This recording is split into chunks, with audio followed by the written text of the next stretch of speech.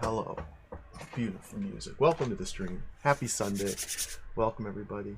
We're going to play more DROD today. I'm so excited. I cannot wait. This is so fun. We're going to play more DROD. Welcome to the stream. Hello. Good day. Hello, Alonray. Hello, XLAVA. Sorry that you're a bot and I shot you in the face. Hello, Tefla. Hello, Rappyland. Hello, SGBU. Hello, Drakatos.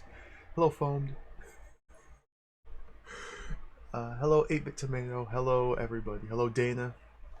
Hello, Comson. Hello, Kagarato. Thank you for the big B throw. Hello, Dom. Hello, Smepplebear.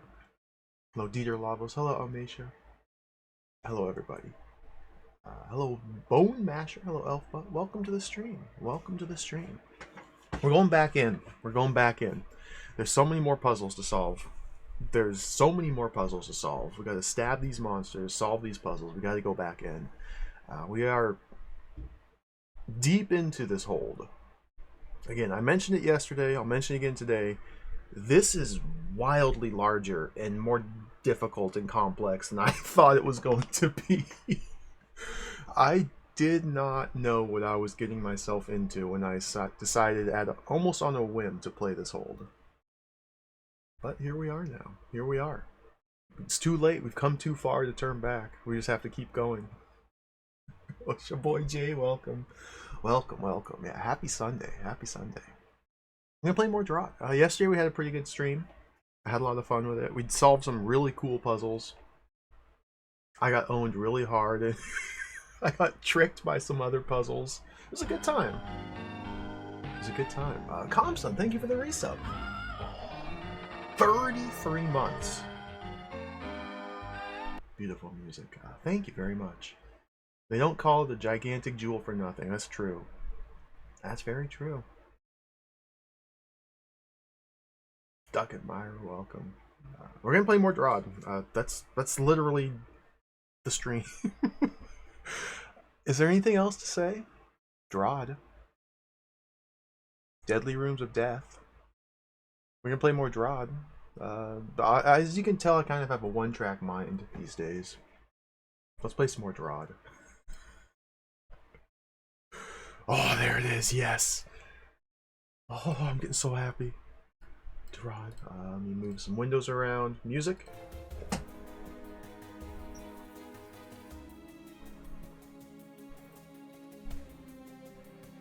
Treacle Stew. I wonder how Treacle Stew is.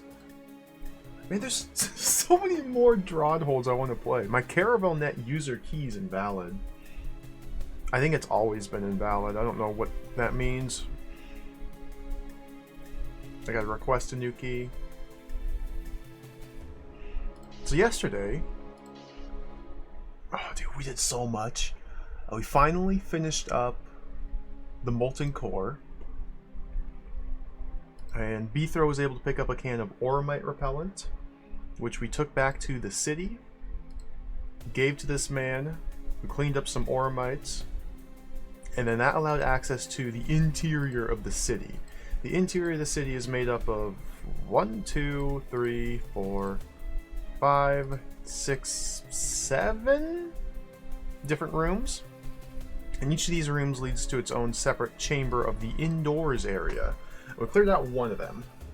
It involved a whole bunch of Slayer puzzles, which was really cool and interesting, and not one bit tedious or frustrating at all. A lot of them are really neat puzzles. It was fun to see the Slayer make a return, because you just don't see the Slayer when you play DROD very often. This room in particular involved some very wonky and strange manipulation I did not know was possible. This room was, well, a nightmare. Everything else was pretty fun, though. Good stuff.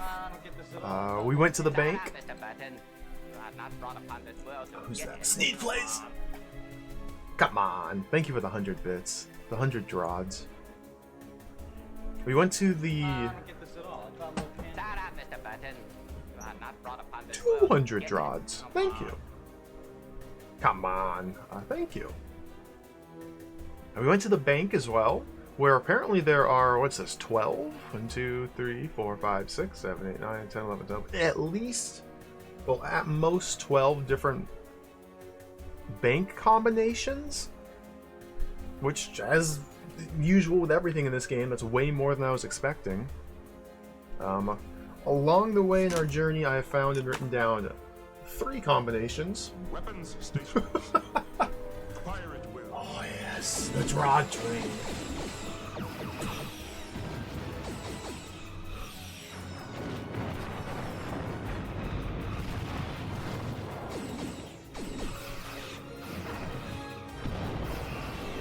Thank you, Sneed Plays, for the 500 DROD bits. Man, I love Star Trek. I love when Star Trek goes explosions and boom boom. Oh yes, more Star Trek. Thank you, Sneed. Popping off hard. That's a lot of bits. Thank you. Captain Kirk. Clip always cracks me up. Weapons stations. Fire at will. Oh, guards. Look at this. Look at this. Look at this.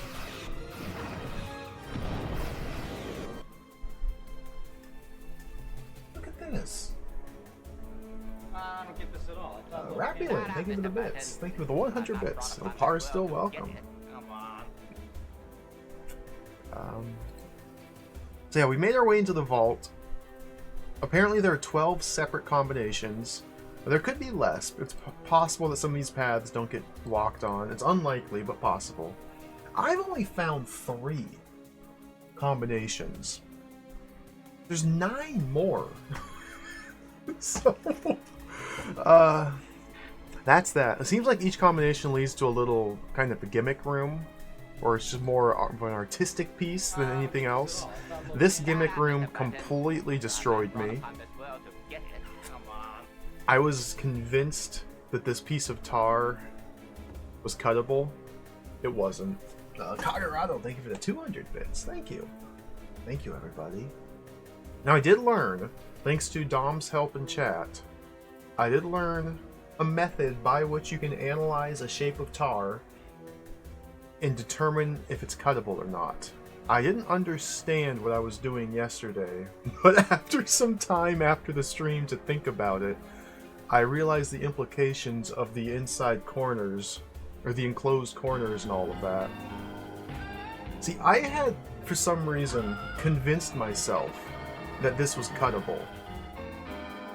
And so when I was analyzing it and drawing the enclosed corners, I didn't understand that it was telling me it's not cuttable. I was like, no, this must be wrong. This is a cuttable shape. The analysis must be wrong. I didn't realize. I didn't understand what I was doing. But now I understand. So despite the fact that this isn't really a puzzle, it's more of a trick, gotcha, I still came out of it learning something. Duncan Meyer, thank you for the resub. 100-hour game. We're working on it. We might be longer than that. What else? We did a couple puzzles in the underground lake as well. Found access to a new secret area. Did another little snake sorter. The most tedious puzzle ever conceived here. Oh my god, I think my solution to this was like 7,000 turns. This one was a nightmare. But it's over with, it's done. I did have an idea here.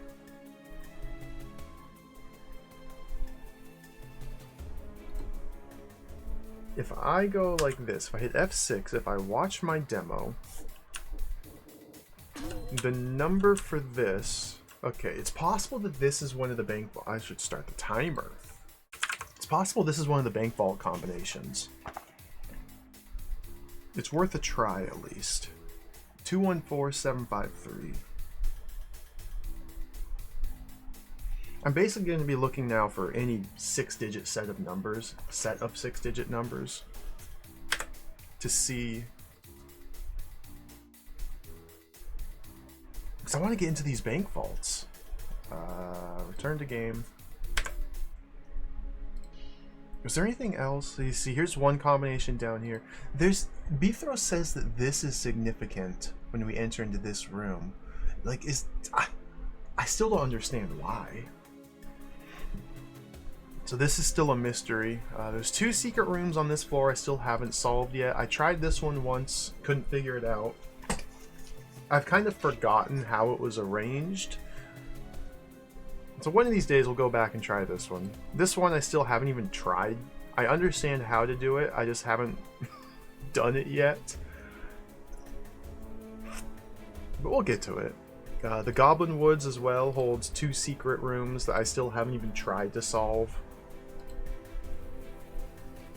There's another combination of numbers up here, but I've already entered this. What else? I think that's about it. So yeah, that's where we're at.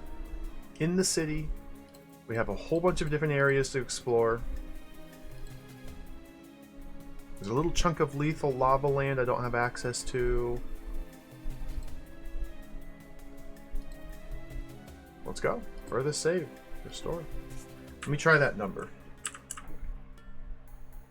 214753. It worked! Onto your games, Zichin Calor. Oh, you got the Mega Consume? Dude, I love that emote. I love that emote. That emote pairs well with a lot of other ones. Oh, Sam Hine, welcome. Nice skeletons.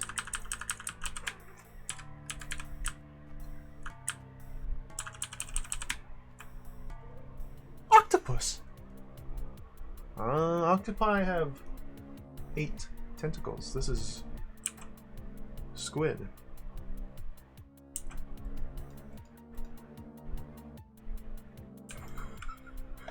I wonder if these tar shapes are cuttable. What's the meme? Oh my god, what's the meme here? We just have to stand on the tar stuff gate when we kill the last spider. 2 spiders. Oh, potato? Is that a potato? That's a potato. Beautiful. That's just... Who's got a potato emo?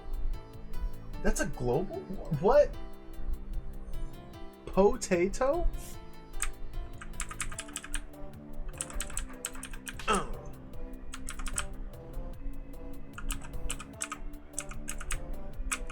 get some.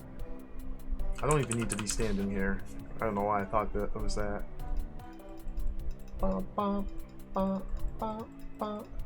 Okay. So yeah, these bank vaults are all just kind of gimmicky joke rooms. Not really joke rooms, just more artistic showcases of room art. I appreciate that. This is pretty cool. Good stuff. The pentapus. The pentapus. Alright. I also want to try 1, 2, 3, 4, 5, 6. Oh, we're in! Yes!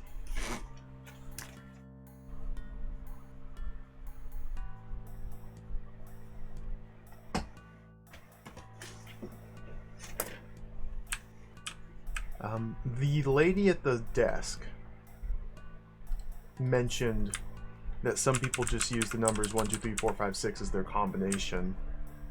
And so I was wondering if they were being coy, being cheeky. Turns out that's a yes. Skull! Oh. Spiders.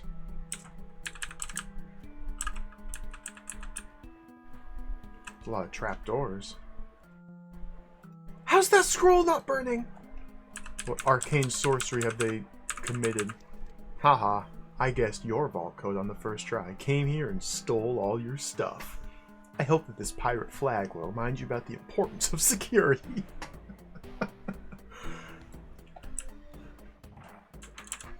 Who's the Pirate King?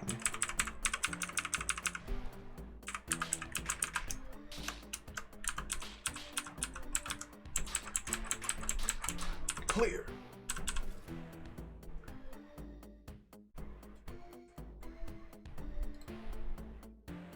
These are required rooms, I think. I don't actually no. No, it's a bonus room. Okay. I guess it told me when I entered, but I just wasn't paying attention.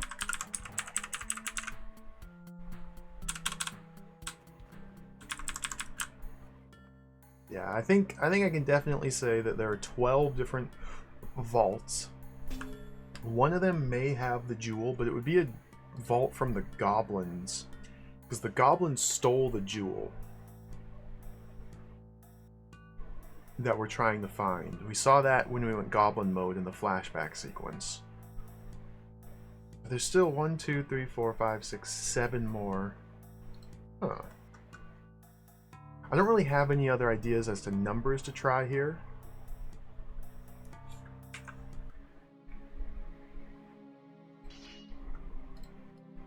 It's possible there are hidden numbers secreted away. Just clicking around to refresh my memory.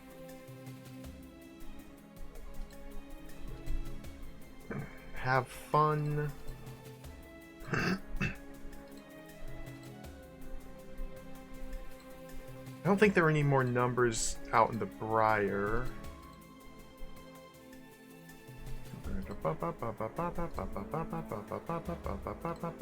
Yeah, that one's very obviously numbers there.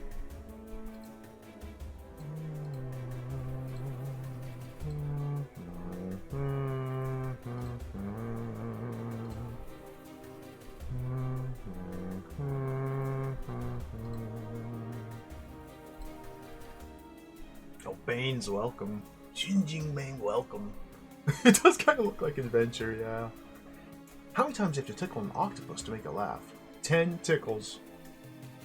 Of course. It only has 8 of those, so the first 2 were test tickles.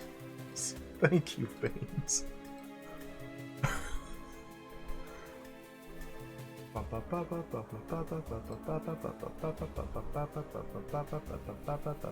Like I'm looking at like analyzing room geometry and like obstacle placement for potential numbers to be derived.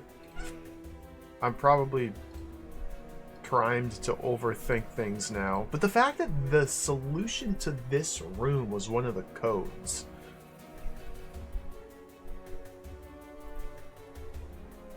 leads me to believe that the numbers could be hidden anywhere. Well, I mean, they were still large numbers clearly visible in a specific sequence in a room. You just had to work to find them, or solve a puzzle to find them. Skull! What was my...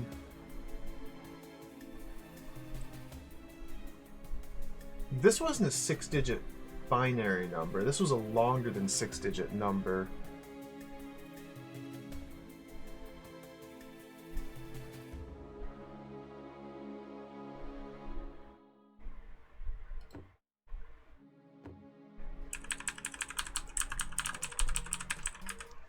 Oh, 110, that's 5 digits.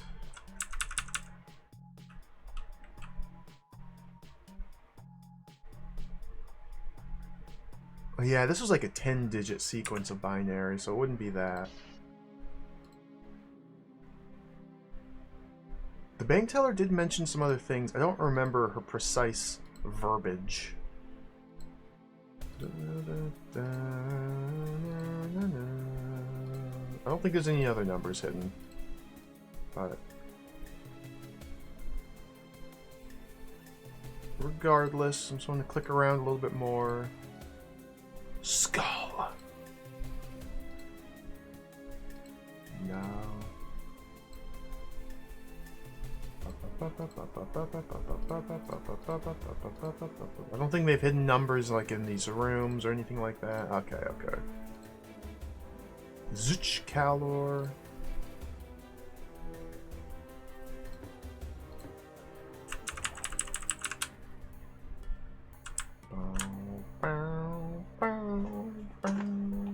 Archaon snatching up the Grom of Flow. Well done. Is there a way to review? I think there is. Enter?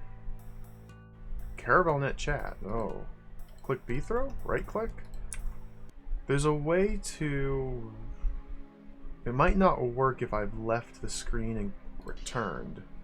There's a way to review dialogue from a given room.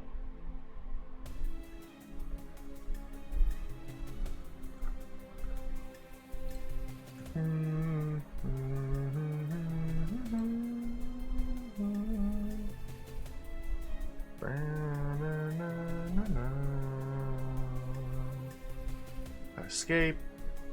Enter. Control enter? No, that's CaravelNet chat.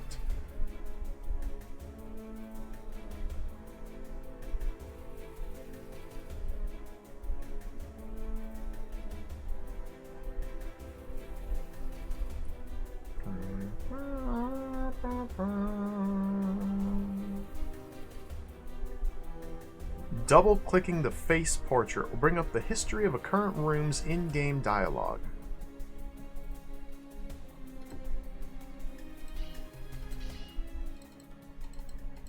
There's no in-game dialogue, yeah, because we already saw it and then left the room, so it only saves the dialogue for the...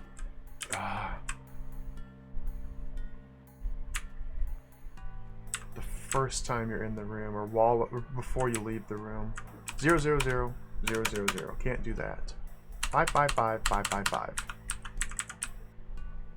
Nope. 654 321. No. 111 111. No.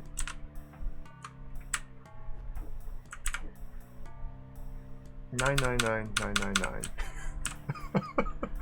Well, there's only about 1 million possible combinations here, so we'll get there. 1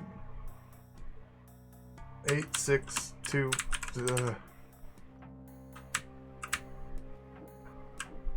I guess it could be in sets of 3 as well, but this isn't going anywhere.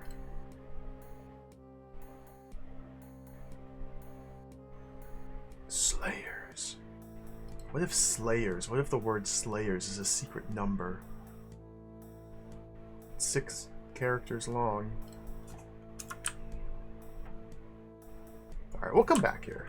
We'll come back to this. Obviously, this is meant to be chipped away at over the course of...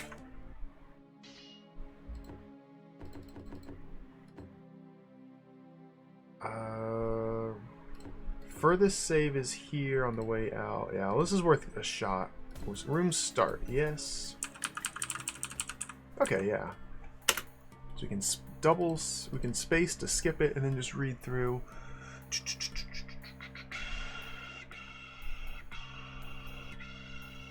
Birthday, largest 6-digit prime number. Oh my god, dude. Do they just expect people to know that? Google. Google. What is the largest 6-digit prime number? 6-digit prime numbers. Thank you, Prime Numbers Wiki. It looks like that's 611953. Yeah, whose birthday? The Goblin King's birthday? I don't know if we've heard anybody's birthdays.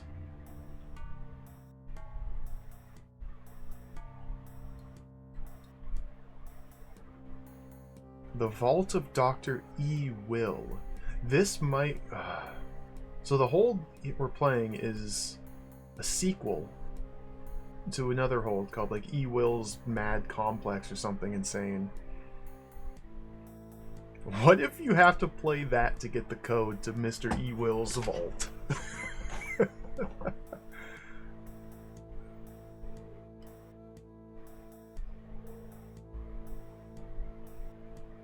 Well, yeah, except maybe the vault of Dr. E. Will. Dr. I Will.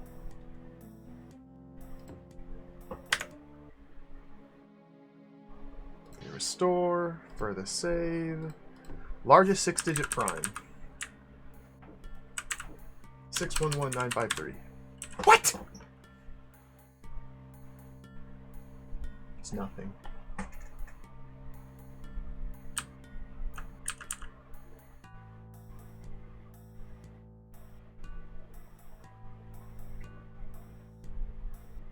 I'm not going to try every 6-digit prime number. There's only 7, or there's only 8 of them. I'm not trying it. Let's go solve some puzzles. I found 2. I'm pretty happy about that. I found 2 additional rooms there. I don't think I've been in this place here. Oh, a diner. Is it? I'm going off Prime Numbers Wiki. That's not. No, that's just the trending. Oh my god, Prime Numbers Wiki. Thank you, Silo. We have to go back.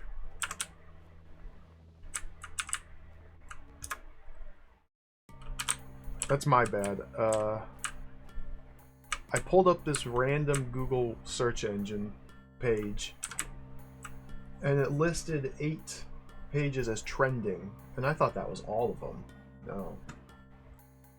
Foolish me. There's so many prime numbers. 999983.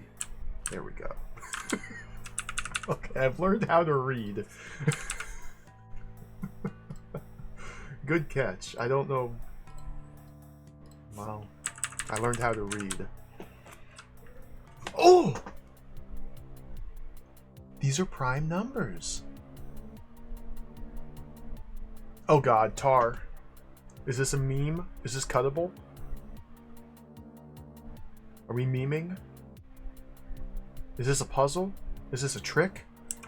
I can't trust anything anymore. Remember when I spent forever trying to cut an uncuttable piece of tar? I can analyze these. We have a gel to... Ooh, interesting. First things first, cut the spiders.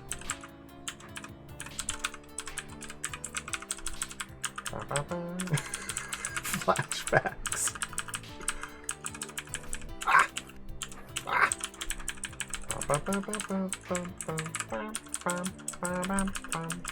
This is a really good song.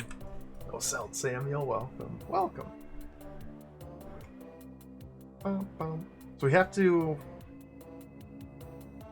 cut all this to get out of here. It shouldn't be too hard. So the 7's cuttable as is, or do they require a switcheroo? They require nothing. Because I can only switch a few times. Okay, this is going to require a switcheroo. That's fine. That's a cuttable gel shape. I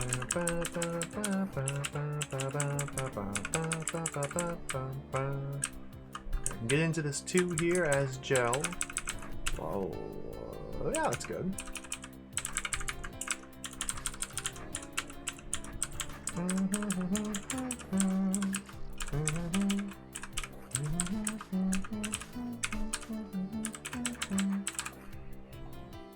And that is cuttable tar. Perfect.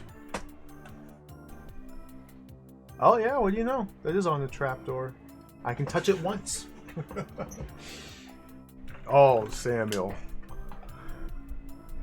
There's a lot of numbers. There's a lot of maths. It's quite much. It's quite a lot.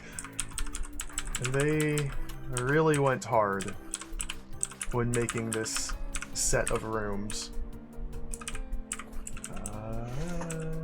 I gotta be a bit smarter about this. Dun, dun, dun, dun, dun, dun, dun, dun, dun, dun, dun, dun. Cut there. Cut there. Cut there. Cut there is gel? Should work. Right? Let me just double check that. Oh, that's uncuttable. I can attack that from here.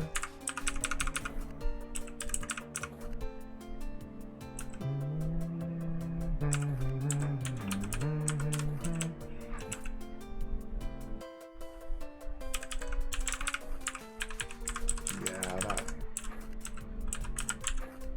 that's kind of a...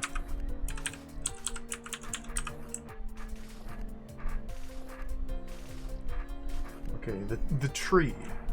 The trace.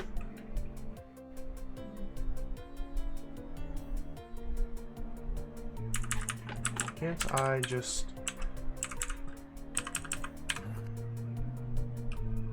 go like that? That should be enough, right? So now I can go like this.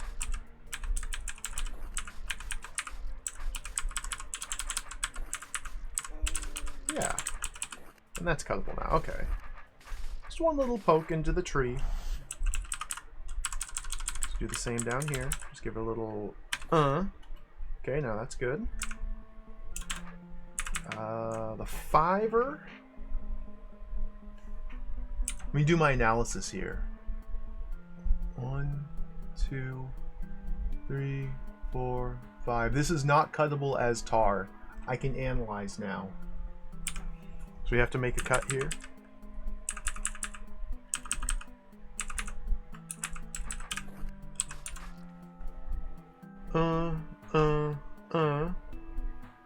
Whoa.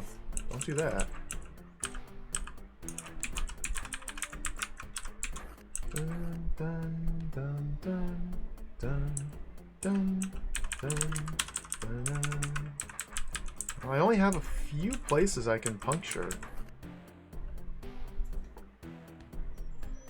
See, this is now cuttable, but this poses the big problem. And that's uncuttable. I can only touch the token once.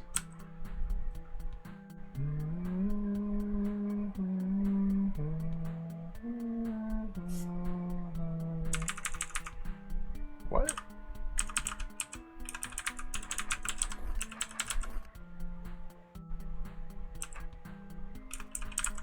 Conundrum.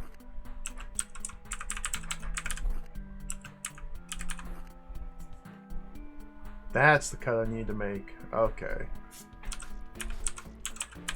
The one precise cut. Perfect. Perfect. Problem down here with these ones, they need to be trimmed as gel. There's only one possible spot with which I can cut. And that fixes my problem. Perfect.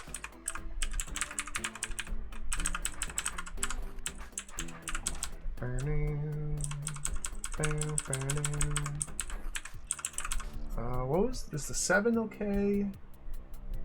7's fine. Okay, should be good.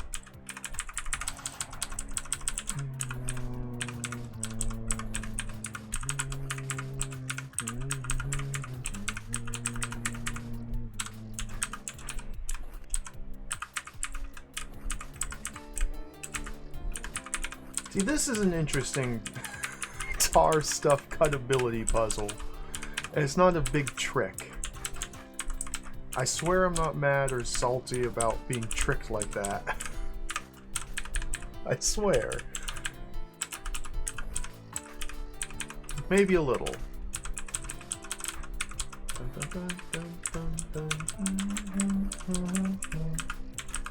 That was really funny.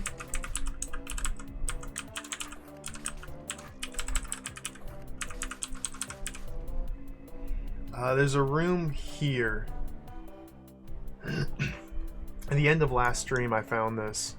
You walk in here, there's like a couple spiders down here to kill, and then you have to clear all the tar to leave the room. This is an uncuttable tar shape. It should be obvious. I was convinced it was cuttable. It's not. But you can get rid of it. You just can't cut it.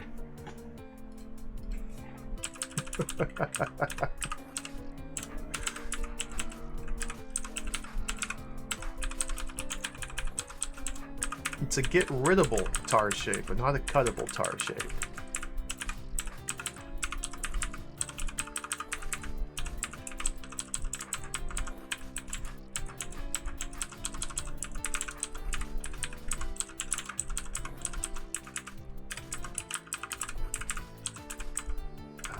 Come down here. Clear. Alright, good stuff. Any other numbers hidden here? I mean, there's a lot of numbers, but these are just primes. There's too many to try and guess. I mean, maybe 11, 13, 17.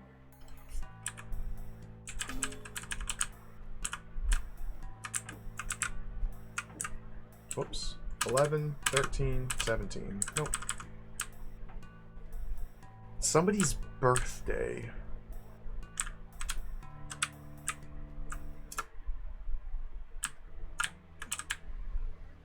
Let's go to the diner.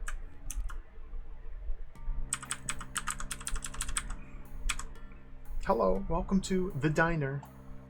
Just in time for our today's special 8-course meal. And now, for a limited time, it comes for the best of prices. Free! I thought that there was no such thing as a free lunch. Sure there is. Just hit that over there and see for yourself. Well, I am a bit hungry. Maybe I'll give it a try. I love how happy Beethro looks. Splendid.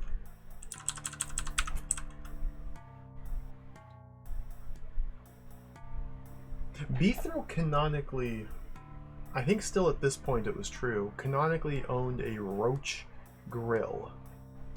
And that was like his side hustle. He's a smite master for his main job. But his side thing was a roach grill. So like these giant roaches that we have to slaughter, he cooks them and eats them and sells them to people. Yeah, roach burgers. But then in one of the games, it might have been the second Sky. I've honestly forgotten. The bad guys burn his roach grill down. It might have been DROD 3, yeah. I don't remember. Which would put this hold after that, while in the city beneath. Okay. Well, okay, this Father Axipro, welcome. Can you imagine, like, roaches? Do they even have meat, or is it just like goo? They just have goo inside them, right? That's how bug anatomy works. There's just goo. What? It's just goo. It's literally just goo. So we went into the bank vault yesterday. The bank vault needs multiple trips back. We're in the diner now. We've cleared the Slayer home. I haven't cleared any of the other buildings, nor have I even stepped foot inside a couple of them. I think this one was guards, and this one was programming. And I haven't been inside this one or this one. I've only cleared one of the multiple buildings here at the city. I just decided to go to the diners. What did that do? Opens? Oh, so I can leave. Okay.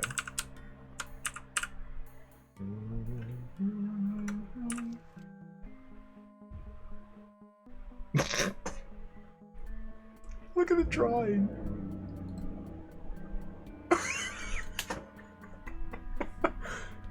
Alright, this might be the best set of rooms. Disarm token? Well, yeah, you can't bring a weapon into...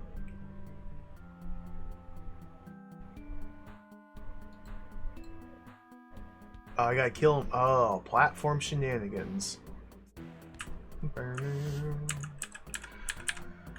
Okay. Yeah, you eat soup with a spoon, not a sword.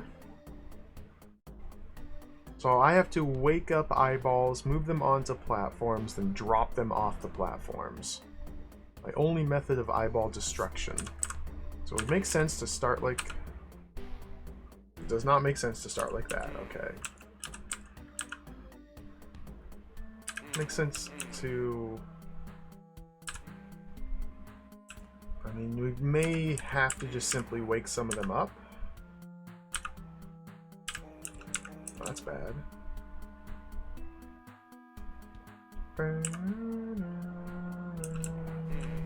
Interesting. Interesting puzzle. Don't go there. Like, I'm trying to see what all I can do without waking anybody up, and there's not much. Like, I'm kind of constrained to this little area here. Gonna have to wake some of these guys up and just deal with them, but yeah, because this diagonal is untraversable. Like, I can wake this eyeball up from over here.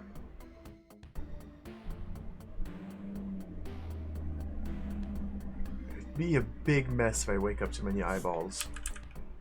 Like, I can go like this.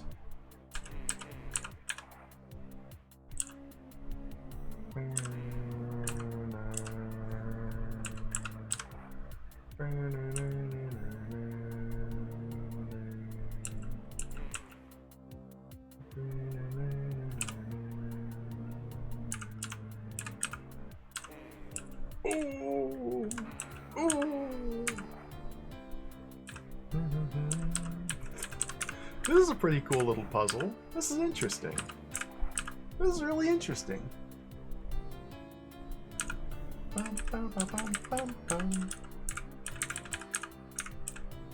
Just gotta spend some hours shuffling platforms around. Oh baby.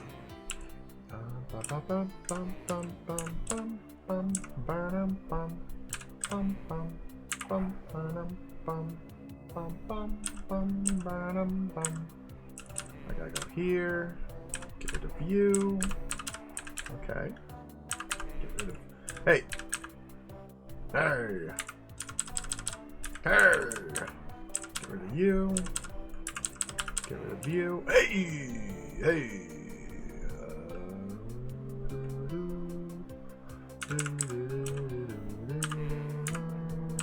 Dead.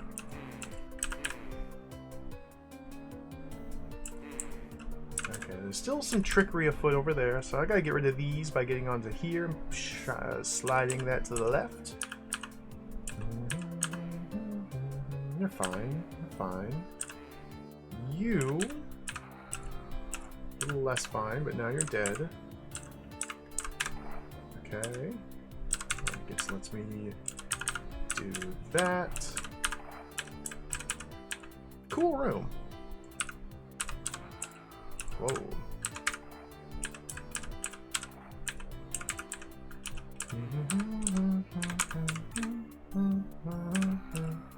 That doesn't work too well.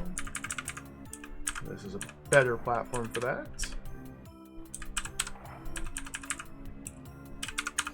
Ha! Delicious soup.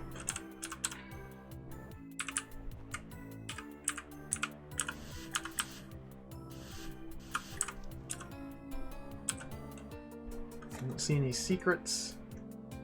Any reason to re-enter here after grabbing the sword. What happens? They get cooked. This is boiling hot soup broth. We're just helping the chef out with the meal.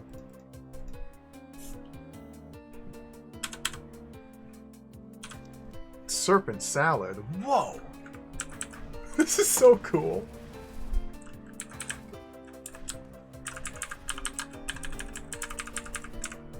Alright, what's the shenanigans? Oh my god. This is a singular briar root.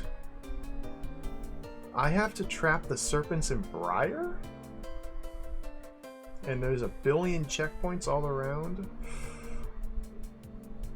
Oramites.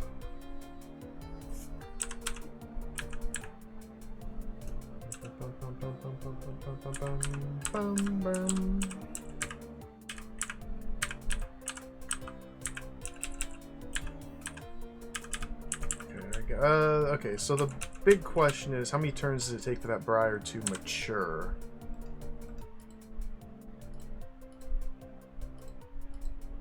$31. It's a long time. Like, ideally, I'd have a head at each one in this first growth cycle, but I don't think we're going to get the ideal. That guy's probably... I don't know how this works. Alright, got him. We got a good amount of time here. It'd be cool to create a serpent kill spot, which came close to doing up here. Yeah, since there's only one route, it's not disastrous. 7 more turns. I was thinking vertically. Ooh. Ooh.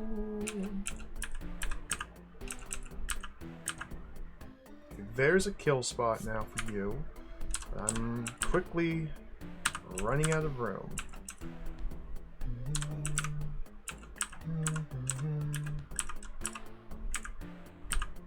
Come on, man. Only you were thinking vertically when I did that. Dude, he's gone!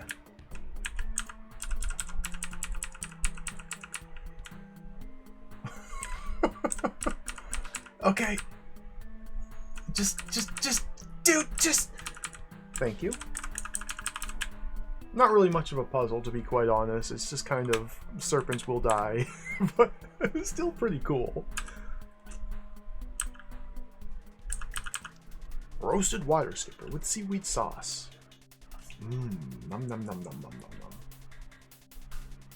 Delicious plating technique. Look at the fish.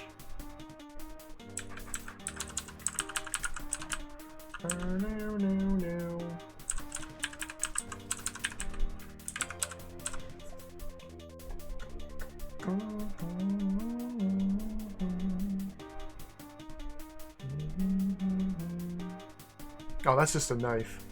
I was like, why are there checkpoints over here? Because it's a knife.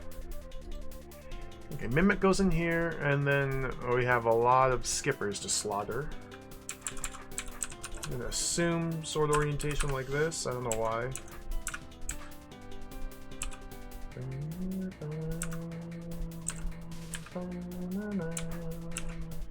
So I need to get the Mimic over here to help me throw out. So I probably don't want to be killing everything.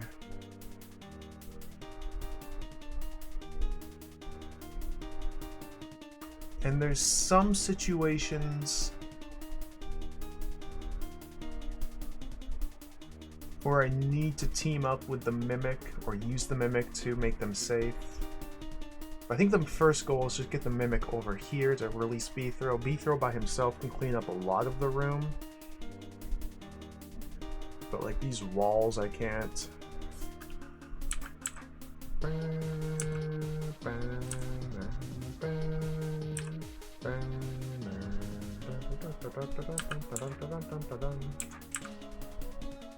Oh, wow.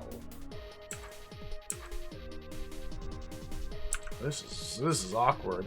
So I am constrained to this area here. If I step out of this area here, I die. I cannot stand next to any of these skippers. Which means I have 3 tiles of horizontal mobility if I'm in this row, or north or south of it. 1, 2, 3, 4, 5 tiles of vertical. I may need to place them in a better spot.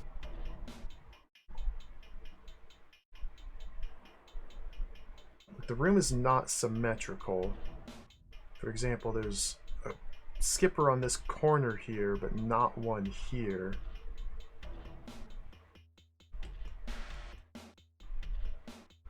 And from this, where did I place it? I placed him on the very top square.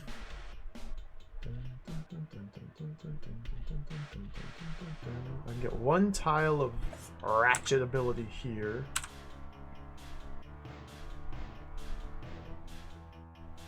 But I can't bring him north enough to get there.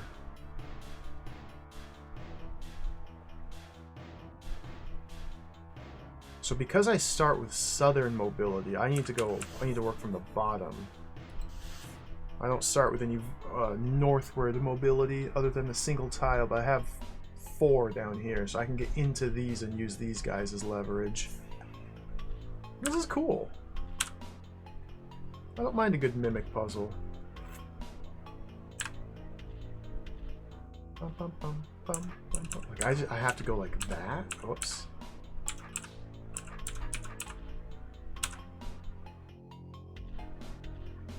Dun, dun, dun, dun.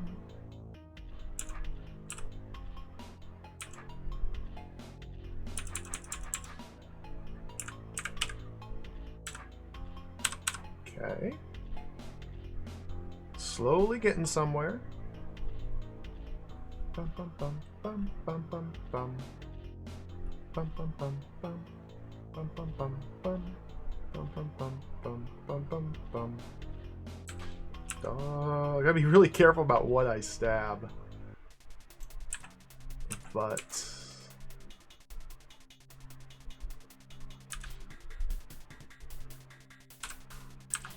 careful.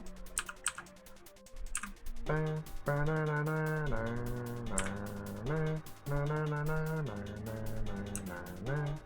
I went down one too far. I want to go that. Whoa, careful. No cut ability! Oramites! I gotta go down and around. Or maybe I'm supposed to go up.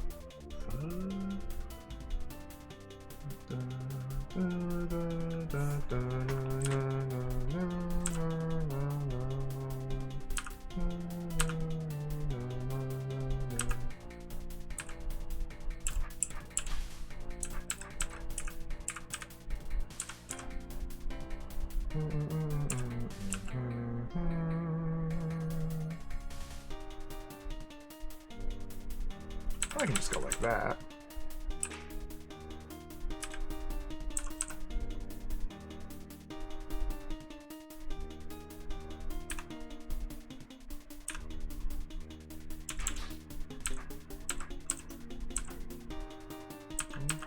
Keep those out.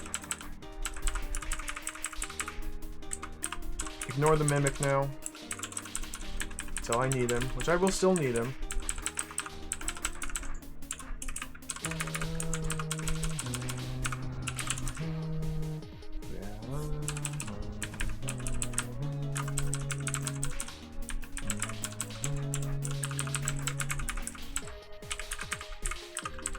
Cool little puzzle. I like that these aren't the hardest of puzzles.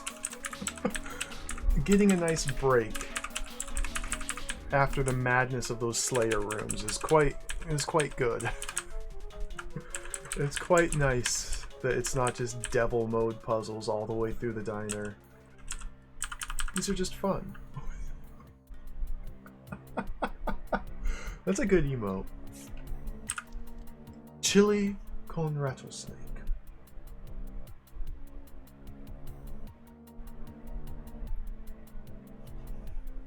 A single decoy. Oh, scroll.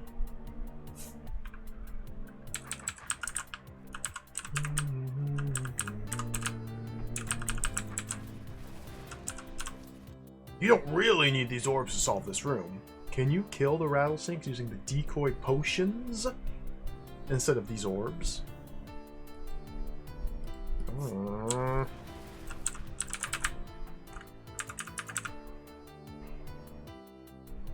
I mean, yeah.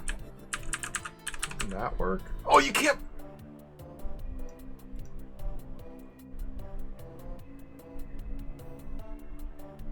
Can I? There's no stable spot to place the decoy. I can place it on a... What?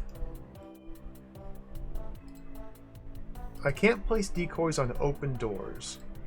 I can place decoy on hot tile, but he melts the next turn. Serpents or rattlesnakes do die on hot tiles only if their rattle is on a hot tile and doesn't move. And then it melts one tile at a time as if you're attacking it. It's like getting the serpent stuck. So I need to... So I get 2 stabs with these decoys. So I need to manipulate them from out here such that they shorten down to 2 tiles and finish them off with a decoy?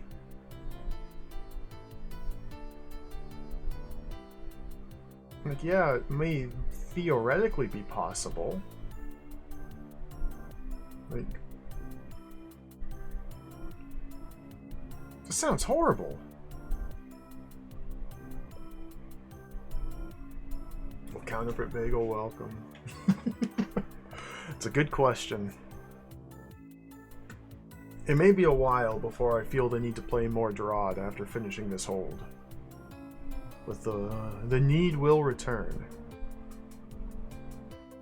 And Complex is high on my list of holds to play again, to revisit. The primary reason I abandoned that one is because I was still playing with a single turn of undo, and some of the puzzles were just... It was just a lot. Specifically puzzles where you have to manipulate goblins while on hot tiles. Like, the entire floor was hot tiles. And so, and in order to like reorient your sword and try different sword orientation, you had to backtrack like 5 screens to get to a safe spot to turn your sword, and then go through 5 screens to try again. Those are the ones that made me say, man, this sucks. But if I had more turns of undo, I would have definitely had a different opinion about it.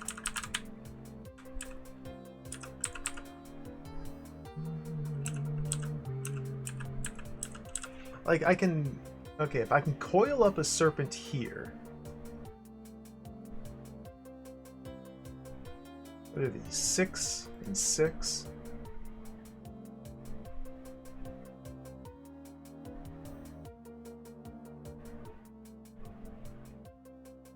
Like that. And do 1 stab... No. No, the stab has to be the killing blow. Or I can just go like that.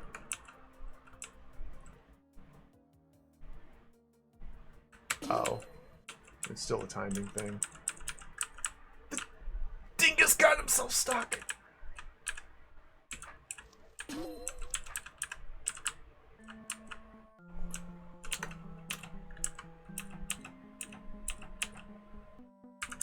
I don't know if I want to do this fiddly manipulation dance. I kind of want to just hit the orb.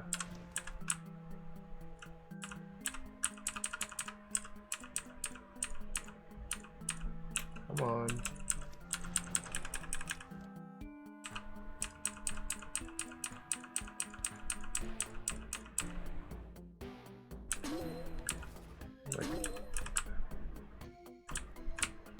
That kills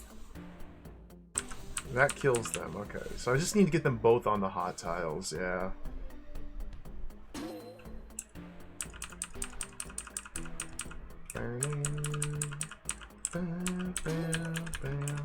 And they will just eventually sort themselves out. If I wanted to use the decoys, again, I would have to manipulate them so that they shorten themselves on the hot tiles down to 2 tiles each, and then use the decoy to land the killing blow, as far as I can tell. And that doesn't sound fun. I'm just gonna take the easy way out. Jamesy, welcome. I don't know. Can't answer. Wraithwings! Oh no! Wraithwing steak with mustard. Do people put mustard on steak? I guess Wraithwing steak.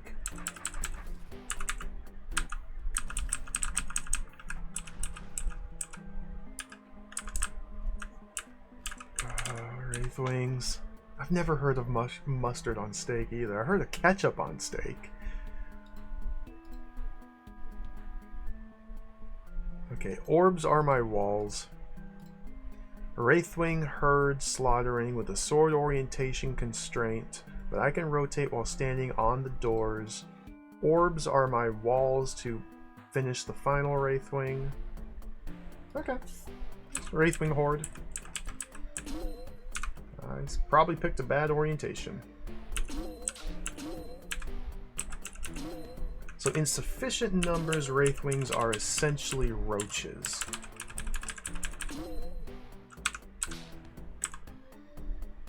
Very strange roaches.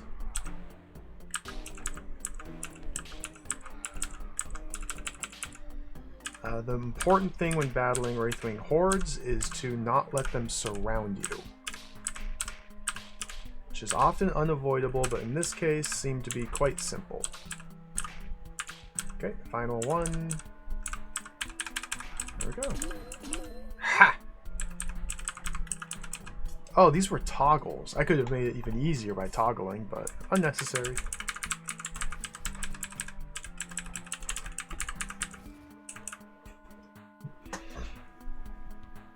That could be good, yeah, like a mustard marinade. I could see that. Really good steak, slathered in mustard, wrapped in tinfoil and grilled. Ooh, man. I'm getting hungry. It's too early to be thinking about steak. Cheese and fruit!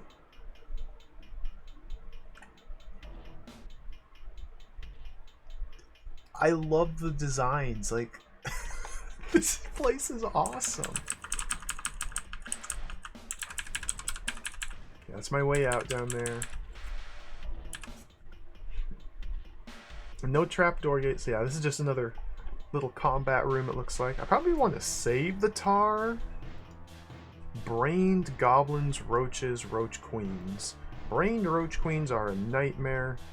In a room like this, they should be simple enough. I guess we just hit the orb and watch the mayhem and try and survive it. I might want to try and drop these. Okay, different sword orientation, perhaps. Bum, bum, bum, bum, bum, bum, bum. Brained goblins are very, very, very strange. Due to some quirks in their brained path mapping, they often end up being easier to kill than normal goblins. Sometimes they're also much more evasive and hard to deal with. Dun, dun, dun, dun, dun, dun, dun. I think I've already kind of messed this. Goblins.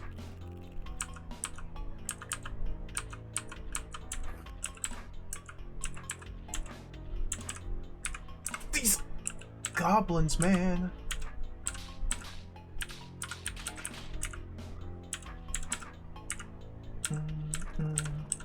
They have a lot of diagonals to escape to, which makes them a pain.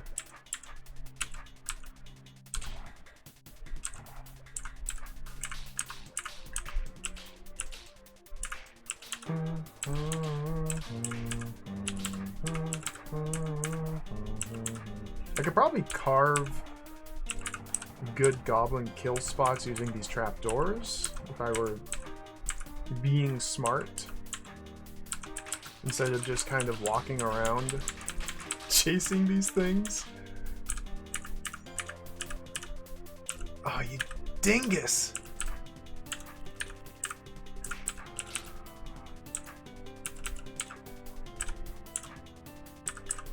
Oh, it's like they know. It's like they're smart, they have brains.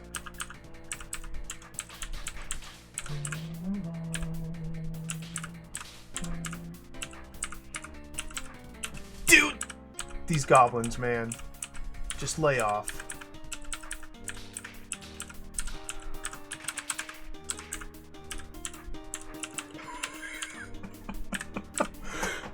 I've never had this much problem with two goblins before.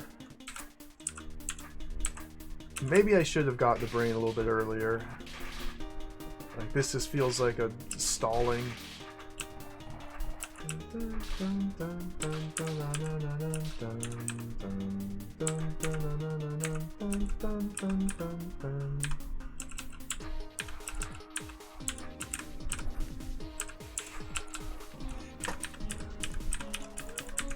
I mean, yeah, I can go in like that. That's not good though.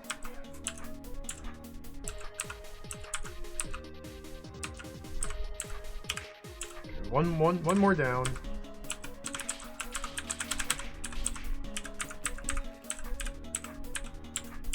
There we go.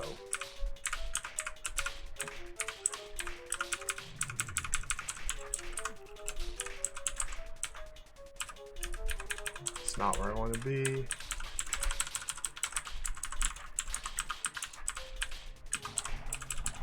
Come back here. Delicious. Clear.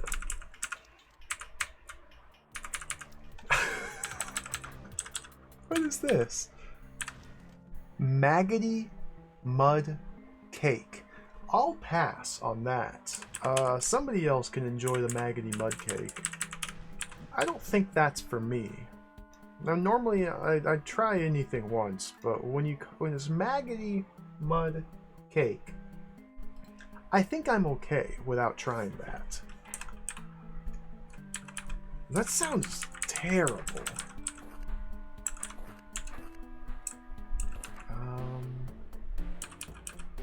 Okay, how can I carve a kill spot? Well, adder. Oh, interesting. I have to carve a kill spot in the mud by using the adder to kill the serpent. I can't be up here. Interesting. These will be unmovable platforms as far as I can understand it, because there's no pits around them. They're just decorative. It's the crust of the cake. Nom nom nom nom nom.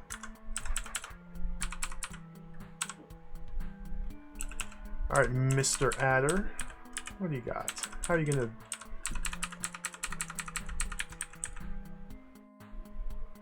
Oh, that's right. Okay, adders can eat tar stuff. The geometry rules are coming back to me. Adders can only eat tar stuff in sections that would be normally uncuttable by Beethro's sword.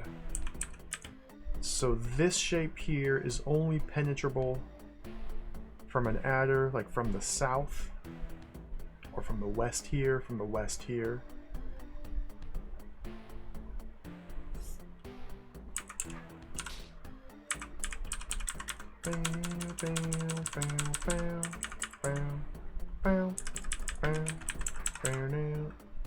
There's a snake hole right there, but that's gonna go away. If I go like that,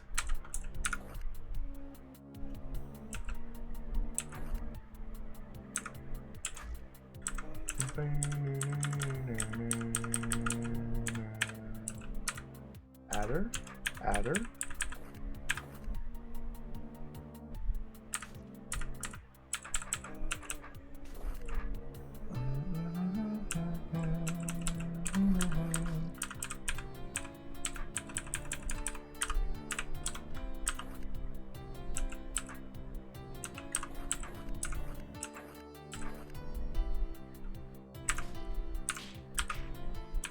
That's not sufficient.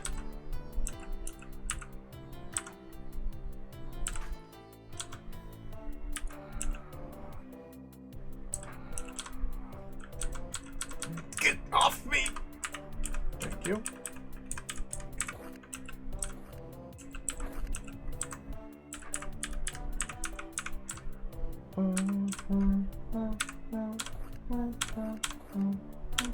Dude, this is so weird. I really want to be carving it from the top down and try and just get a nice little hole.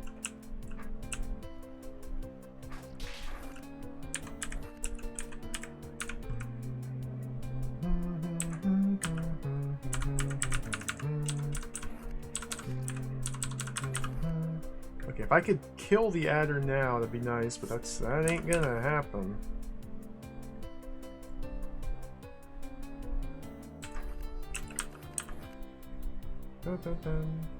How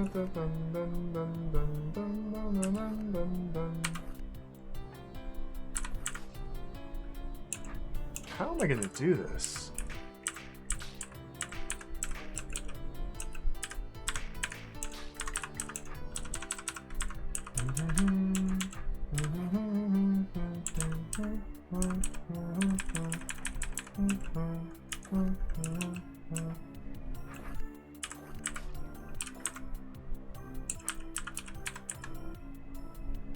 Okay, like that's now a kill spot. Although I can't actually shake that baby down here to finish him.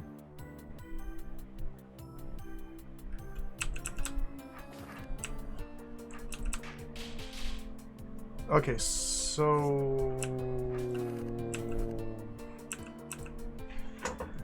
geometry.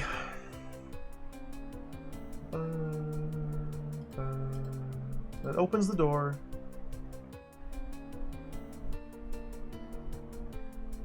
Geometric reasoning. I just need a dead end for the serpent to crawl into.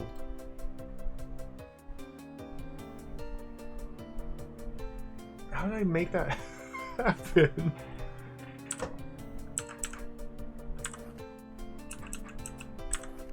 Like, if I could kill him there, which will never happen.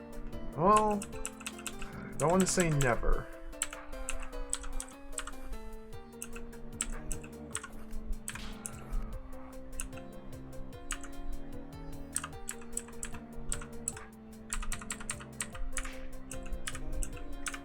It's not gonna go south to chase me.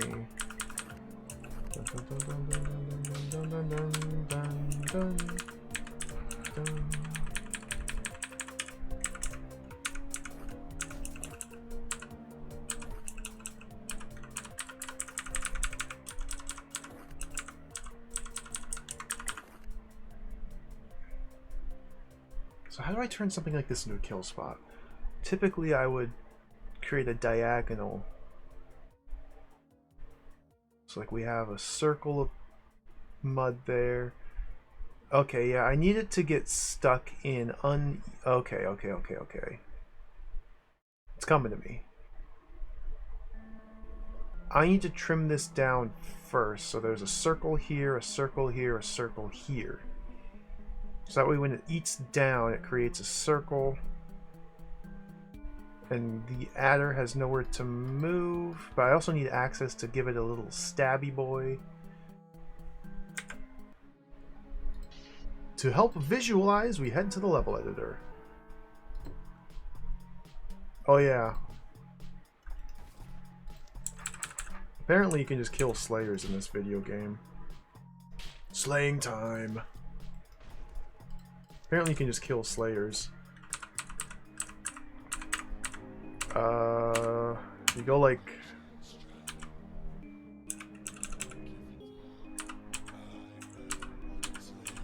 You go like this.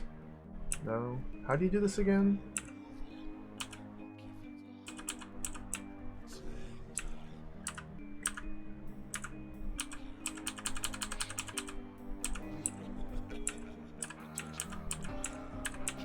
I was practicing this yesterday. There's a very specific pattern of movement you can follow.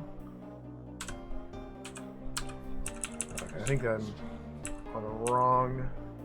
Go there.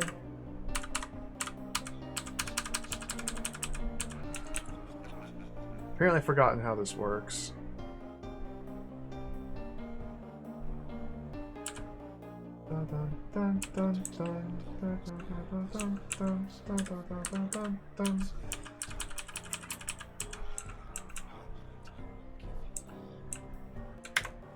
You can kill slayers. What I need is something like that.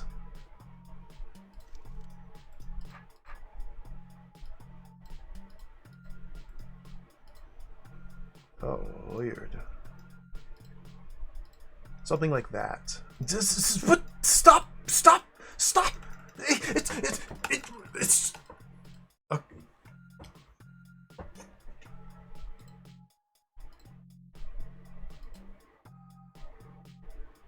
Stop. Okay. I lost control. I've regained control. So I just need to carve a shape like this out of the mud. Well...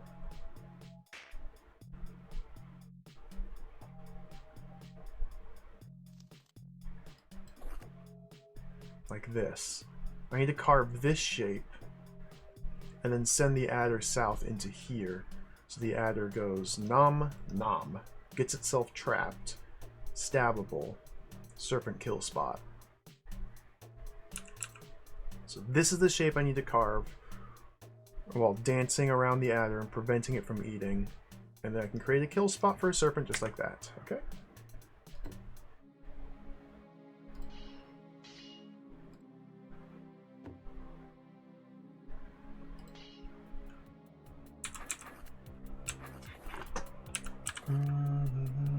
So what was that? 5 across? Yeah. And go straight down. Just doing some tar mud pruning. Go up.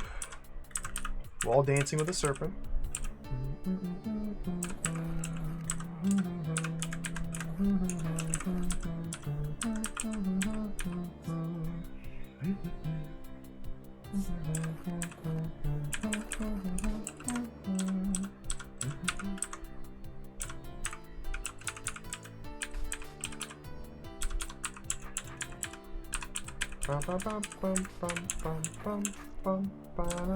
Hey, buddy. Hey. Thank you. Hey. Thank you.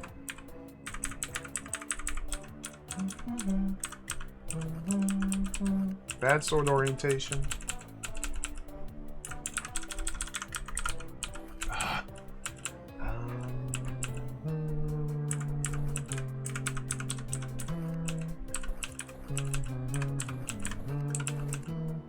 You little turd. Bad sword orientation.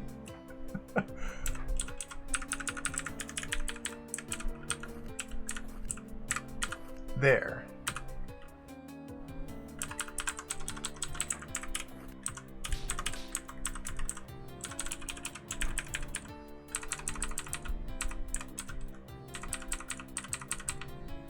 Cool. That was fun. Delicious maggoty mud cake. What a nice little treat.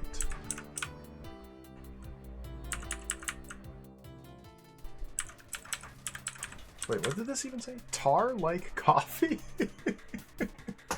Speed potion. Oh, mud mother.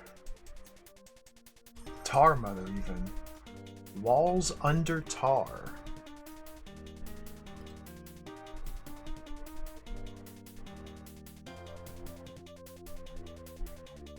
Okay. So it'll grow because it's placed on walls, but it will not grow over these walls once it's been cut. Hey, this looks like a real puzzle.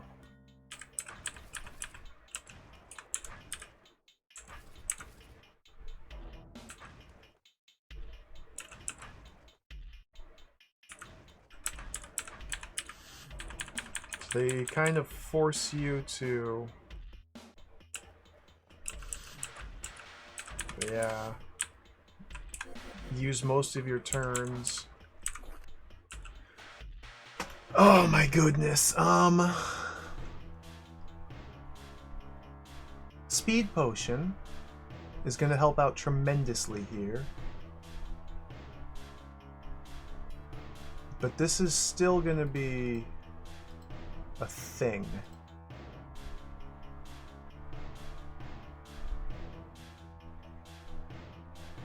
Man, I don't even know really how to approach this. I guess try and just carve out as much, or try and contain it into the boundaries of the walls first. Interesting.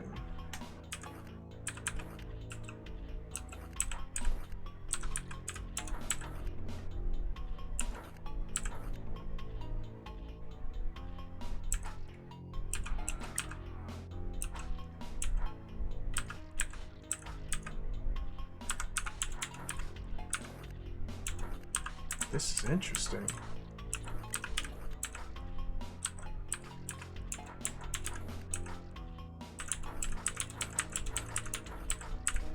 I don't want it to get too out of control up here, although that may be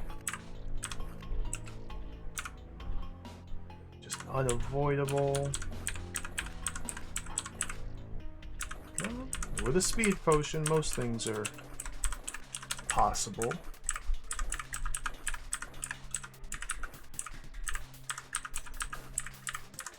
Okay, it's been contained. Now, carving this is going to force a lot of babies to spawn. So that may have been unwise. But again, speed potion, you can deal with most things. More than you would imagine. Maggoty in reference to food just means old. Oh. I don't think I've ever heard the word used in that context, but that would kind of turn me off the food if it was described as maggoty. Hey, Megami, welcome. Yeah, there's an option. Tar Stuff Alpha. I have it right in the middle. You can crank it one way or the other to make it almost completely invisible. Which that's a little bit too hard to see. Or OG tar. But I stepped on the token, so this would be completely obscuring things underneath it. The original DROD, it was completely opaque? I don't know how to use the term opaque. If it's fully opaque, does that mean you can't see through it? It's like viscosity. I always get that confused as well. But I keep it right in the middle. Opaque's the opposite of transparent. Okay, I will forget that in 10 minutes, but thank you for the clarification. Oh, Zetsubera, welcome. We're deep in the DROD mines. I can't leave.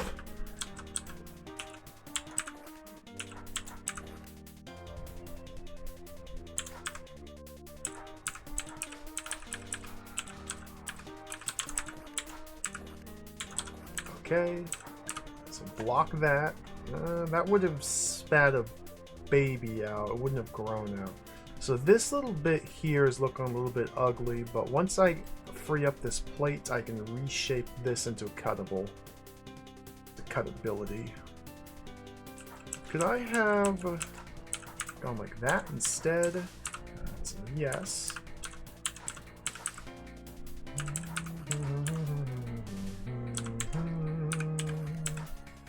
I love this song.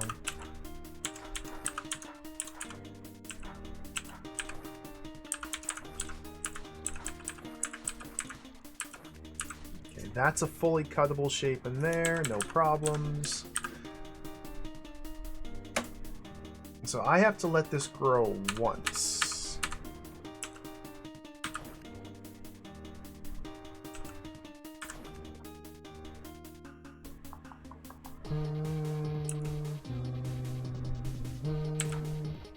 What do I have to do?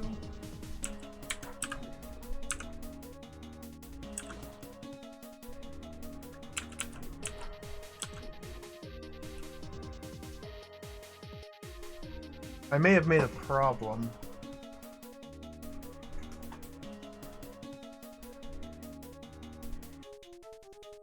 This may be a problem.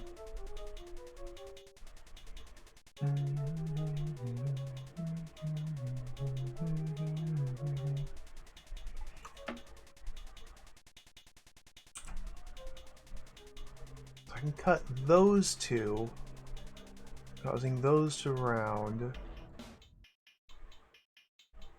I don't have access to these though.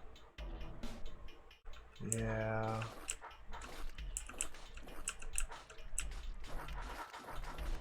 Okay, so there's my problem.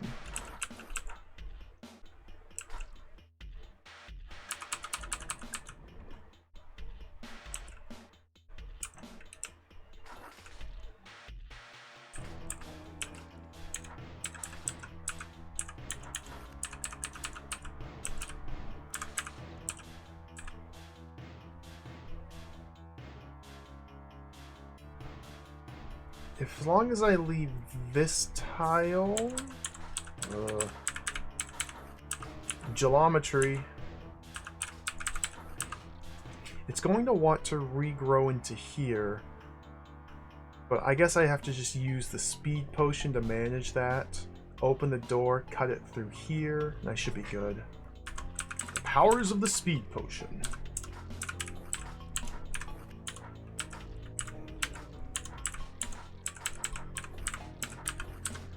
Okay, let's go back down here to manage this. Prevent growth.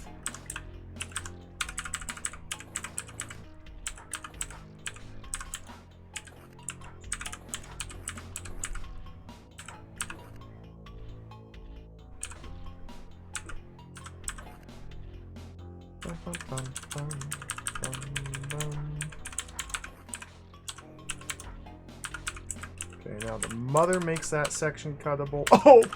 Oh no! I got played. There we go. Oh! I got played! Well, I can allow for another growth. There we go.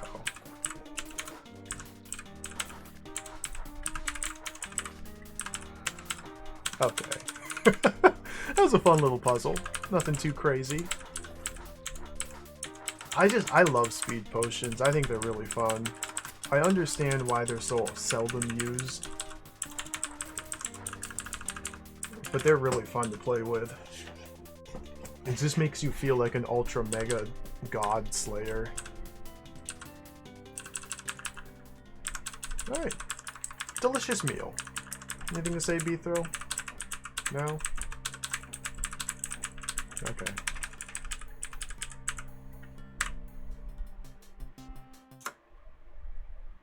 That was the diner. Yeah, I don't know anything about DROD RPG 2. I just saw that they announced on or they posted on their forum that it's being worked on. I think this is the programming room. I think that's the guards room.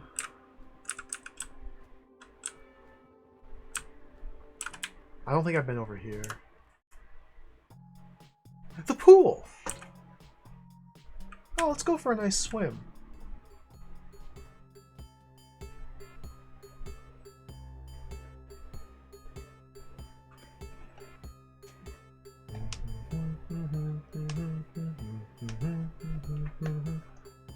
Yeah, Cadis, we used the 3 codes I found in the world map, and then I found 2 more codes. There's 12 separate vaults. I've opened 5 of them. No, I found a 6th one.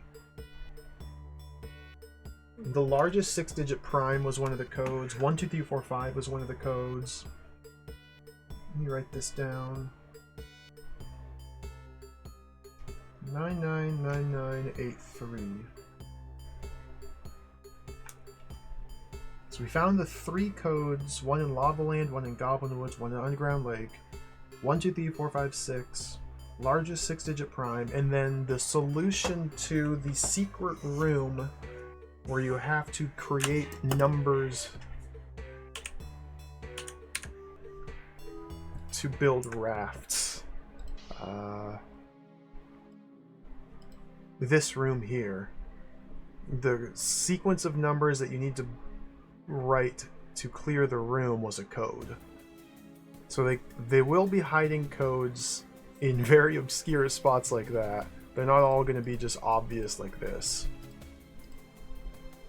We got 6 of them. There's still 6 more though.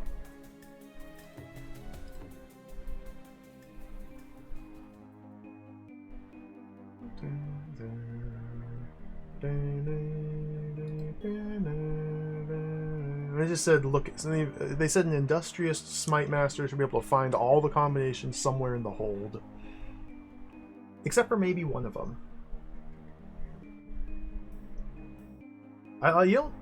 You only need to register like a forum account, chat and business, to download, I think.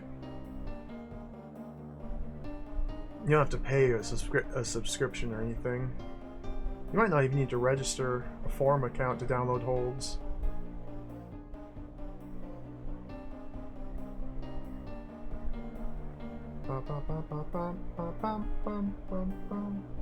Yeah, when the bank teller greeted you, she mentioned like, oh, some people are so careless with their codes.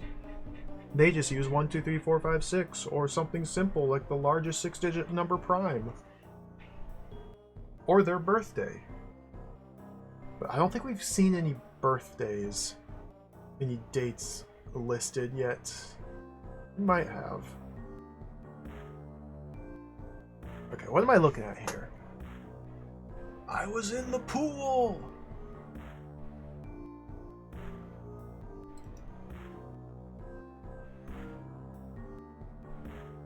Bum, bum, bum, bum, bum. Bum, bum, bum, bum, bum, bum, bum. So I have to... Okay, these roaches are unbrained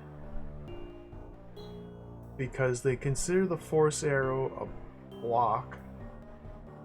So I need to just... Well, maybe, I guess...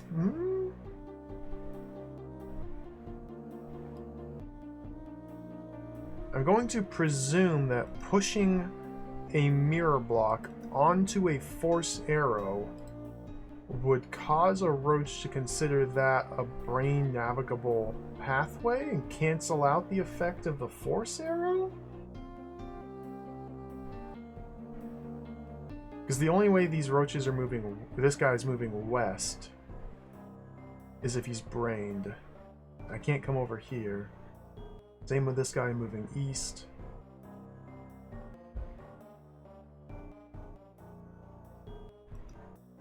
Dun, dun, dun. So...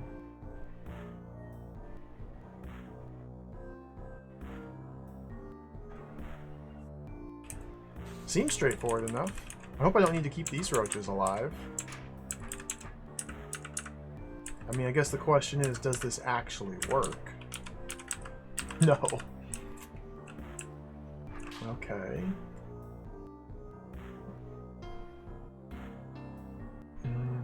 The roaches... If I place a roach on the force arrow...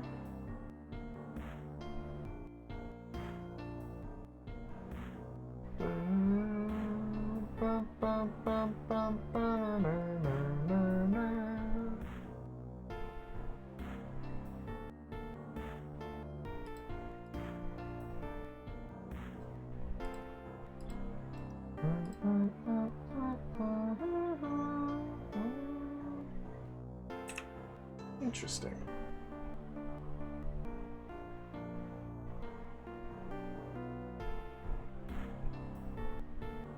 It would appear to me that there are some shenanigans involved. Like, I can just go in here and stab, but then I can't go back out. So I have to bring the roach to this tile here. Step onto the arrow, stab it, step off. That much is clear. But the question of how one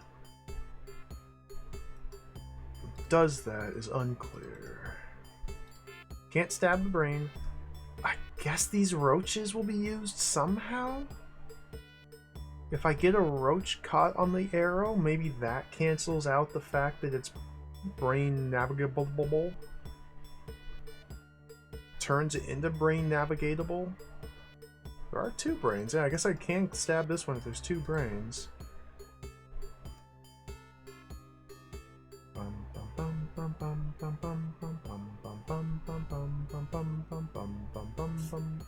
Okay, I mean, I can use a different sword orientation. No, I'm not getting by that guy. I can get 1.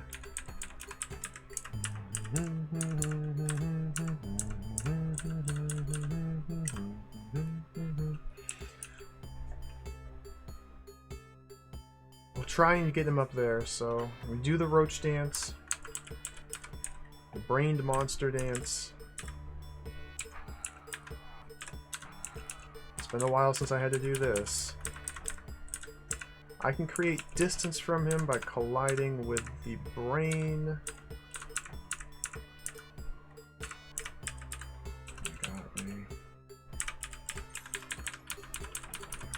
I'm reminded of the Second Sky.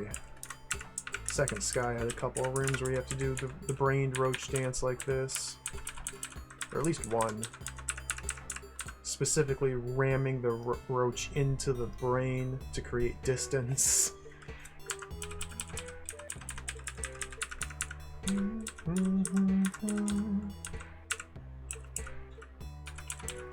think I want 2 of these mirrors up there. I might be able to do it with just 1.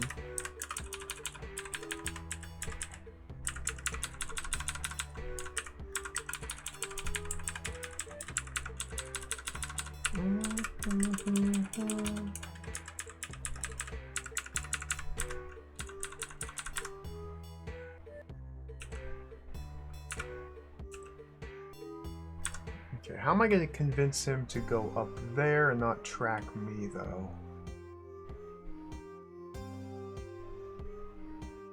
And even if I get him up here, I can't... I guess I can step there and back off. No, because he'd be brained. I have to... Assuming this even works, I have to unbrain the roach up here, dance back and forth, step here to pull the roach onto here. Assuming that works, that would then brain this one? This doesn't seem right. Level editor.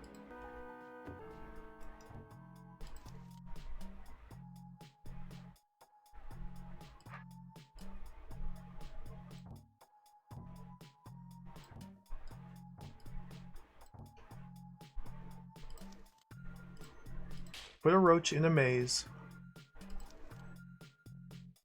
Put a force arrow there.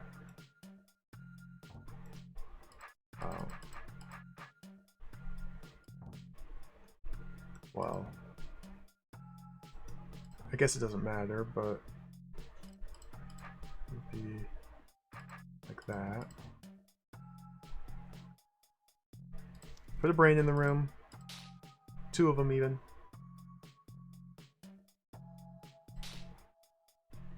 Put a roach there. Got off.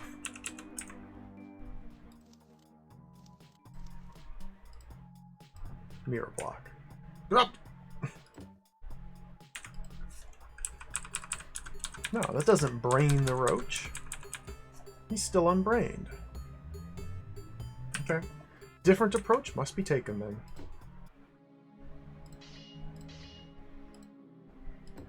I'm so happy I've learned very roughly how to use the level editor so I can test things like that rather than go through the trouble of making it happen in game.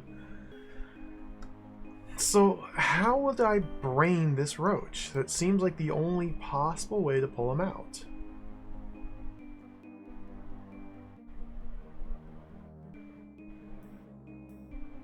Yeah, there's a little bit of vertical mobility here, but that only accounts for one of the 2 directions.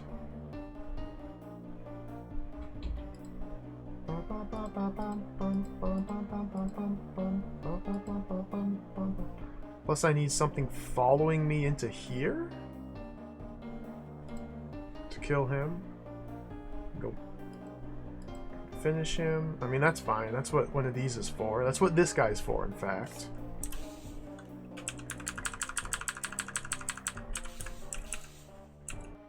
Oh, you absolute dingus.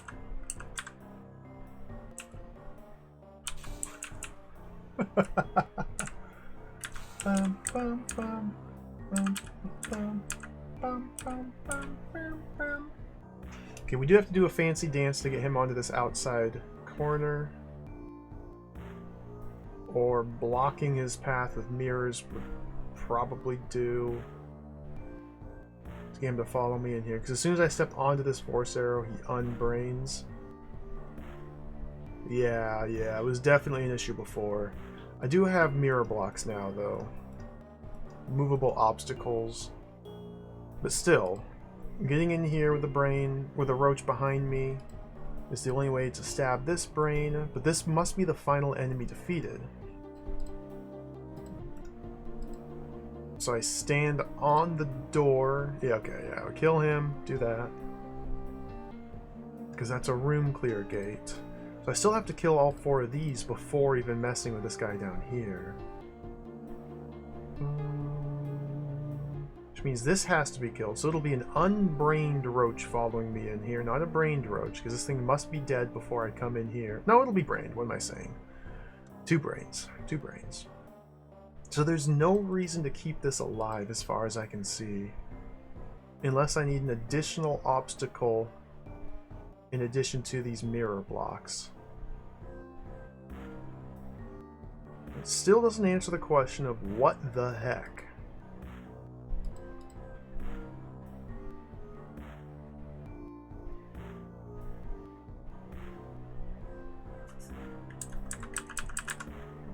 Oh.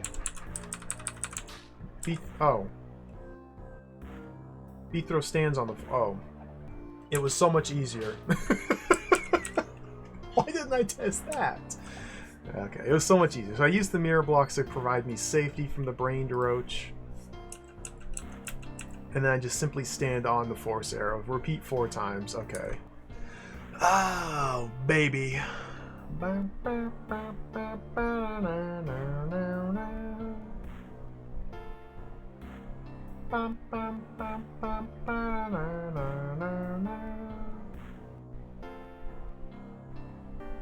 Interesting.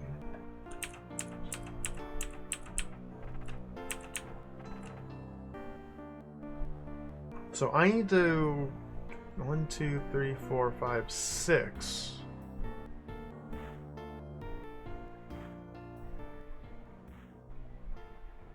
So this guy remains brained while I stand there. And create shelter for a fairly long number of turns while being pursued by a brained roach. So some structure of mirror blocks would make that possible. I also have to make sure that once I go in here, the roach doesn't burn itself on the hot tiles.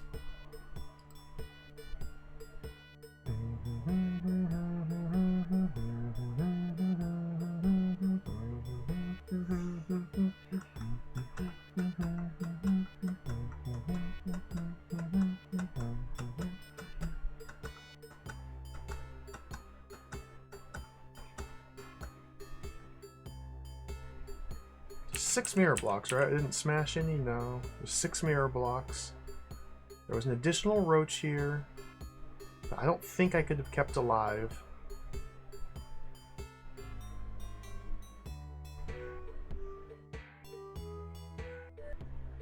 Yeah, that's the challenge here. Keeping this man alive. Number 1. That's the challenge.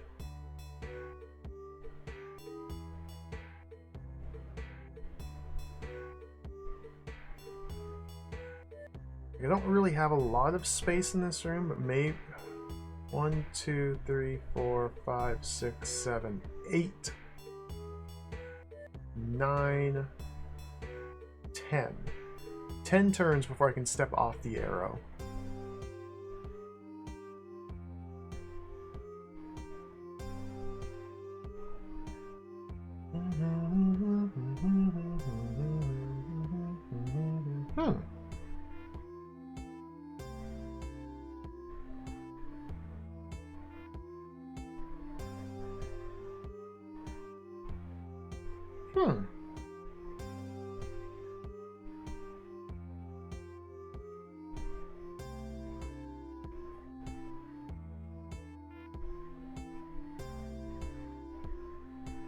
Hot tiles are in the same pattern.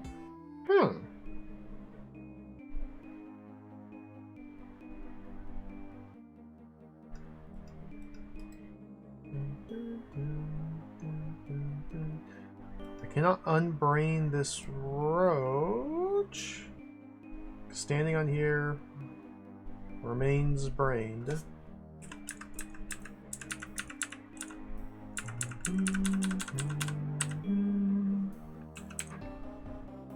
Remains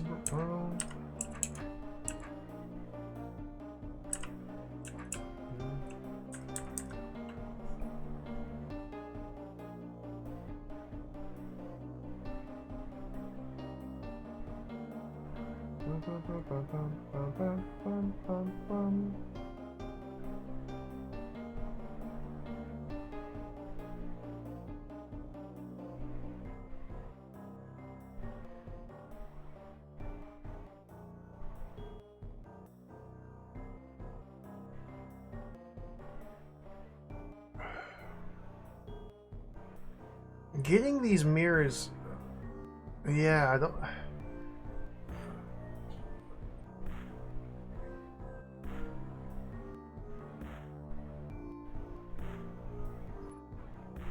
Blocking myself in with the mirrors would involve swiping my sword. Like, placing mirror here, here, here, here, here. Advancing in here, swiping my sword to push this one down would enclose me in, unbraining the roach, and getting it stuck here. Swiping my sword on hot tiles kills me though. I could step on here and off with a northwest sword to push a mirror block from here, here. Assuming that this, and this are already filled. If the mirror block were here, then there'd be no way for Beethro to get in. This seems nasty.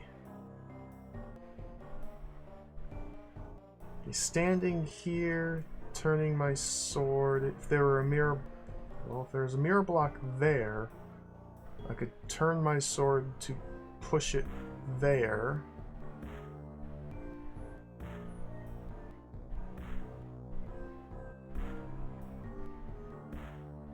So put mirror block here, here, and here?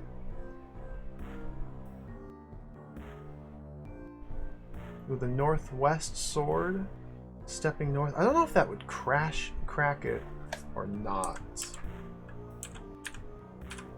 Oh my god. Testing things in this room is gonna be annoying because I have to constantly deal with this bloody roach.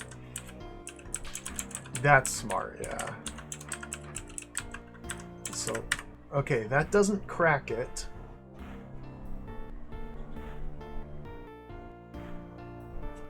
However, I still need to be mindful of the fact that it's brained. So...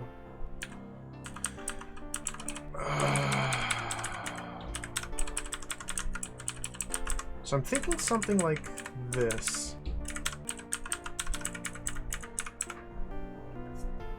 But this is not sufficient because the roach would still kill itself on the hot tiles trying to get to me. Something like this with a couple extra steps. Mirror here and here might work.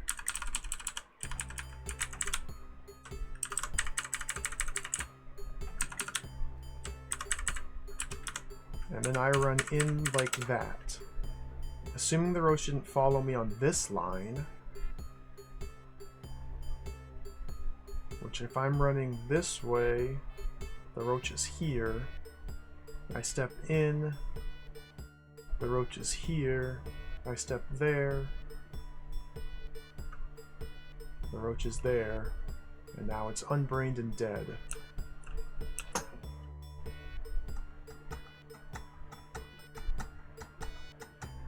Do it 4 times!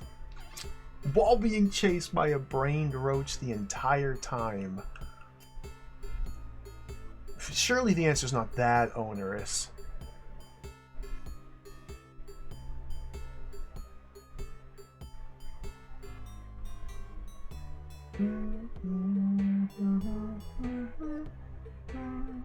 It might be. Because whatever I do to kill one roach must be repeated 4 times. These roaches are never leaving their chambers.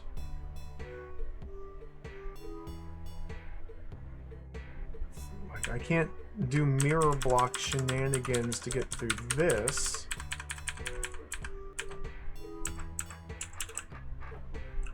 I can't pull a mirror block.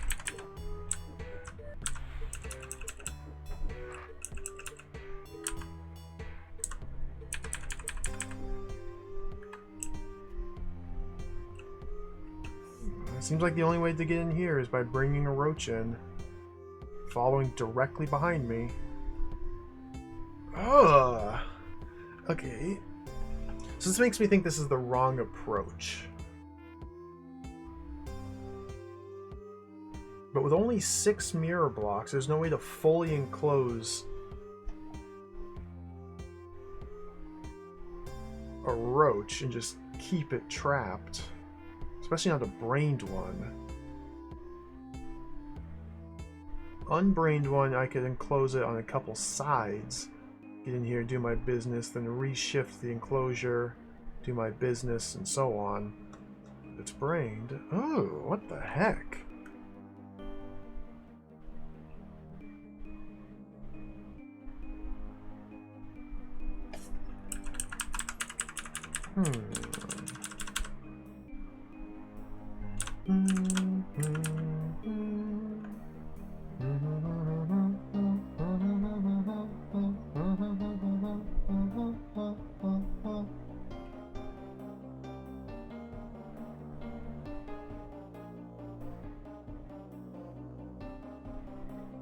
Interesting.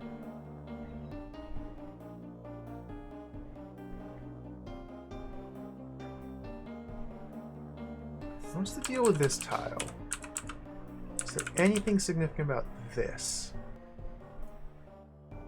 It's just a tile. Is there any reason to keep that guy alive? I don't see it. This may revolve... I don't know if it's a thing.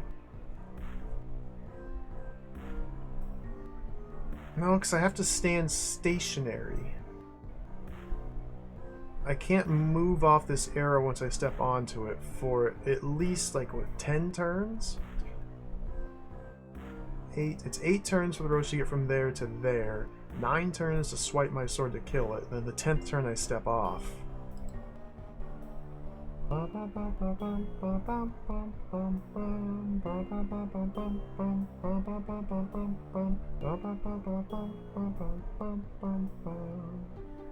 Beautiful music.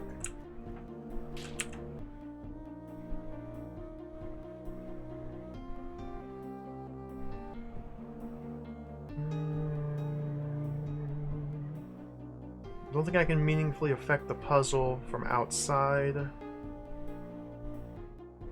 Plus the fact that it's asymmetrical.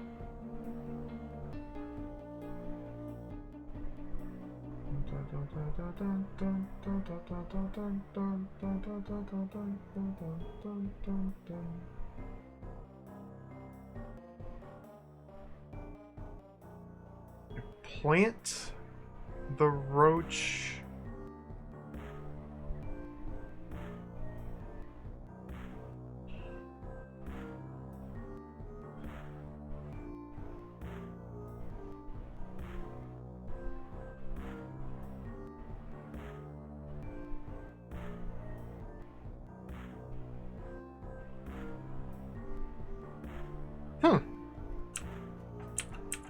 I don't really know what to do.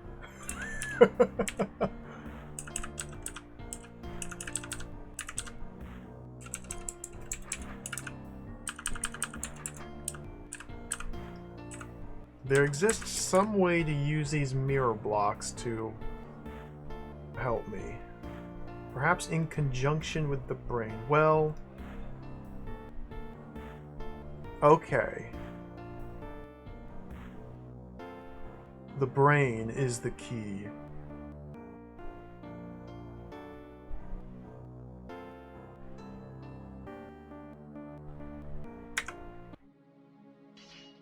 Back to the level editor.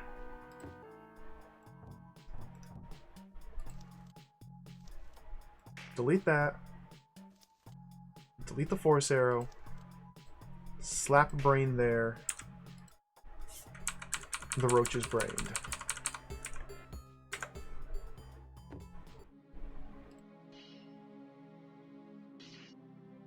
This means brains do not consider brains to be obstacles when calculating brained path maps. What is that? How does that help me? Dun, dun. I can...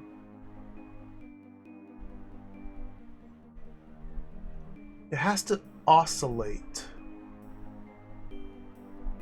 on these hot tiles. How does that... okay. How would that happen?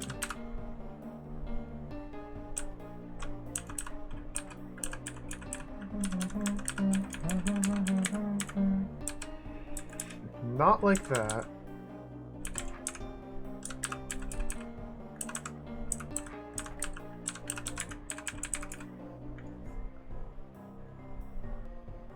I'm getting it stuck in there while I'm down here? No, it would just pathfind around.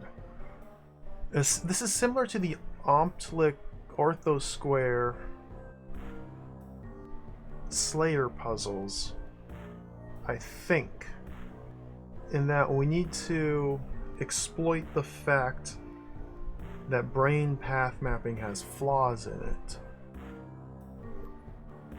But if I had a roach here that was brained trying to get to me from here, would it calculate this is the best path? It would. That's the shortest path. But if this path doesn't allow it to move, I might have to go back to the level editor. Would it?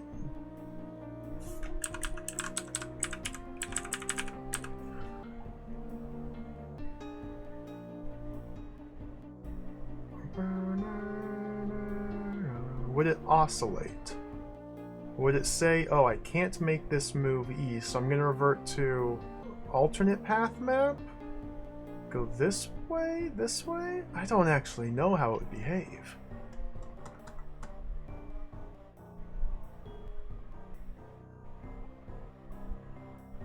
Do brains... Back to the level editor.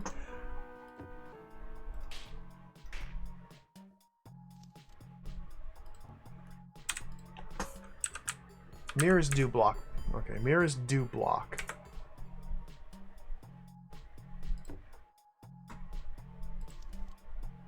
Mirrors do be blocking.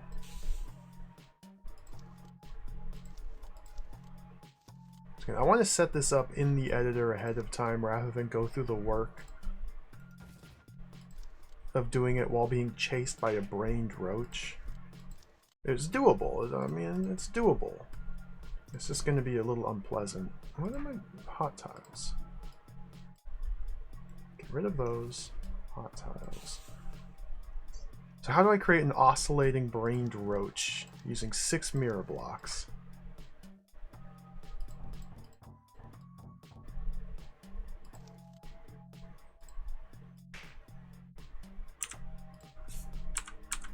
Like that. Edge case, strange edge case manipulation, exploitation, puzzle solving.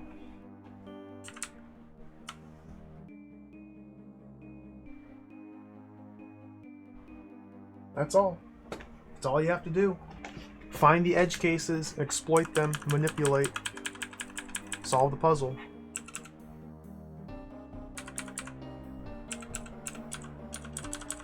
We have to do this twice. But we're reshuffling this over here and this over here. Now, okay, getting the roach into there is non-trivial, but it should be doable. Do other formations work? Like this probably won't work. No, that's no oscillation. It needs room to oscillate. It's probably got to be this.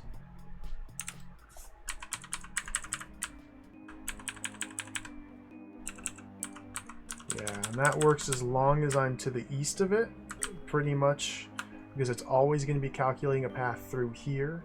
Seeing it doesn't work. I don't know.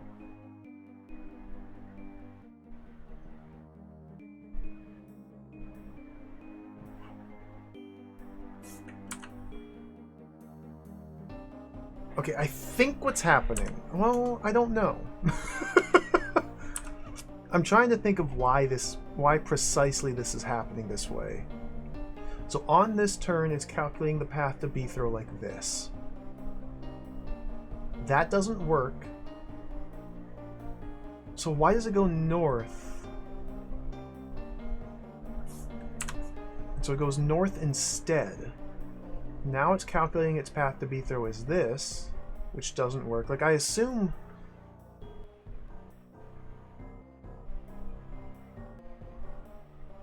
it's inputting a southeast move, which causes it to slide? Does it it doesn't unbrain. It's not unbrained. Time to read.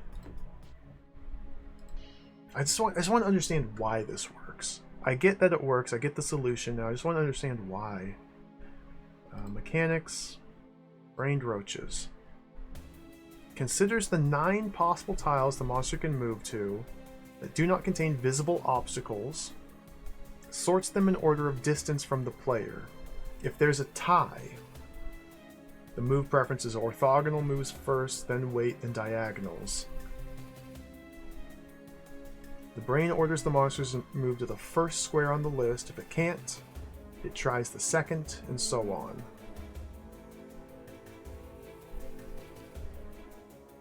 So the first move on the list is diagonally moving through the brain to reach B throw. That doesn't work. Therefore, it moves north because it prefers orthogonality to try and navigate around the mirrors to get closer to B throw. Next turn, it calculates the path through the brain to B throw. That doesn't work, so now it moves south to move it closer to B throw. I guess? Weird. Alright. We got our strange edge case scenario, so let's get to dancing. Time to do the roach dance. There he is. Roach dance, a roach dance, roach, a roachy, roachy, roach dance, roachy, roachy, roachy, roach dance, roachy, roachy, roachy, roach dance, roachy, roachy, roachy, roach dance, roachy, roachy, roachy, roach dance. Love a roach dance, love a roach dance, roach dance, roach dance, roach dance, roach dance, roach dance, roach dance, roach dance, roach dance, roach dance, roach dance. I'm already tired of this.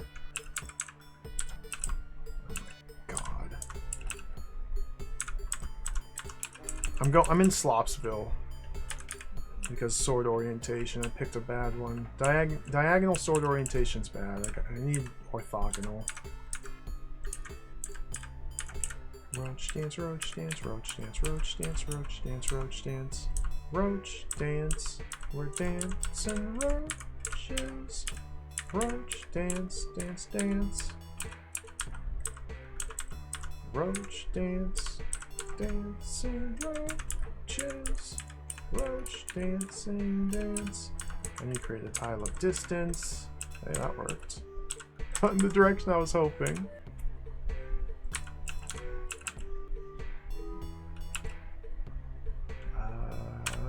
That's probably okay.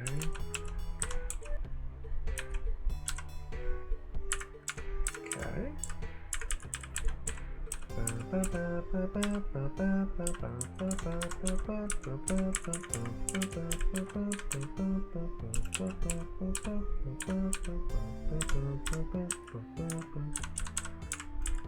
No.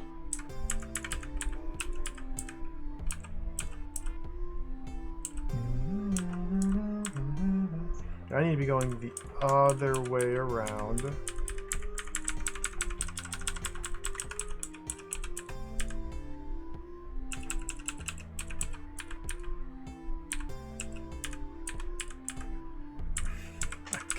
Dude. I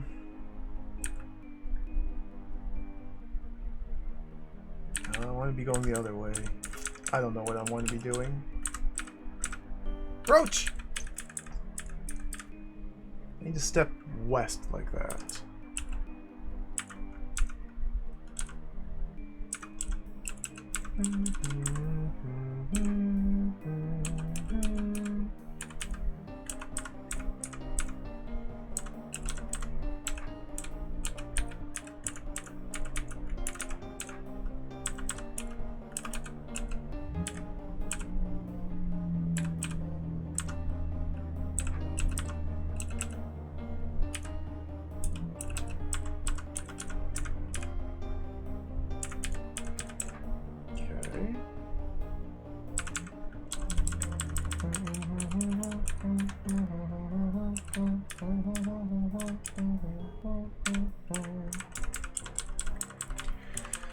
misses. There's definitely a room. Can I not get around? What? Oh my god. I have to cause a collision to get around him?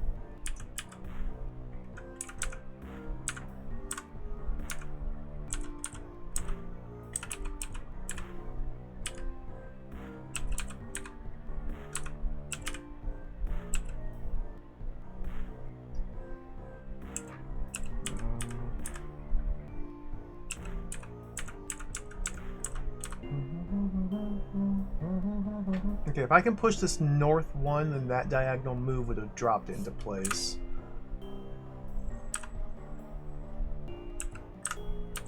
Same with that. I can't push it north with this sword orientation.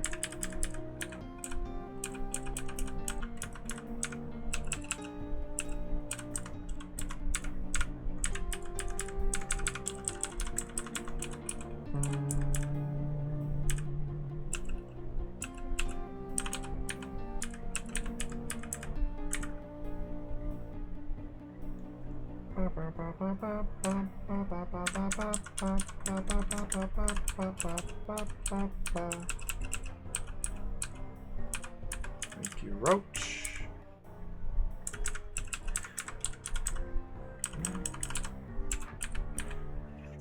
Reverse.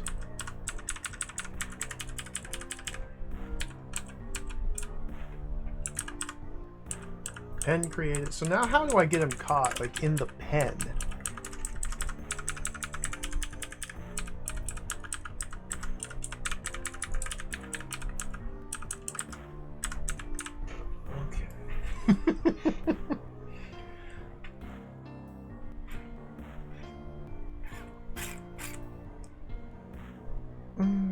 So this is the pen.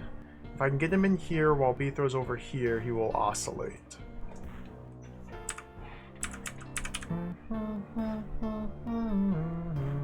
Maybe with a south sword?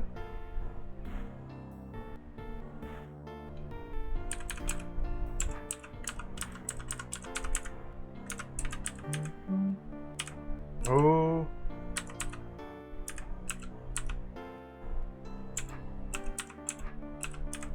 I almost achieved oscillation. I mean, briefly. Yo, Trost, welcome. Yeah, isn't that funny? According to the brain is not an obstacle.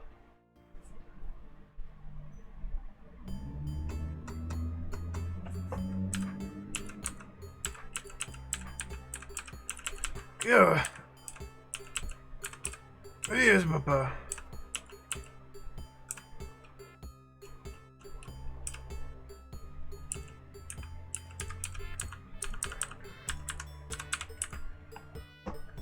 I feel like I need to go through here.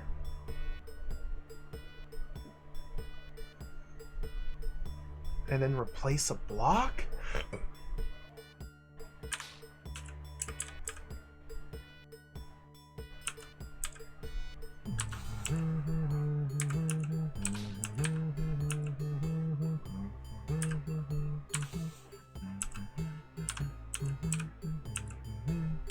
That won't really work.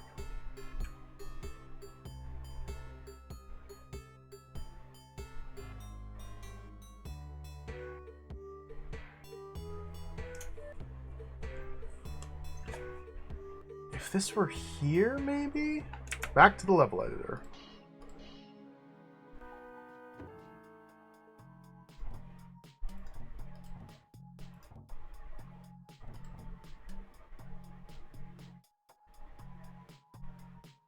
Does this work?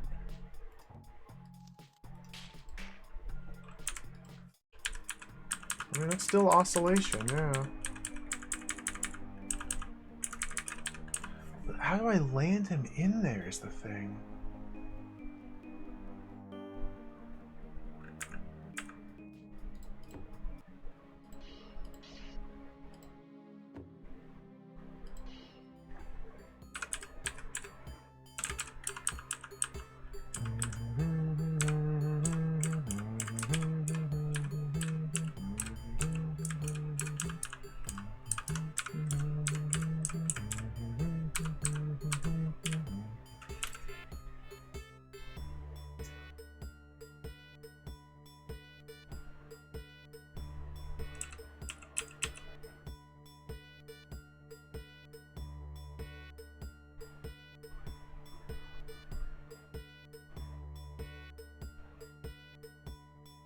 a bit of a fancy setup.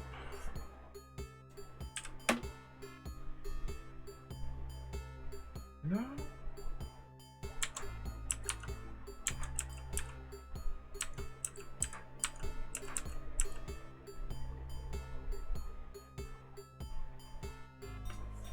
So I need the...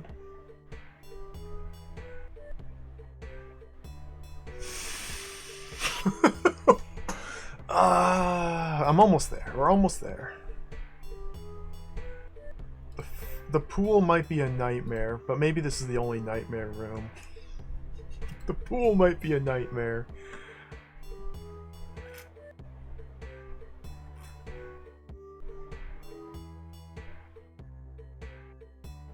I need the brain to consider this a quicker path to B-throw than that. And that's a big ask.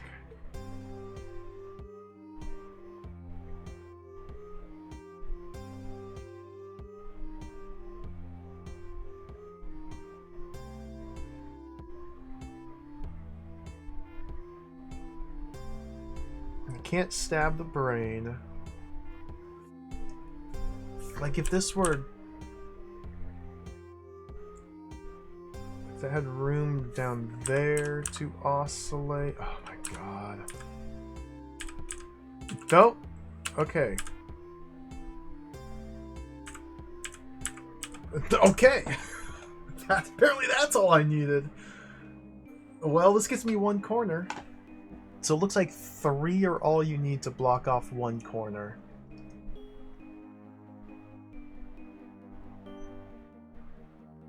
Okay. So I just need 3, not 6, just 3.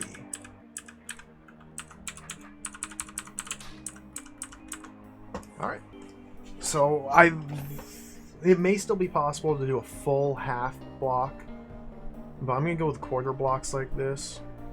So if I want to get this roach now, then I need to rotate this.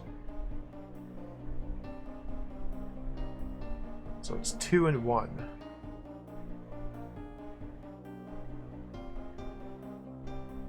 1, 2, or yeah, 1, 2, and 1. Roach caught here, B throw down here. Okay.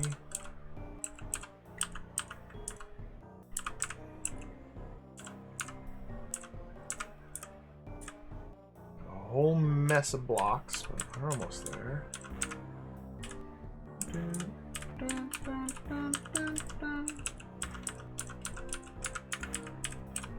Okay, that's my pattern. Getting in there.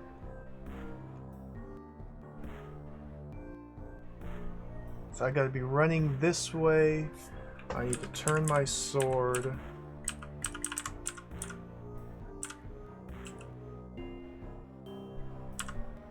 Like that.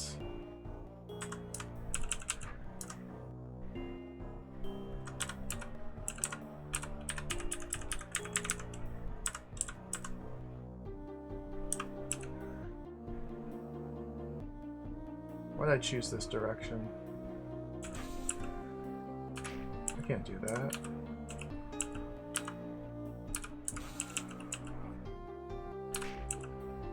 Why did I...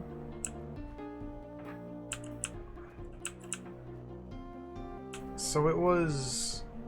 I went back way too far. Okay, sword was angled away from where I wanted to go. So yeah. Okay.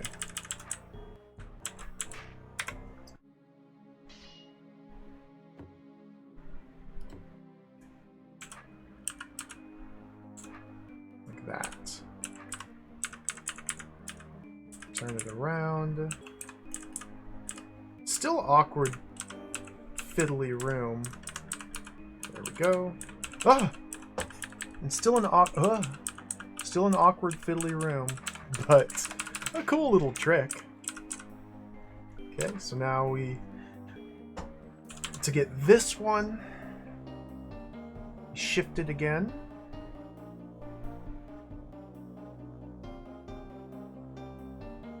One, 2, 1. Boop, boop. We need to push this one up there.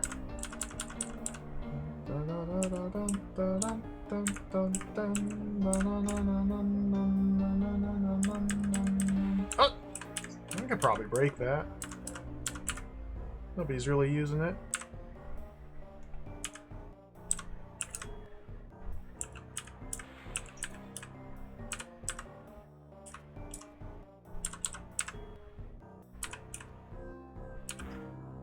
Go around this way.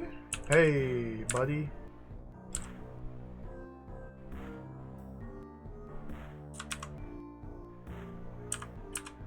What's your deal? Oscillate. Oh, I get. Oh. I didn't mean to do that one. Yeah, because I need 2 there and 1 there to get this one. Okay. Dude!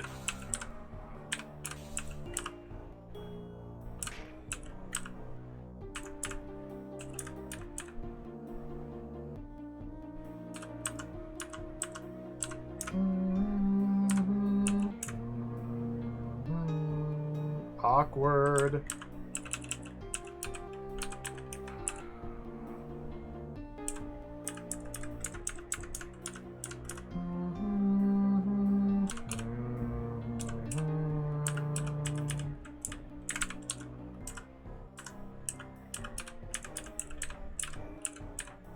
This doesn't feel right. No, I'm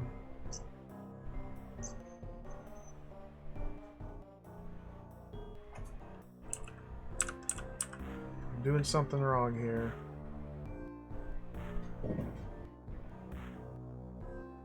Why am I? Why have I instantly forgot the formation I needed for this? Okay, my demo is quite bad.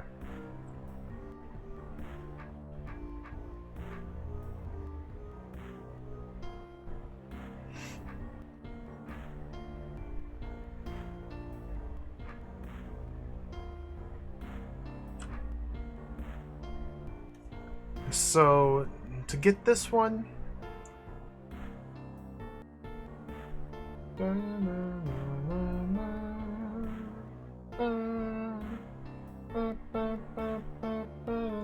It's 2 and 1. Of course. 1, 2, 1. 1, 2, 1. 1, 2, 1. There's my 1. Ooh. Wow. It works with 2 blocks. Well, I might need that 3rd there. This is wild. Okay. So now I just need to bring this roach in here with me. He's too idiot to follow. Oh, we gotta puncture the brain.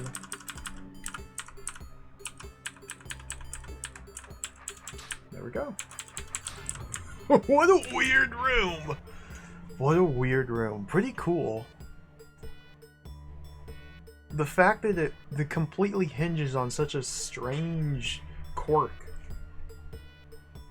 I mean, that's just kind of to be expected. Most of these rooms are like that, to be honest. Maybe not most, but a lot of them are. Strange, unintuitive quirks of movement. Like, this is probably the same nonsense. What am I even looking at?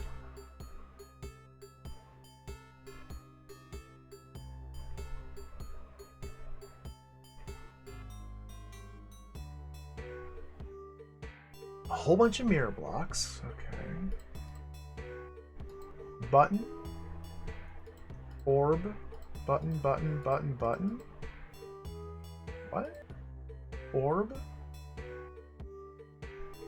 Force the roach to do an infinite loop here. While Bithro stands here, placing the mimic there.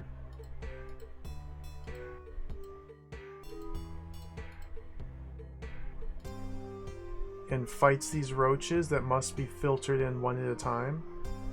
Yeah? We have to make an infinite loop from this roach. So using the same principles as this room, but just extend it a little bit further. I need to create a path for this roach such that it continually just runs circles around these 4 buttons.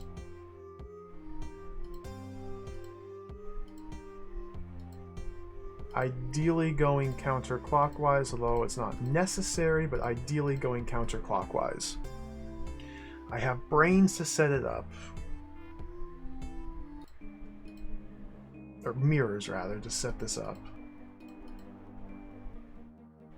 What? Oh my god.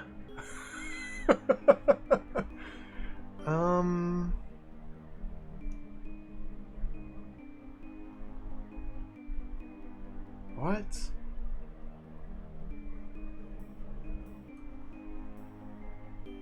$20 mirrors. May or may not need all of them. Unclear. Yeah, these roaches are specifically set up to be filtered out one at a time through these buttons. Only accessible once B throws stands here and drops a mimic there.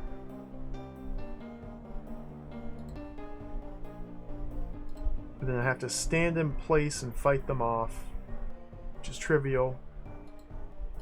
And then step off the button closes this. Yeah.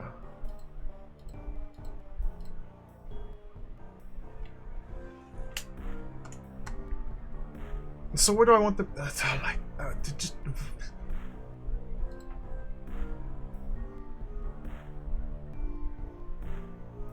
I mean, that's just oscillation.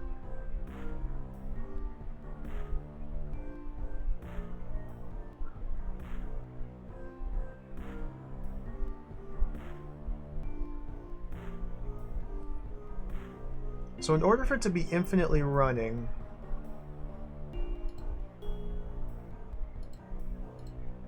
it needs to always have a viable path to B throw. Well, a brain viable path specifically. The only... I mean, I have the brain here.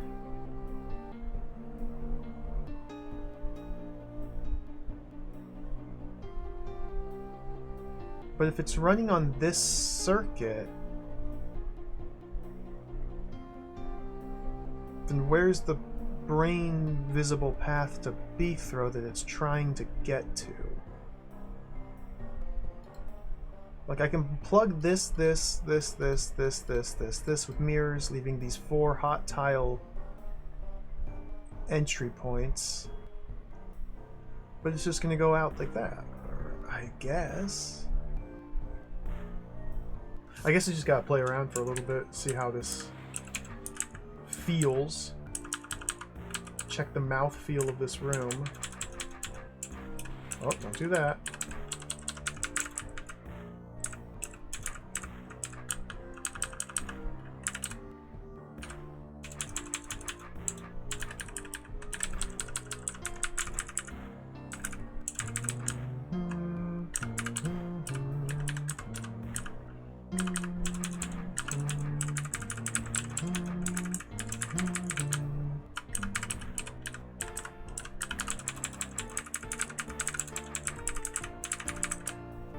I have no idea if I'm even close to the right...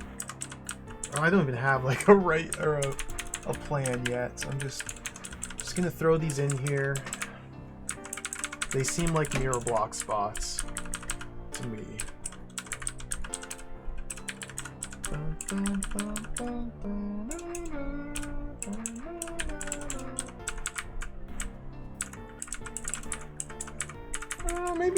Maybe just a nibble. Just a nibble. Just to see what it's like. Don't do that yet. Just a nibble.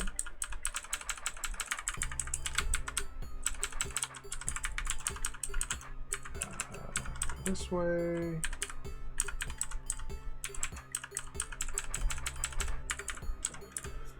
Like, even if I go boom, boom, boom, boom with mirrors, then it's completely enclosed in here, therefore it would act unbrained.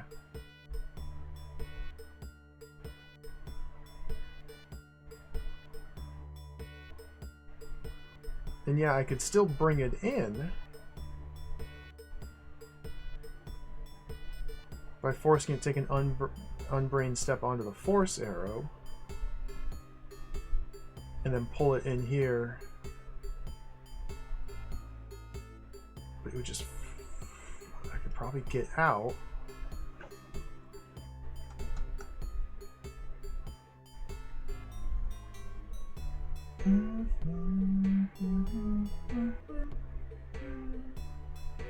So I want it to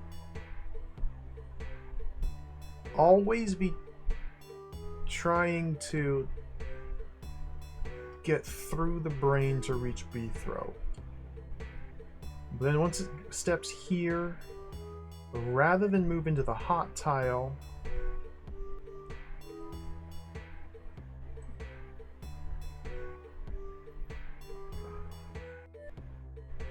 it has to go here, try to go here, but instead once it gets here, it recalculates to... What? I don't really know what I'm trying to do. I mean, I know what I'm trying to do. I don't have an earthly clue how I'm supposed to make this happen.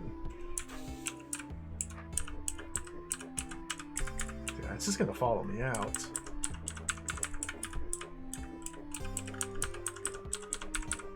So I need to get the roach to eternally run this circuit while Beethrow's standing here. Oh, Frogsworth, welcome. This is a big hold. A lot of puzzles in this game. It's really fun though. I'm really enjoying this. It's really long. I didn't think it would be this long when I first started playing it. I really didn't.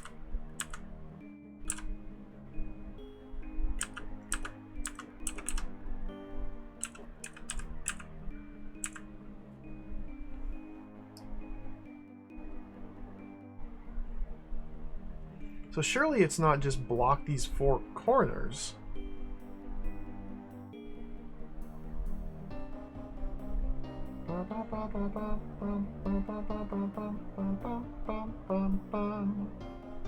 If I block these four corners, then there is no longer a brain visible path to B-throw at all.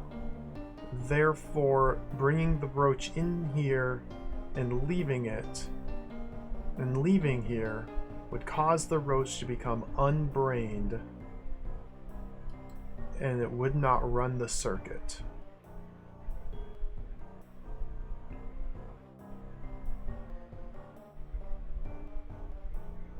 Interesting.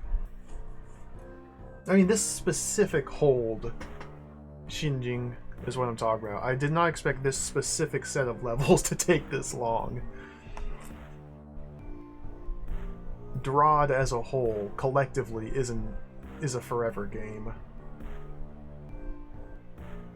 Oh, Moosey Fate, welcome. Shiba, welcome. Good to see you. I'm trying to figure out this nonsense.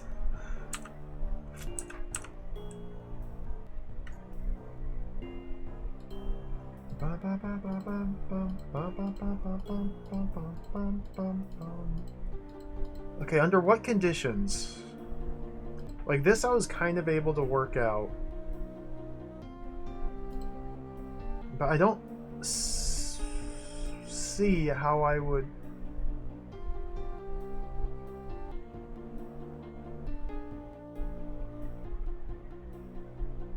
do this. Because the brain's in the center. It has to be brained. I need to try and route it through the brain to get to B-throw, but no? No, there's something I'm fundamentally misunderstanding about what I'm trying to construct. But no, these are multi-use pressure plates, specifically designed so that you step on this one to let the roach through one tile, step on this one to move it one tile, step on this one to move it one tile, step on this one to move it one tile. So these must be pressed in sequence, you know, 18 times. So effectively an infinite number of times, while B-throw is stationary. While B-throw is stationary, surrounded by doors, so therefore there will never be a brained path map to B-throw because I'm standing...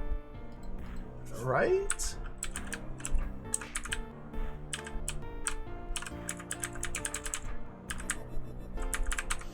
No. Okay. Because that opens those and stepping... okay. Whoops.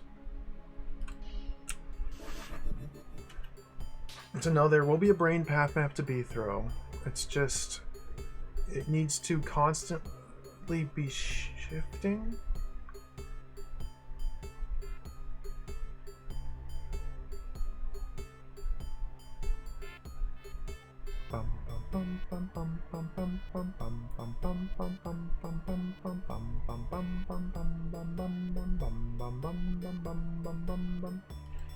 So the idea is between each junction, between each button, or on a button or before the next one, in these 1, 2, 3, 4 tiles, while it's traveling these tiles, it needs to recalculate its path to B-throw.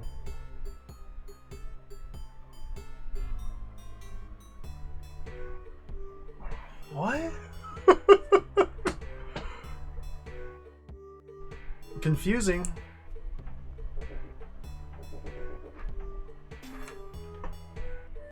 I have a lot more mirrors to work with. 3, 6, 9, 12 more. So am I trying to extend... am I trying to shift it towards here? Here?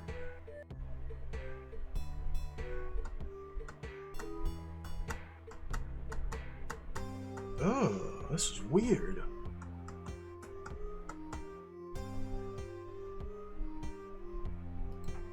So this was just oscillation. This requires a bit more complex machinery, mechanism. But I'm not really understanding.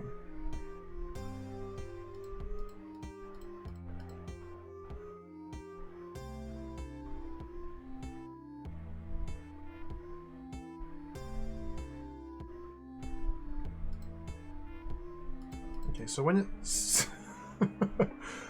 assuming that we're traveling counterclockwise, when it stands here, it needs to decide to walk here. Why would it walk here? Well, that means this must be blocked. Otherwise, it would walk here. Oh, does it? Yeah. But then that implies that all 4 must be blocked.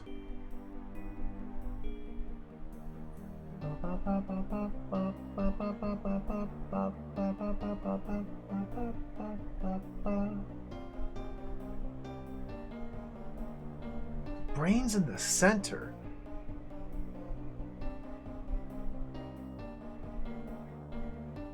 So I want it to try and go through the center to reach B-throw. But then decide to instead go here, and then go into the center, and then decide to instead go here. No. What? Putting mirrors on the arrows I don't think would help me here.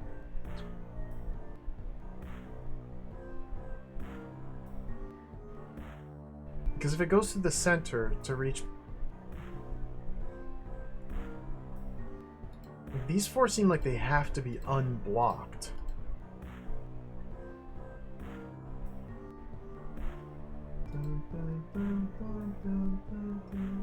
I don't know what... huh.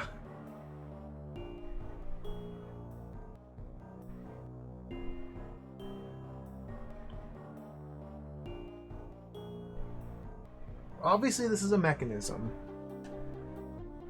to allow for an infinite cycle of movement, an infinite roach perpetual motion machine.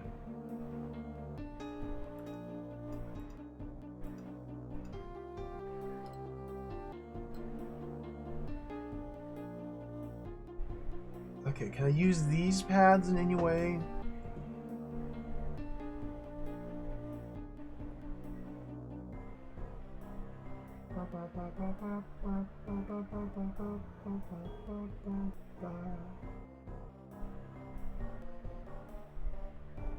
Now the big thing I'm just not understanding is where is the path to B-throw?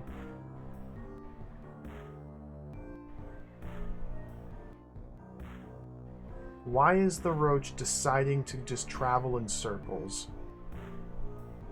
when there must be a path to B-throw to entice it to travel in circles, even if the path goes through a brain?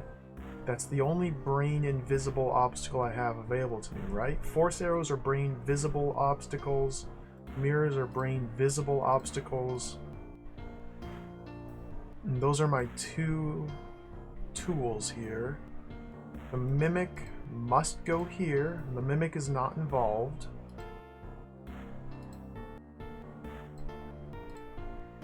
B-throw must be stationary after placing the mimic in order to filter the roaches through. The roaches only get filtered when these buttons get pressed in sequence. And the reverse sequence works as well. It would just be slower. Seems to be set up to go anti-clockwise. Perpetual rotion, exactly.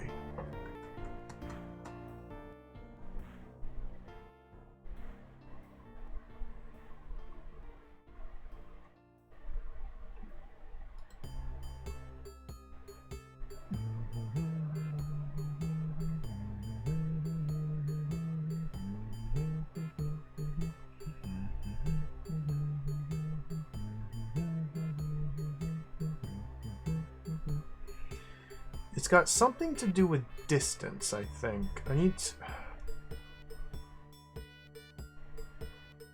No? Yeah? The thing is, this exit here is obviously the closest one to B-throw, because B-throw will be standing up here.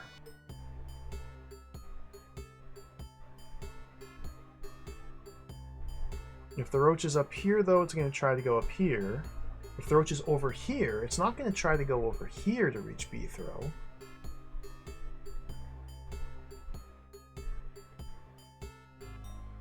It would try to go like that. If the roach is over here to reach B-throw, it would try to go this way.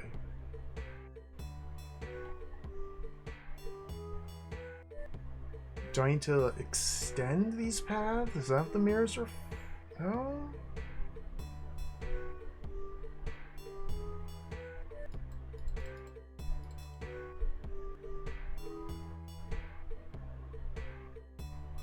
Maybe I'm thinking the wrong way. Maybe it's not supposed to be this interior circuit. Maybe there's a different circuit it can run. I don't... Huh. This is weird.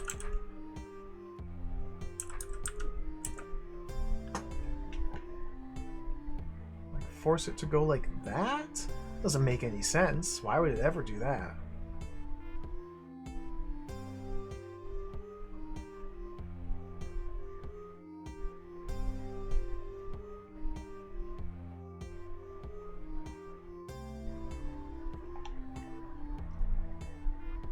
I have a lot more mirrors to place. I don't know if that's because I need all of these or if they just give you a bunch.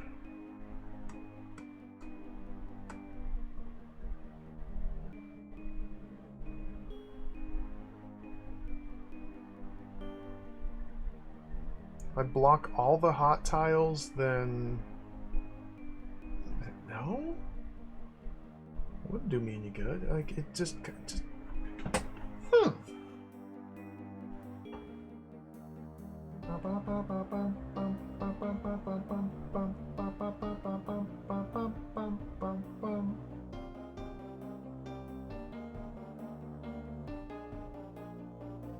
Like, I guess the difficulty here is I just don't understand what to do. And that makes it very hard to solve the puzzle. Alright, I'm gonna go to a different room.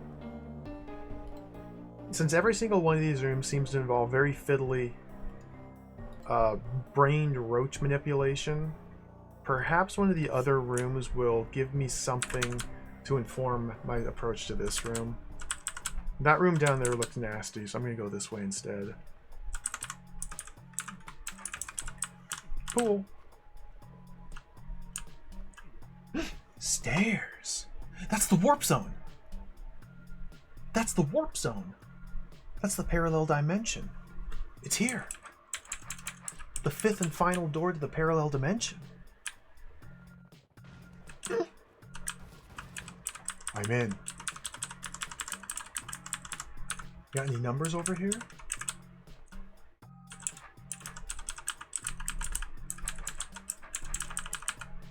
Whoa!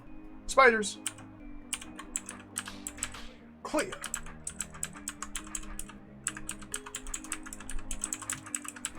Where am I going? Why do you have to make it such a maze?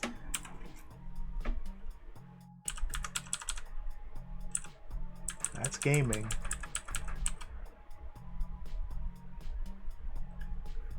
There. That's my way in there.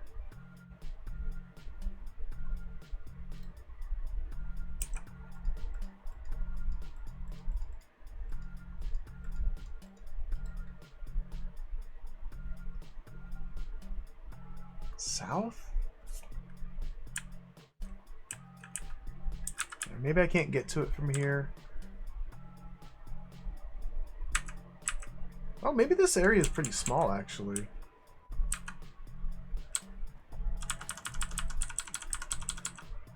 There might only be a couple more rooms here.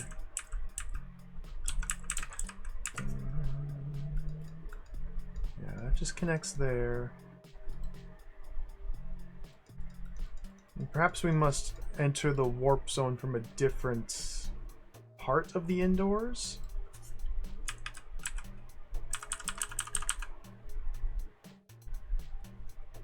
This is concealed. I gotta come in from down here, which I don't know how to reach. Okay. We've seen it. That's the last warp zone. It's very encouraging to know that there actually is an end to the content in this game. Oh yeah, look at that. Only 4 puzzles in this area. Okay. They're all fiddly brain manipulation puzzles. Okay, 4 mirrors, a singular roach.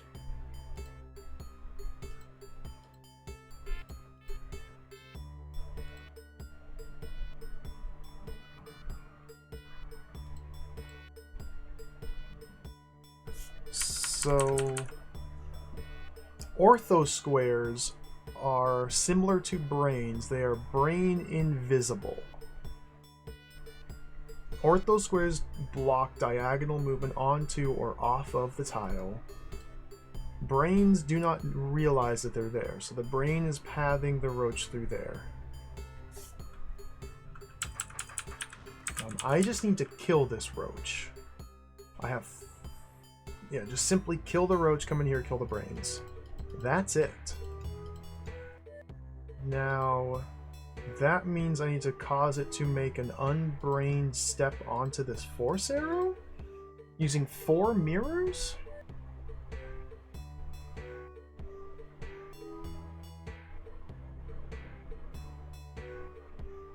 Interesting. Oh, young Billiam, welcome. Technically, yes. Technically, it's possible. I don't think anyone's done it. There are so many. Like, there's literal decades worth of fan-made levels. Fans have been making DROD levels since, like, the 90s. Maybe, like, the early 2000s. I don't remember when DROD Architects Edition released. Maybe the late 1990s. multiple decades worth of levels. Yeah, they're still making them. Holds released this month. There are holds that have been released this month. Now, the majority of holds are not nearly the size and scope as the one I'm playing here. The majority of them are just a couple dozen rooms, maybe a couple floors. The vast majority are much smaller in scale, but still. There's so many. There's so many.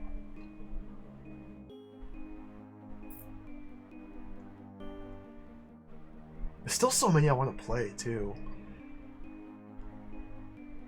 I want to play a custom or a fan hold that uses the Second Sky engine and the different weapon types and like the temporal split tokens and fluff and puff and all the fun things that we saw in the Second Sky.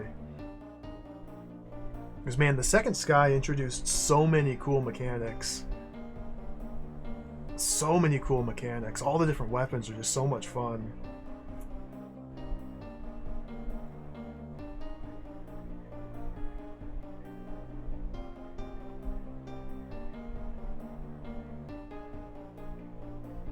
Oh, yeah, Dom. It's frightening. This hold is 370 rooms. They are making and almost finished with a mega hold that is over 2,000 rooms. Like, over 2,000 rooms.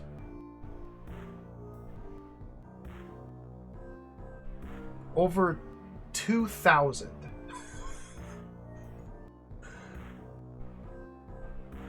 DROD the Second Sky was about 700 rooms. And that took me 100 hours. This one's about 370 rooms. This will probably take me just as long. I mean, difficulty affects the clear time, obviously. But 2,000 rooms. That's too much. It might be too much.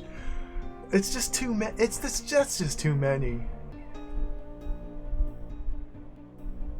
And apparently it starts with like an easy difficulty and it scales upwards. So the further into it you get, the harder it gets. So it's not just like a tutorial or anything. It just apparently becomes mega difficult towards the end. Similar to these ones. But that's a lot. It's a lot.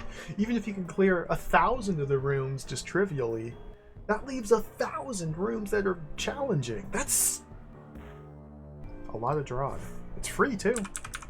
Just gotta buy DROD. Like a year of consistent playtime. Yeah.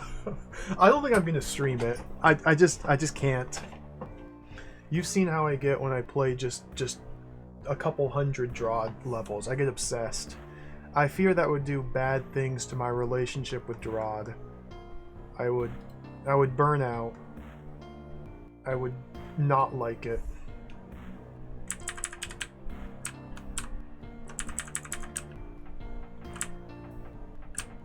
There are a bunch of fan holds that are probably good introductions. The two official holds, you could either start with DROD 4, Gunthrow and the Epic Blunder. That was designed specifically for new players. It's not easy. I haven't played through the whole thing. It's not an easy hold, but it's designed to kind of introduce mechanics and bring them up to speed. Or DROD 2, Journey to Rooted Hold. That'd probably also be another good starting point.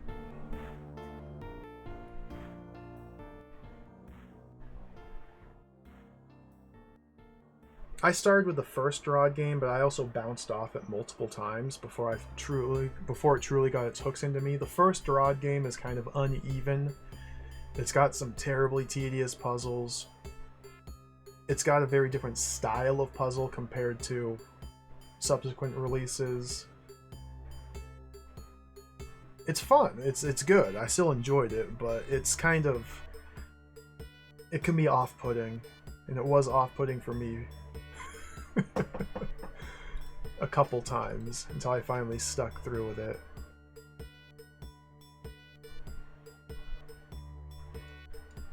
DROD 2 has introduction, tutorials. It's long, it's challenging, it builds, it's just really good. It's really good. It's kind of just really good.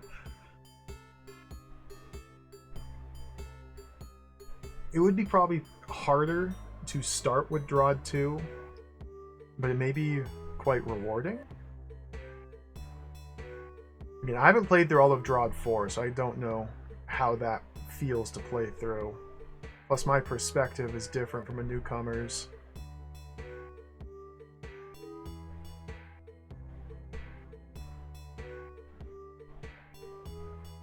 Entry point's the mega hold, Moosey Face. That's the mega 2,000 rooms. It will be a free download. It will be a free download when it releases.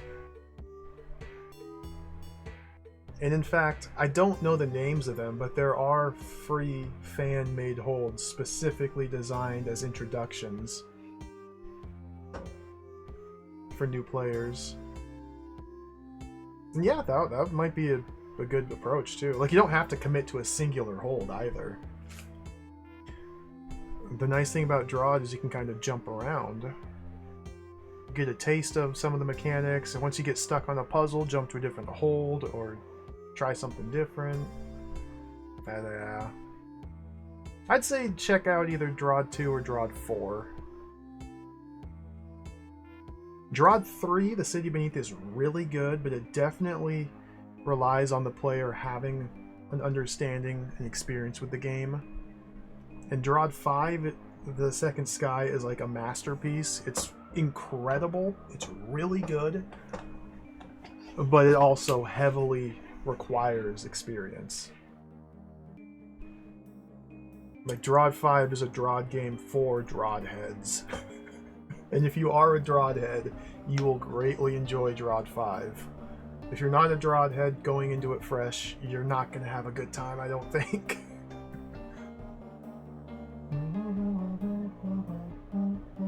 It's confusing, Moosey. If you have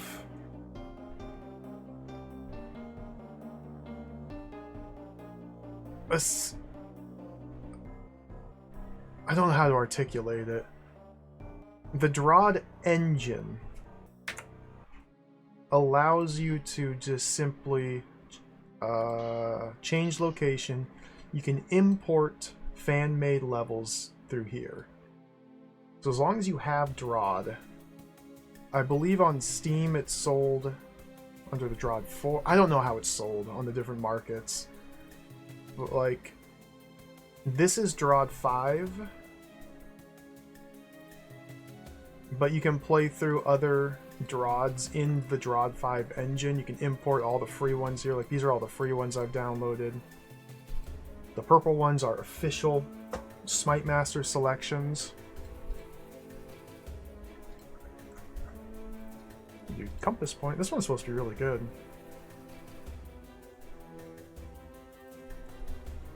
Where am I?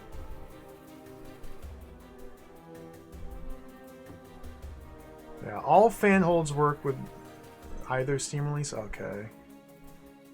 On the website, the Caravel Games website, it tells you specifically which version of DROD you need to play the fan holds. And as long as you have that version or a later one, then you can play that hold.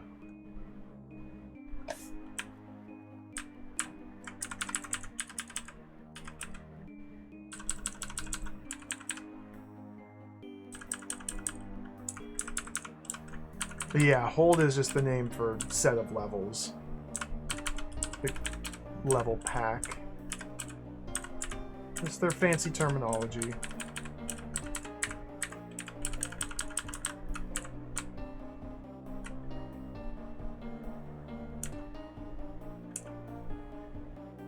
This is so weird, this behavior.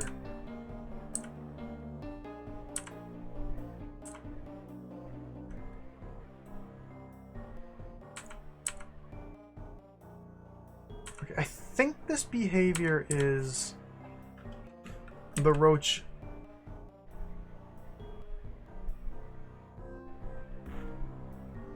trying to calculate, or the brain telling the roach to go through the ortho square to reach B throw. It can't do that, so the brain tells the roach to wait. The roach being told by the brain to wait causes its basic instincts to kick in, so it crosses its legs and uncrosses them and steps down here. And now, on this turn, the brain says go through here, so it can.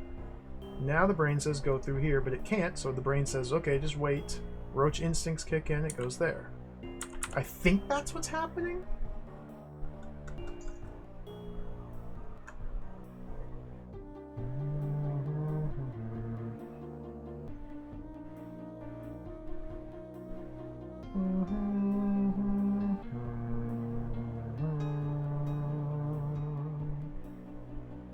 Now the only way to get the roach out of here to kill it is by forcing it to step onto the force arrow. So, I need it to make this unbrained step towards B throw from here, like that. But I can't push these mirror blocks in there. All I can do is block some of these.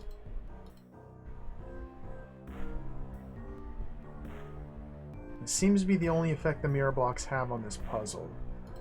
It's choosing which of the four corners to set them into.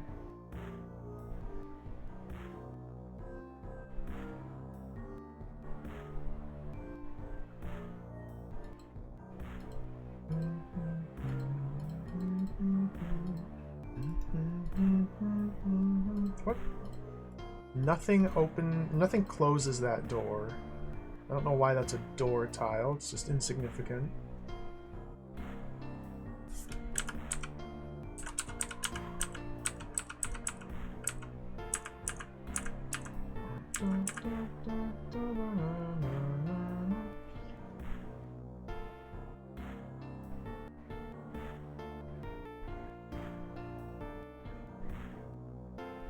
Okay, I don't really know what to do here.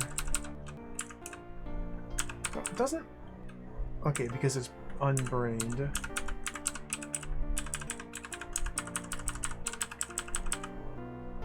So if I block those... Like, I feel like there's something to do with these.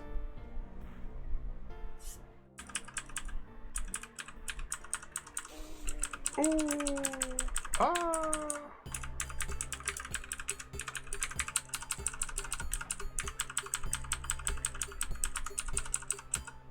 Now it wants to go over there. Now it wants to go up there. Now it wants to... Okay. Oh, wow.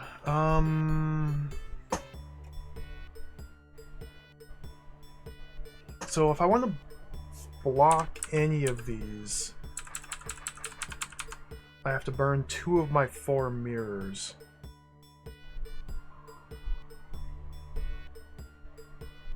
It's impossible to stand here and just keep it unbrained. I need to force it to make that unbrained step while it's on one of these 3 tiles?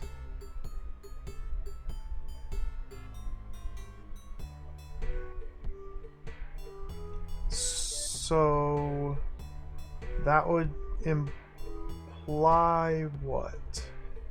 It's traveling back and forth between these 2 to reach me? Like, what are these for? I might have to use these somehow.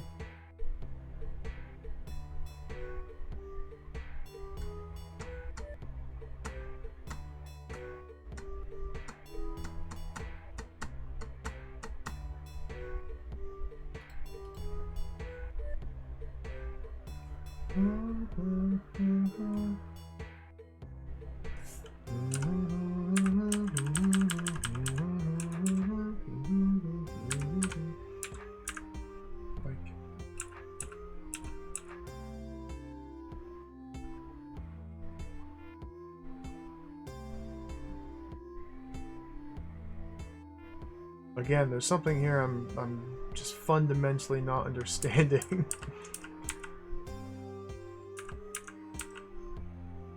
Yeah, there's the unbrained step.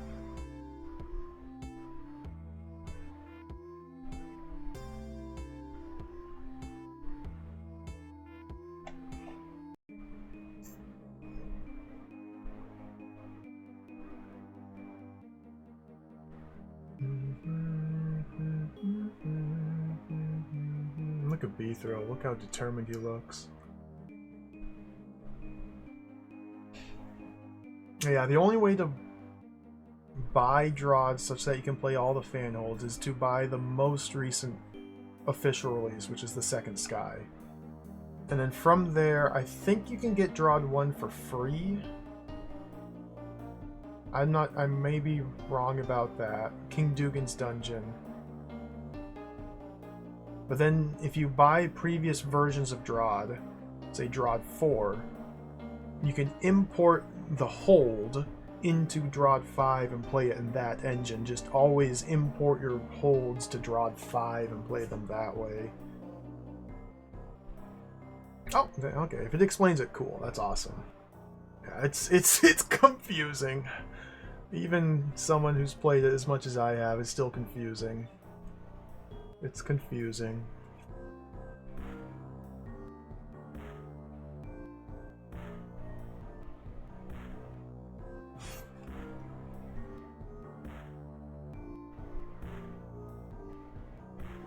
Surely there's a reason to use this whole space.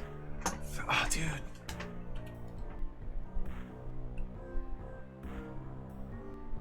Is this room meaningfully different than the other one?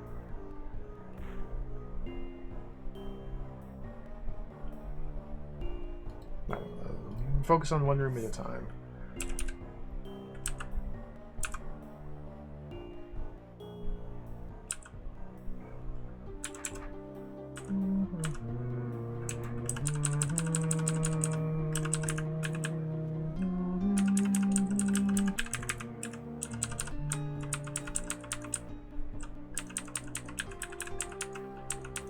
Okay, so I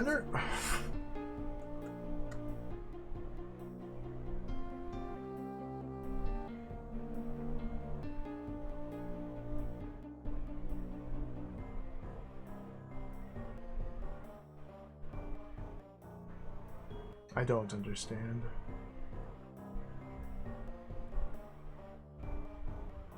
So I only get one turn of unbrained movement for the roach. There's no possible way to plug all 4 of these corners because they require 2 mirrors each. I only have 4 mirrors.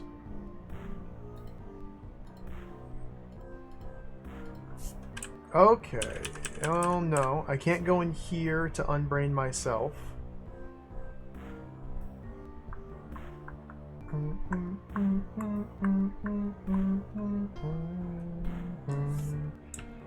But with 4 mirrors,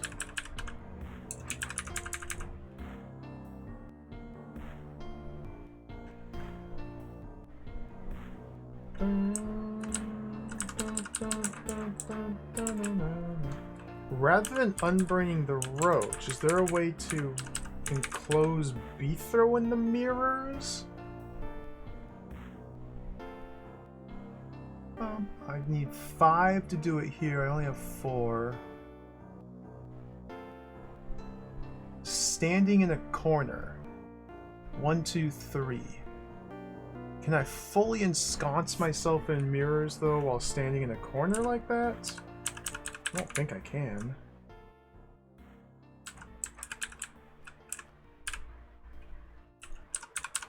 Like, I don't have a way to pull mirrors, really.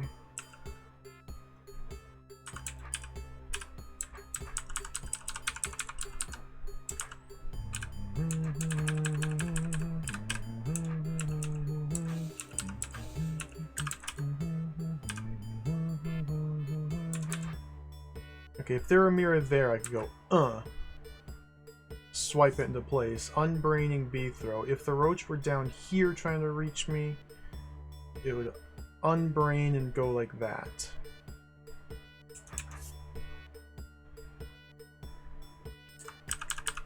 So at what point does it decide...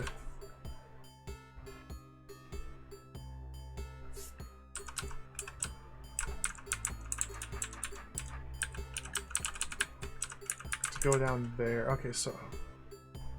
if the roach is down there trying to reach B-throw...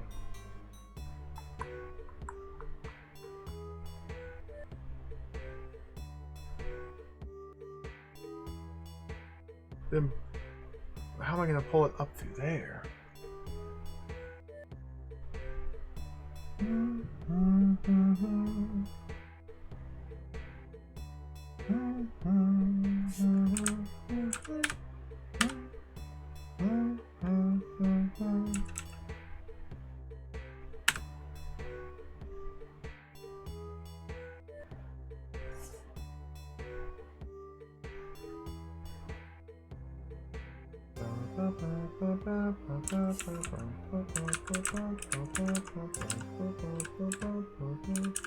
Okay, putting that there.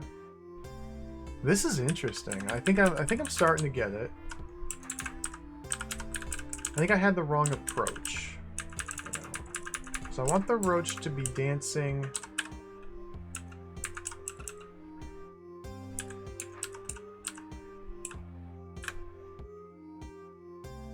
on that one, and then come down here. Oh, I'd have to unbrain. Well. Now if it were unbrained, it would come out here. So how can I make it so that that step gets me unbrained? By pushing a mirror block onto there so I'm standing on the door? That might be it. So I need to go, no.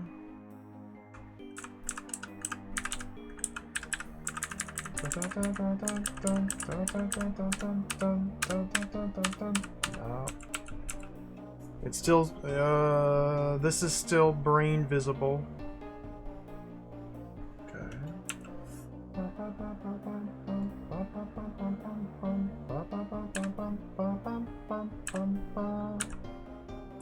I get some out.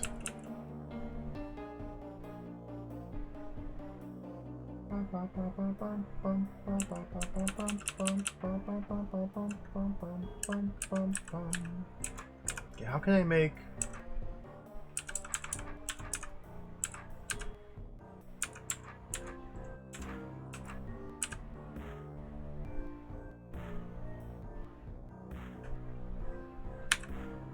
I don't think I can.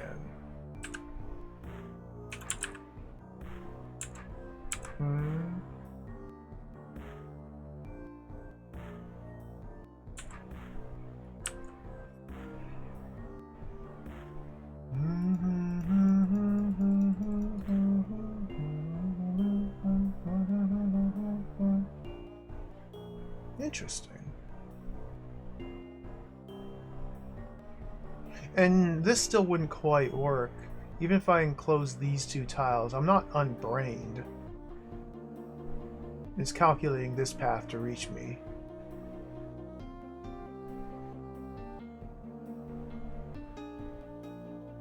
Okay.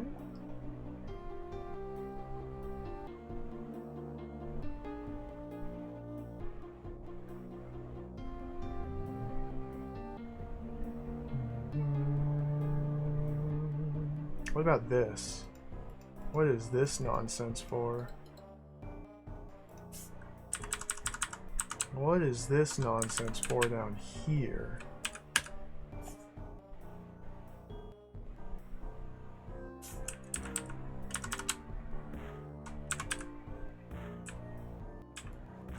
Interesting.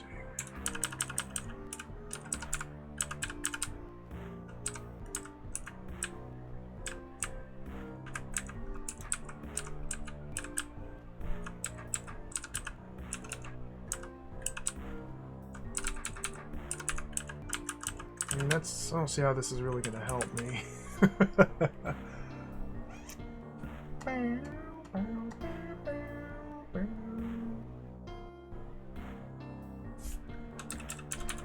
Although, this is a path that I could make the roach unbrained with a mirror block here. Unbrained. But that causes the roach to go east, not west. Unless B throws all the way over here. I'm not winning that race. Okay.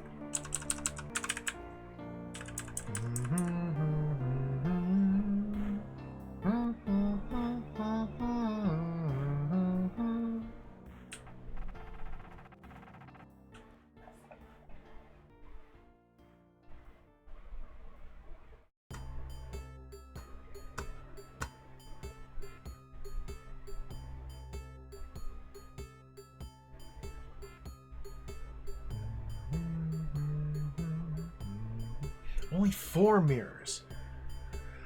Huh. Crumbly wall, okay. Dunka dunka dunka dunka dunka dunka. Oh, Bony Skullman, welcome. Good to see you. I'm back at it here. I'm doing some weird, fiddly edge case brain manipulation puzzles that are quite confusing to me.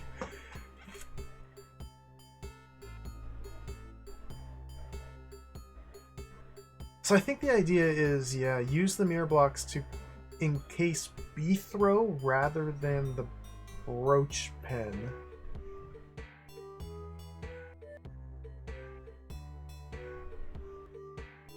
But the ways in which I can encase B-throw seem to all require 4 mirrors? And there might just be a spot I'm missing. Like 1, 2, 3 here, but that's to the east. I need to be on the west side of the arrow.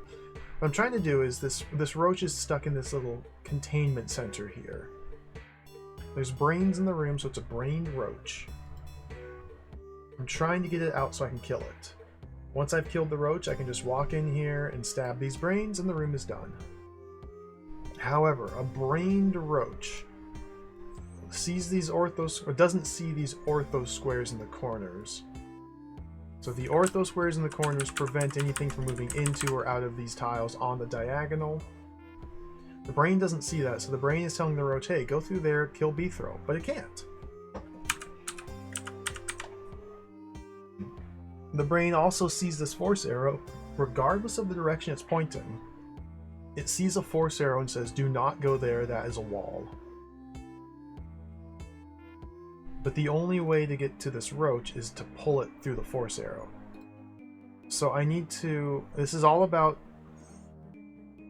forcing the roach to move as if it were unbrained in order to guide it over the force arrow. Shutting off brain.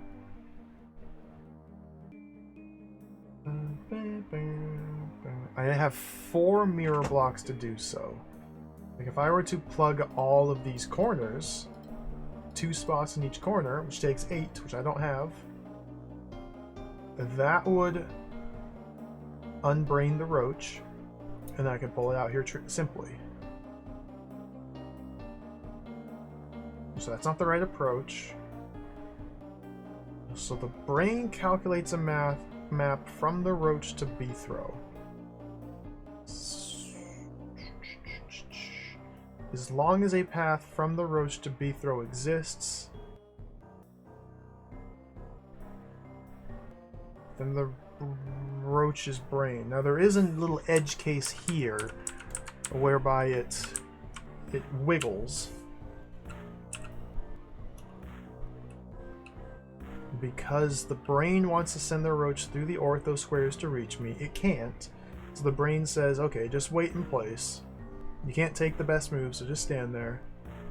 But if the brain tells the roach to wait in place, then its own instincts kick in, and it moves unbrained like that, as if it's trying to just go at me in a straight line. Then the next turn, the brain kicks in and moves it closer to its brain path. But then it tells it to wait, and rinse repeat. I don't think that specific aspect of brained behavior is relevant to this room, but it may be. Like, I was thinking for a while, try and get it to do this dance here.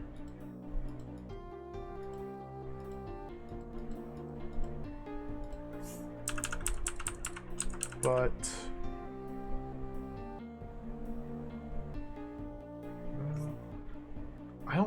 I don't think I'm trying. I don't know. I really don't know. I have 4 mirrors. That's the key to this. If I can completely enclose mirrors, or enclose B-throw in the mirrors, then there's now no longer a brain visible path to B-throw. Therefore, the roach is unbrained and can get out here, assuming the positions line up. Nope, can't push them onto the ortho squares. Nothing gets on or off. They're unstoppable. They even prevent tar growth, I believe. Ortho squares are quite powerful. Oh, floor is lava, welcome. I feel it shriveling in real time. I gotta construct a perpetual Roshan machine here. I don't know how the heck I'm gonna do that. I have to make a perpetual motion roach device.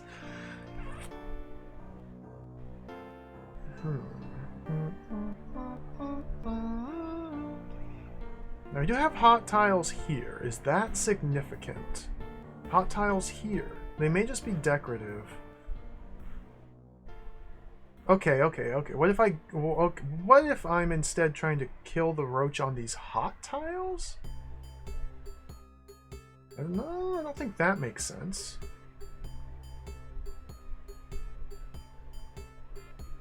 It would not simply stay put on these hot tiles ever.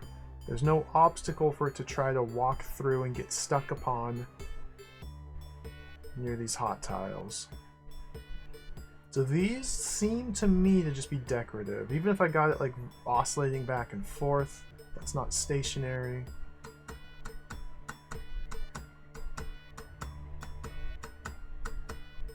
These don't seem to be relevant either.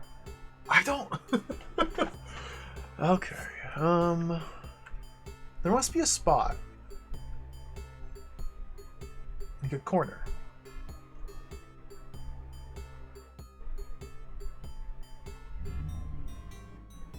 Boop, boop, boop, boop, boop, boop, boop, boop, boop, boop, boop. Boop, boop, boop, boop, boop, boop, boop, boop, boop, boop, boop.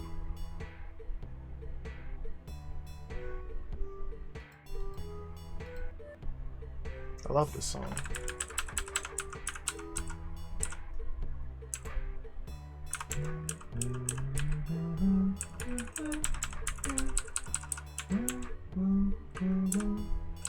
I believe it's just called The Really Big Sword. Real creative, huh? I think it's just a really big sword. I mean, this obviously doesn't work. I need an additional mirror. And getting a mirror into place while Bethro's here is just simply ain't gonna happen, man.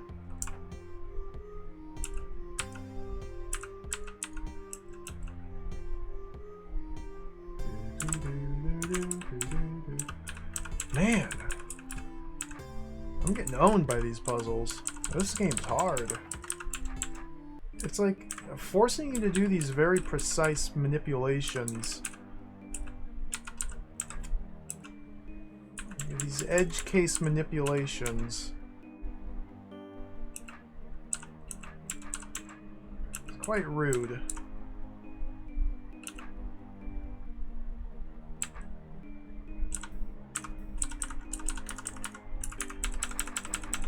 Like, rooms like these are ones where if you know these little weird fiddly tricks to do, they would just be trivial to solve. But until you find the weird fiddly little trick, it's just kind of figure it out, nerd.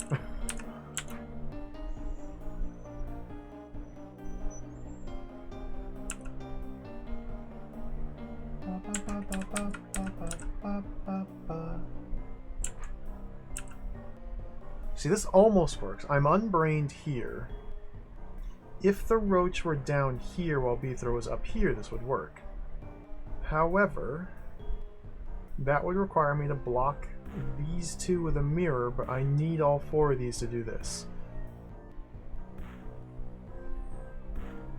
How's there a way to do it with two?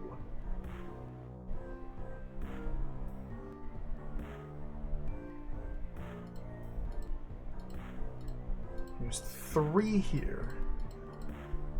Is it with 3? Is that doable? If I mean, that doesn't entice the roach up there. It does. Okay, that must be it.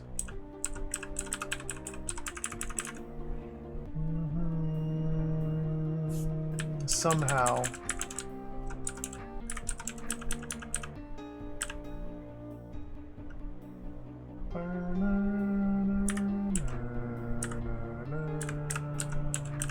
Oops.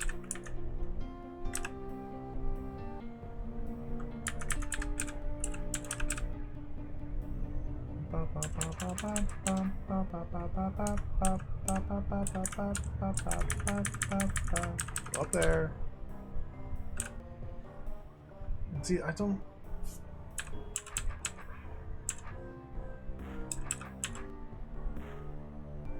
I can unbrain the roach now. Oh my! I just need a mirror there. I just need to.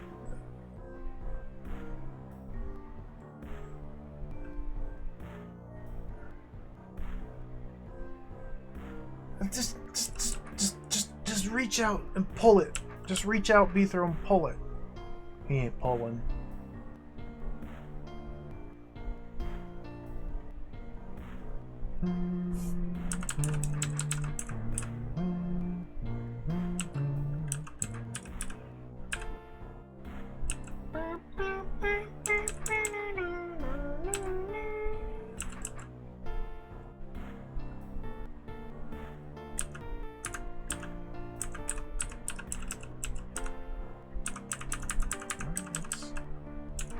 It is definitely notable that, okay, with this mirror block out, does he still exhibit that behavior? He does. Okay, so I can use all 4.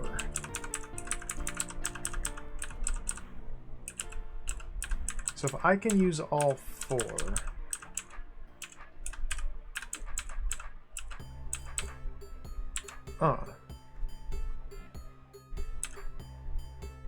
So I just...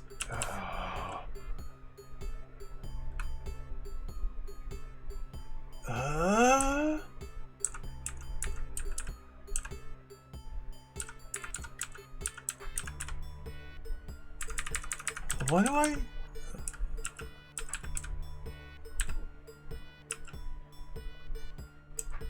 I'm never going to get onto this tile from this tile with a mirror block there, so... Dude, I've made a mess here. But if this one's...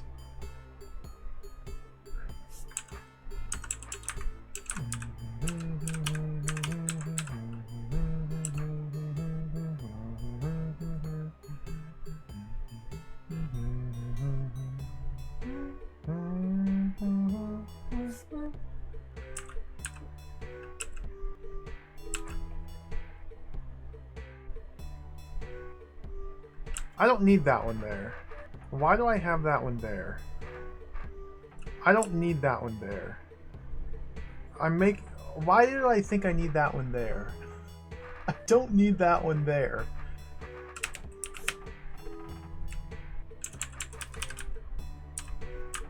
I don't know why I thought I needed that one there. The button closes these doors. Standing on the door, the roach can't pathfind through here. This door is closed. I don't need that mirror there. Okay. Okay.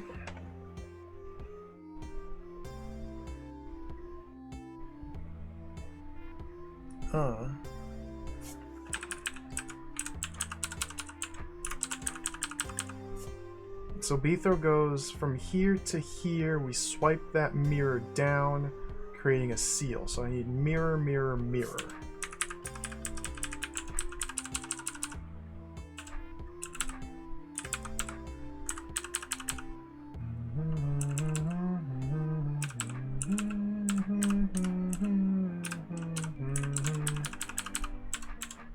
I do this intense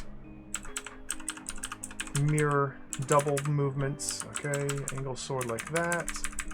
Oscillation. Well.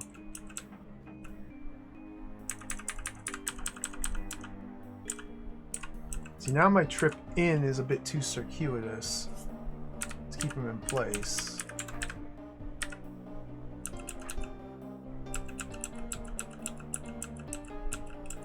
Okay.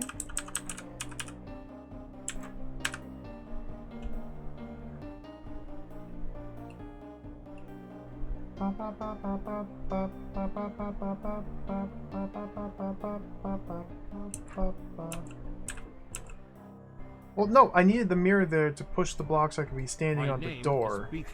That's why I needed the mirror there. Oh my goodness! I'm close. The thing with this game is sometimes you forget about things.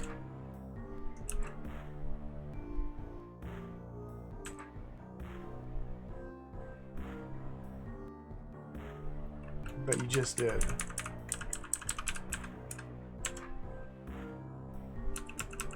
Okay, so if that movement doesn't work, I can't ever swipe like that? It seems like the only other option. I gotta do a swipe like that when I push the mirror. That means I need to be able to enter from here, there, and that movement seals. I need... what?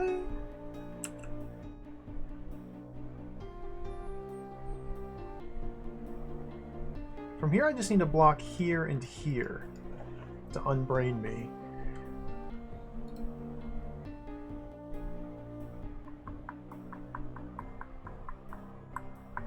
Is the bottom one better? Using the bottom one would force me to block these two. That may shift him up there. Does it? Ugh.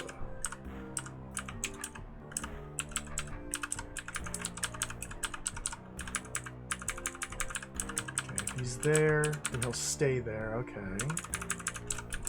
Well, I can't get that one out.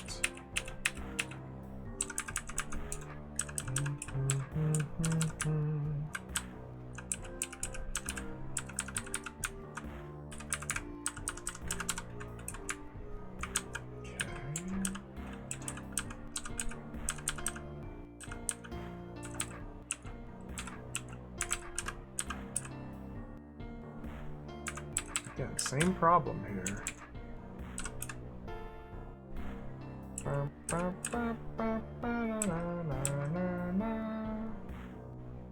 I'm blocking both of these. There's no way to unbrain me here. Oh, what? Okay.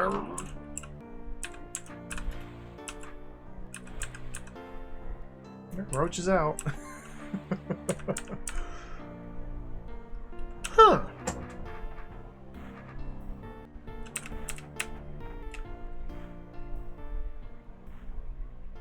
I just gotta find the trick. I'm close to the trick. I haven't found the trick yet.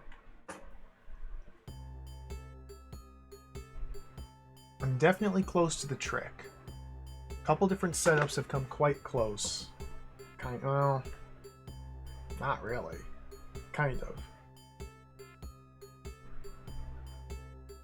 I haven't used these at all.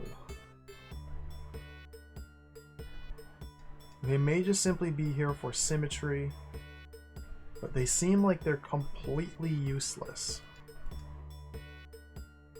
Sending the roach over here and unbraining it can only get get the roach out if Beethro is standing on this horizontal line. Same with that. It seems highly unlikely.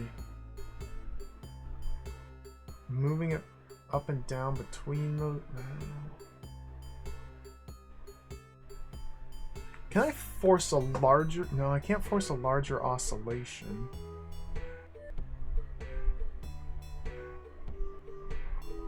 Can I? Is there timing? This is back to how I first started playing with this room.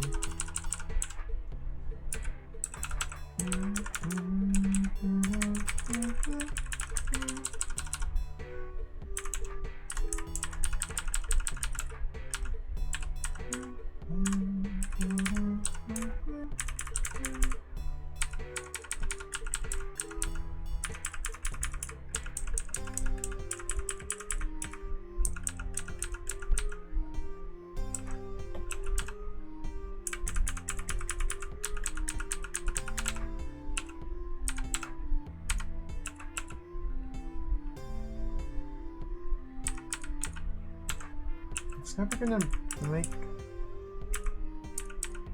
Let's make an unbrain...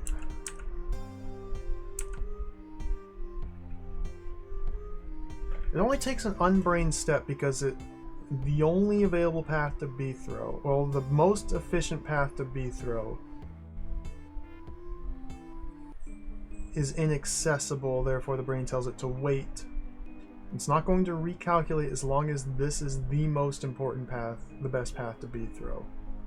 But it only takes one step because then it gets closer to its desired path. So I'm back to the initial plan of trying to wiggle it up and down, then force it to take an unbrained step in the middle of its wiggle. But that doesn't make sense. Because the unbrained step happens when the brain tells it to wait in place because its desired path can't be traversed. And while it's traveling to its desired path, it's never going to tell it to wait.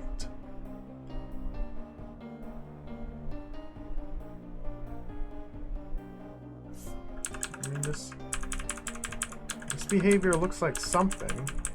It's just dancing with a roach.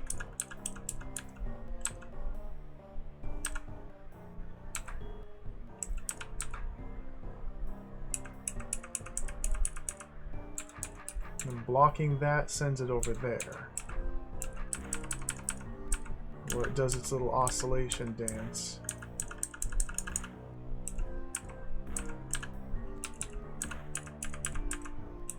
Alright.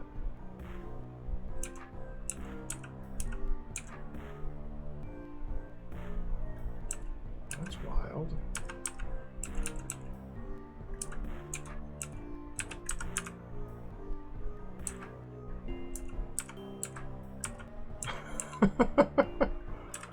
What does this mean? I'm not affecting anything important. Like, again, it's never going to stay in place on the hot tiles. There's no reason for it to. I'm just redirecting it.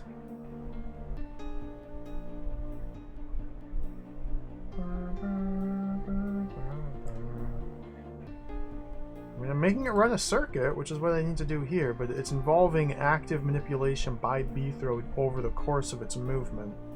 Whereas up here, it has to be automated. Huh! I'm missing something. There's some trick. It's just, there's just some other way to manipulate brained roach, unbrained toggle ability via ortho squares and mirrors that I just don't understand. Maybe doors are involved as well.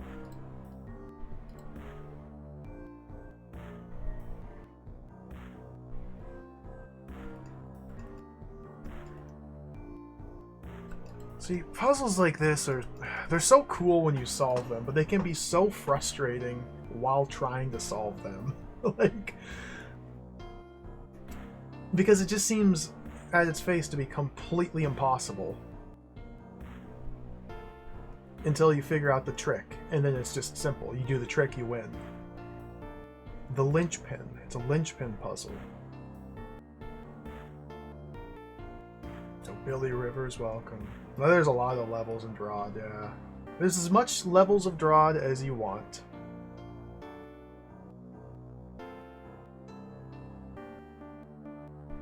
So,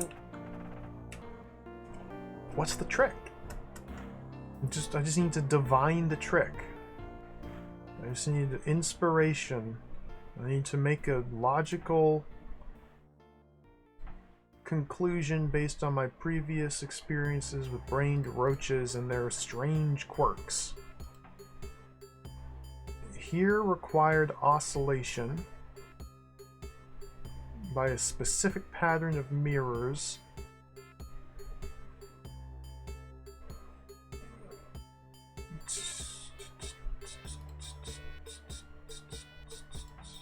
I haven't even looked at this room. This room looks different.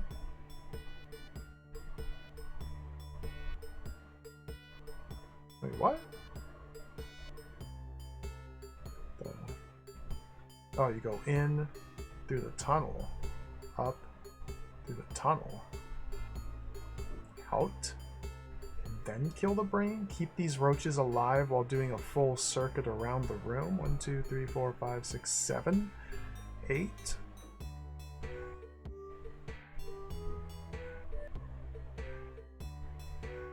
Keep a roach alive while you do a full circuit? I mean, that's enough mirrors.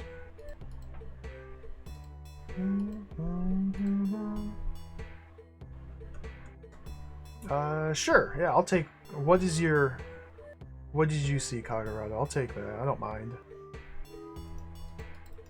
Cause again, I'm just at a loss here. As per usual, I see this room. It seems impossible until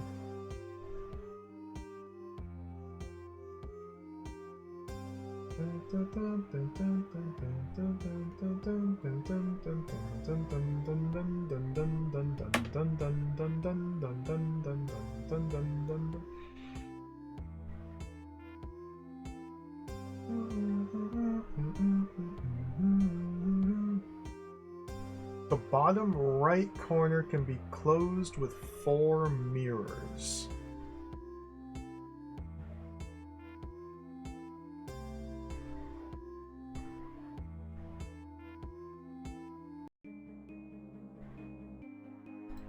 One, 2, 3, 4. Well, this one can be closed with 2.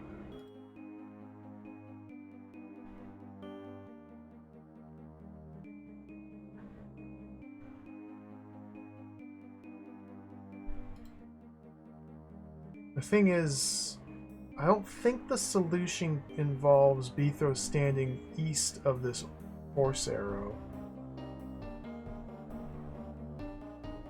That could be something.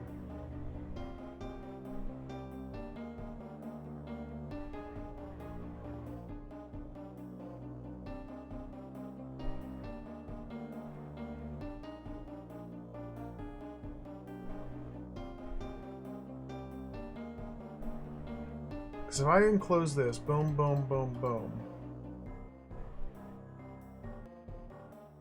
Boom, boom, boom, boom.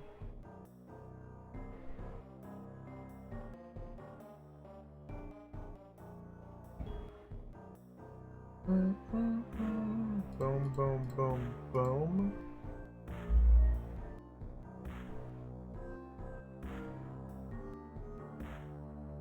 There's a lot of booms.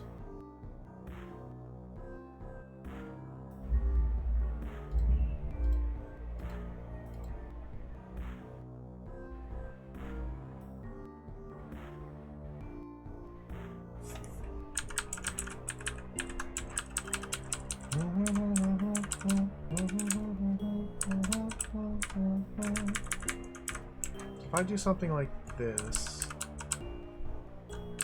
oops. Now this is no longer a brain viable path, period.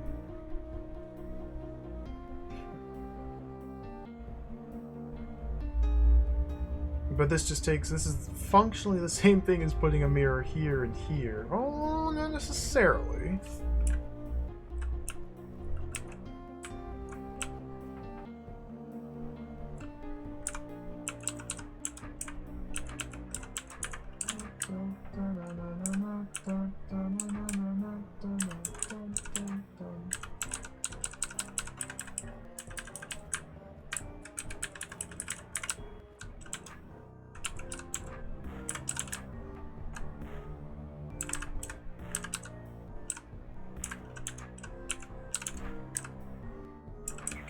one at a time.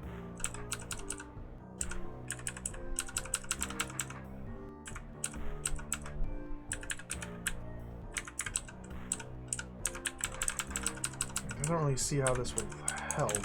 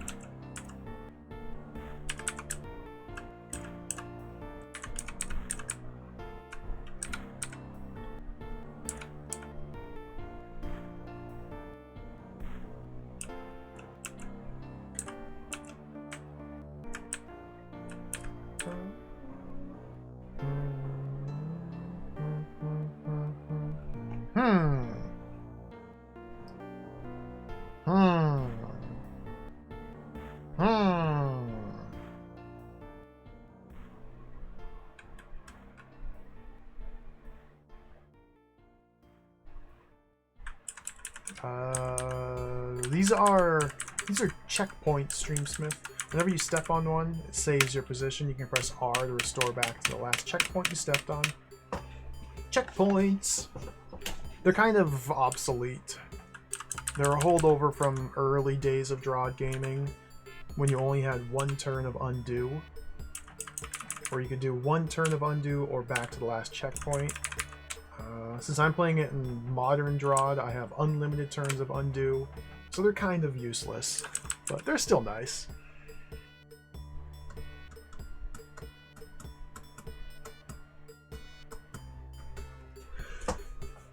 Oof, brain.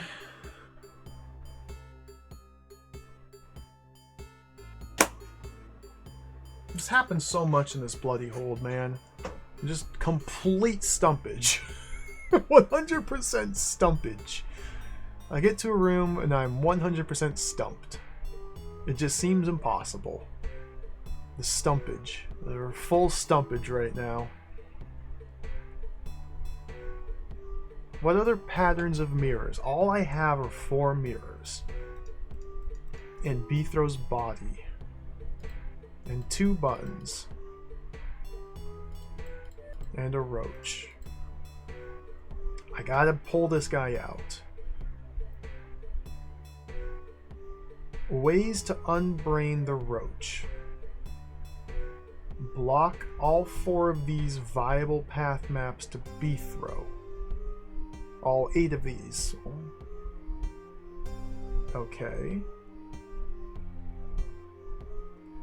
With 4 mirror blocks.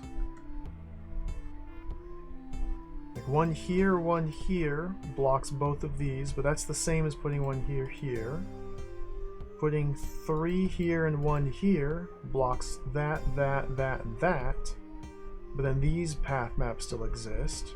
Putting 1 here and 3 here blocks that. Okay, now we're getting something a little bit more juicy. But these 2 still exist. And the brain will always want to send it down these path maps as long as they exist. I cannot block both of these with a single tile, as well as these and these.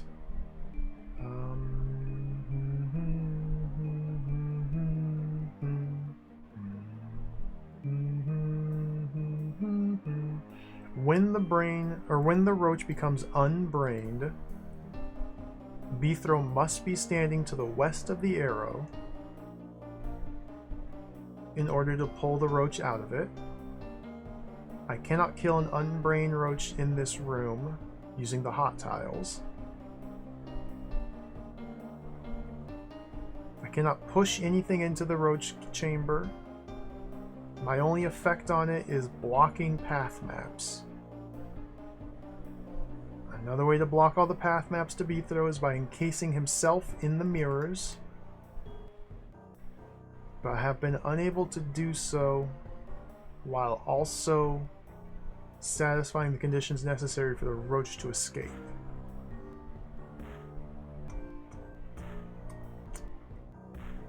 Boop, boop, boop. Boop, boop. Boop, boop, boop, boop, boop, boop. Boop, boop, boop, boop, boop. Okay, the geometry is slightly different between these two exits. That may be relevant. Or these two paths. So standing here allows me to go mirror, mirror, mirror. Can I even do that?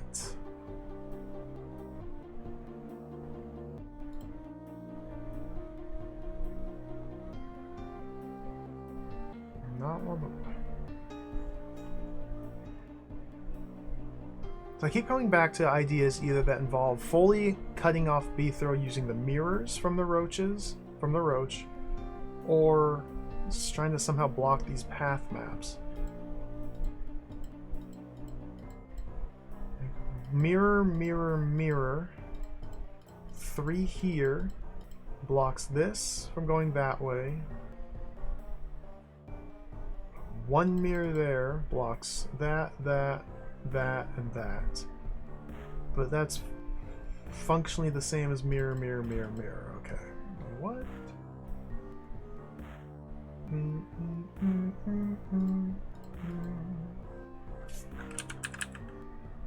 Just to verify, it goes there, that there, and that there. And the only possible way the roach can pathfind to me is out through here. That doesn't help me.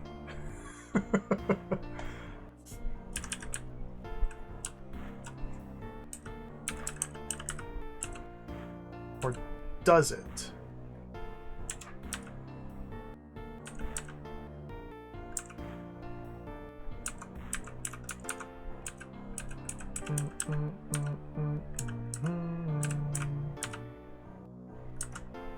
It's oh.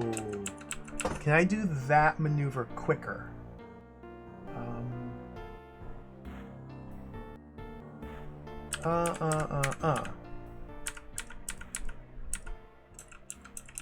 No. Why would that work?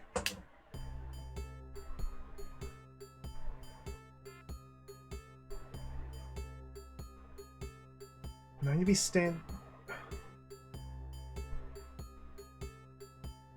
Yeah, there's definitely something else. Another trick I'm not seeing that comes into play here.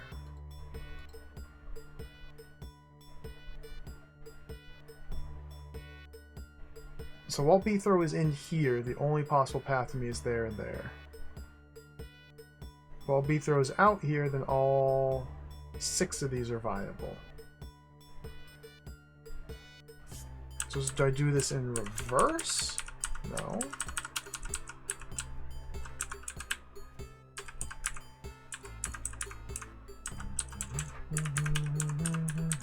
It just sends it up there.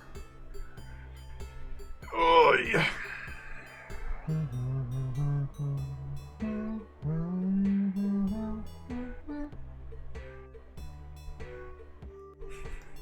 Man. Again. It feels fun being stumped and trying to figure it out for a while. The longer it goes on, though, the worse it feels, because it feels like there's just nothing I can do. But there obviously is a solution.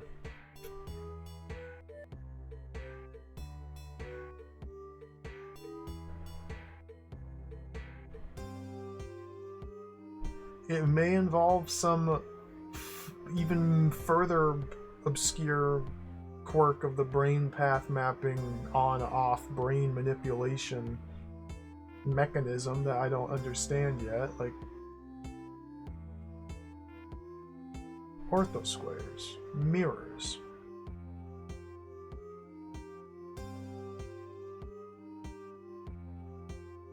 No way to kill the roach in there.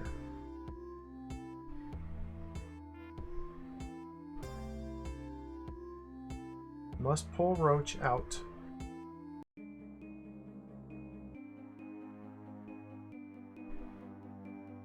And only 4 mirrors.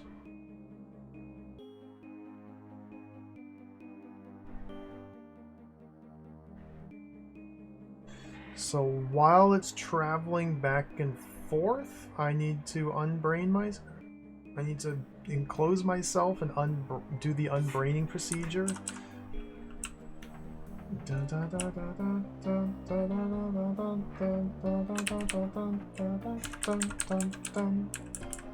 It might just be something like I need to...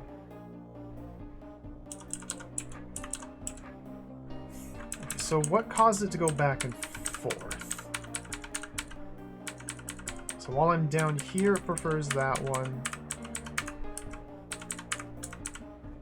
It's crossing this line, so it takes 1, 2, 3, 4 steps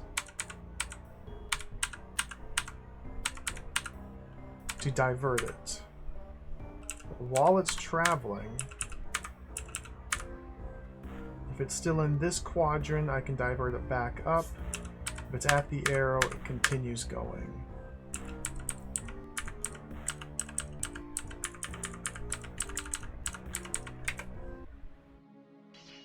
Help!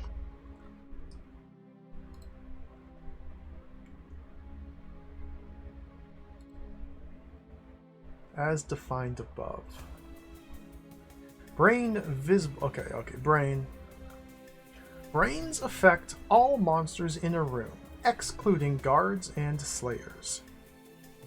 They generate a path map for each monster recursively by calculating the distance from the player in terms of the minimum number of moves it would take to reach him. When calculating this distance, the brain treats as obstacles any room objects that the roach could not step onto. Brain visible obstacles. It does not take into account the location of enemies or other brain invisible obstacles. If a brain cannot find a path from a monster to the player, the monster acts as unbrained. If a brain is within smelling range of the player when invisible, blah blah blah. Brain visible objects include walls, scrolls, bombs, arrows regardless of direction, orbs, serpent bodies, tar stuff, and mirrors. Whether water or pits are brain visible depends on whether a monster can normally traverse them. Brain invisible objects include other monsters, serpent heads, and orthogonal squares. So yeah, the brain will never tell a monster to step into a wall, scroll, bomb, arrow, regardless of direction. So the brain will never tell the roach to step on the arrow.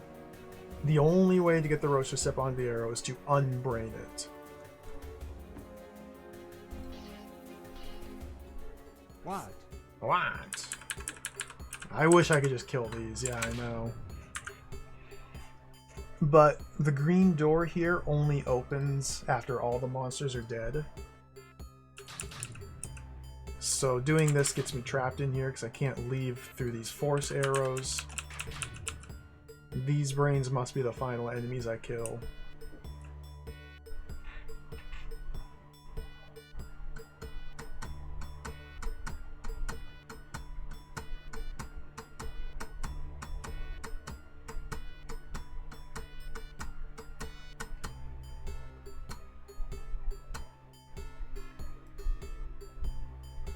Surely the crumbly wall is not part of this. The secret wall.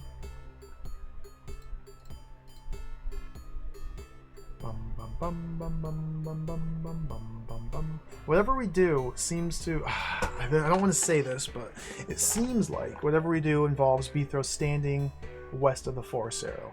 So our geography, available real estate, is quite constrained here. Now we can place mirrors over here if appropriate.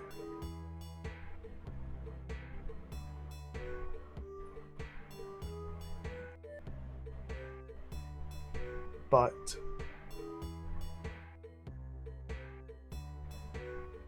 Beathro has to be standing over here.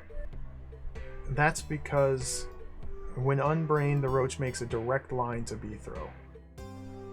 And so that's how we're going to get him out of the force arrow. This is... oh my god. This little bit down here is curious, yeah, but I think it's just design architecture. All of these rooms have these little outside paths, kind of. Like this has a checkpoint in it that's completely inaccessible.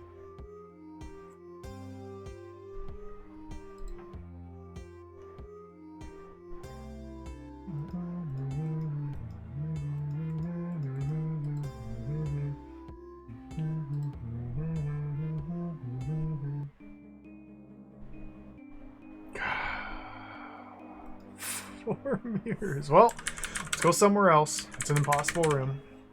We have more rooms to try. That was impossible. I don't have any ideas.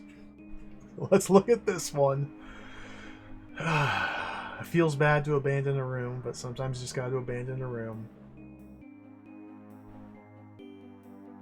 Yeah, this room seems to be an extension of this one.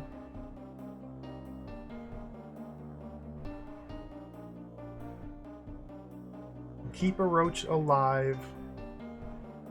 Pull it in here with me to press this button to allow me to pass. Stabbing this brain is the final enemy.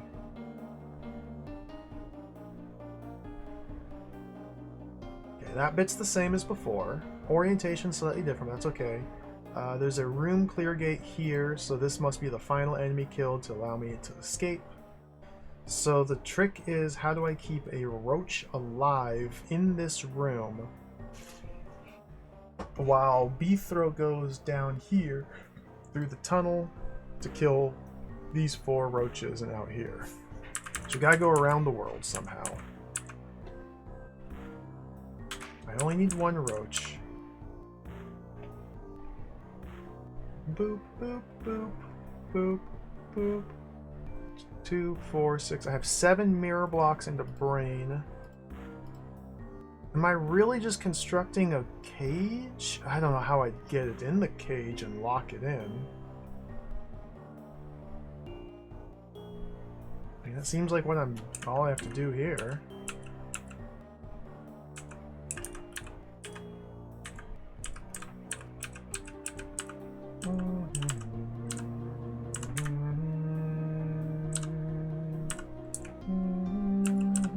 Pushing these all over the place. I don't want to.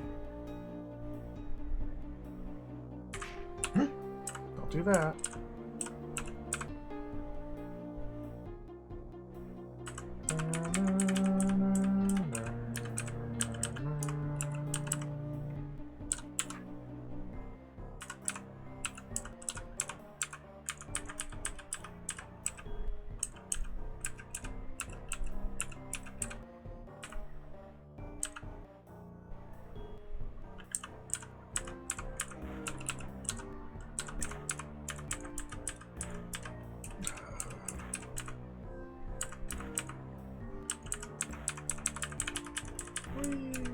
Do a little dance. Roach! I just gotta go out farther this way. Okay. To push that north, I'm gonna have to rotate my sword.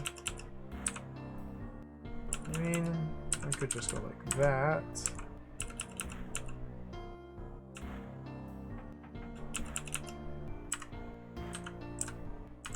There.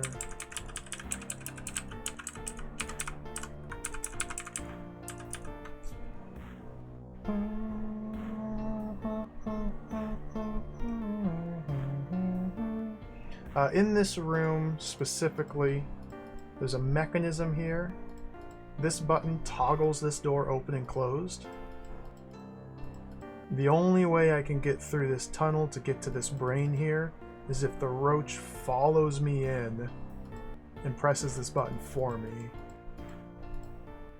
And then Beethro stands on the door when the roach steps off it. The door closes, protecting Beethro from the roach so I can kill the roach, come up here, stab the brain.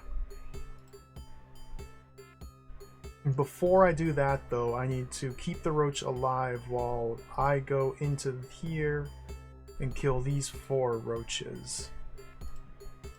So I need to create a spot where the roach can stay alive while B-throw goes around the entire chamber. Well, around 270 degrees of the chamber. It absolutely is complicated. That's why it's so fun, though. That's the fun of the game. All the different elements and ways to complicate the rooms, and then slowly untangling the different pieces.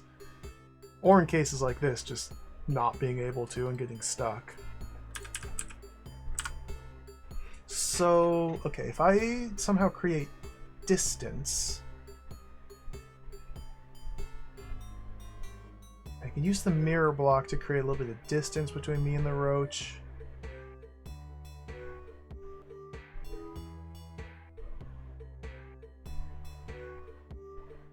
I don't know how this is going to work.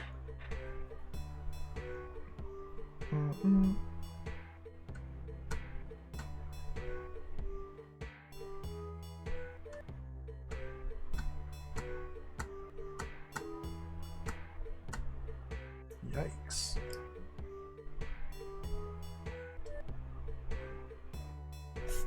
So if I just go right now, the roach follows me. Of course he does.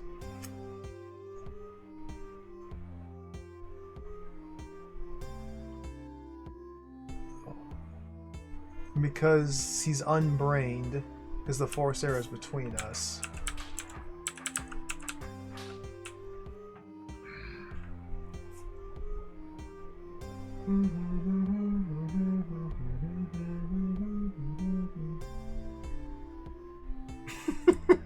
I like this game a lot. I thoroughly enjoy this. I believe I've said it dozens of times. These are my favorite. DROD is one of my favorite games.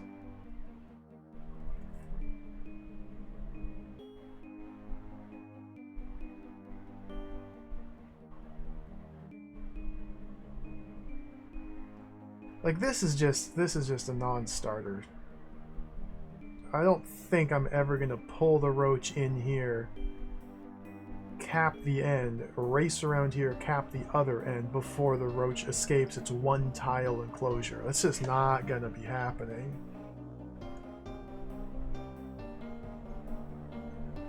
I was able to create an oscillation pattern here,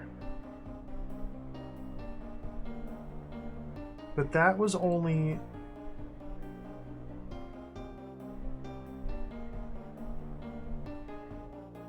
while B throws in a specific quadrant of the room. Here we need full containment. With only 7 mirrors plus a brain, implies that full containment involves a situation like this, with a mirror there, roach there. Do I use oscillation to help me? Maybe.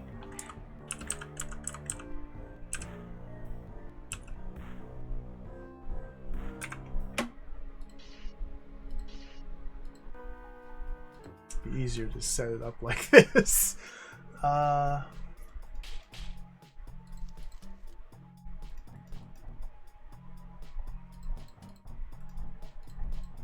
1, 2, 3, 4, 5, 6, 7. I guess like if B throws here,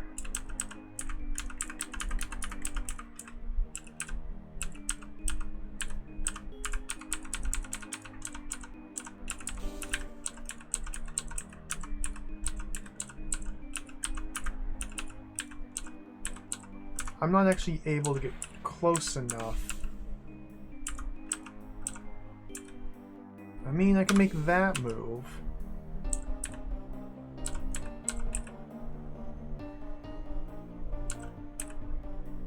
So that would mean we have mirror, mirror, mirror, mirror, mirror, mirror.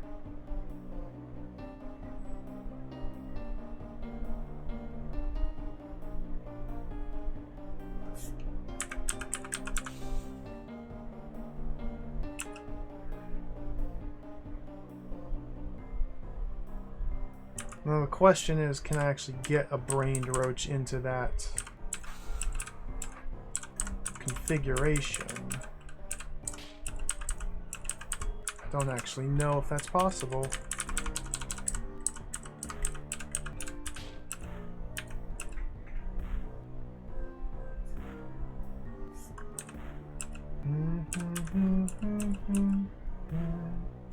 Maybe a different sword orientation.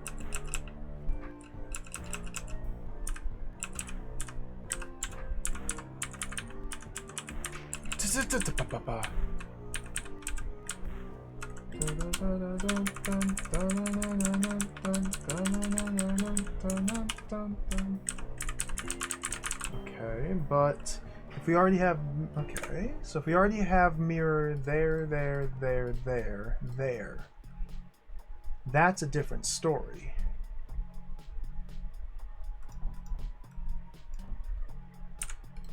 Yeah, if the roach is in there already, sure, it's trivial.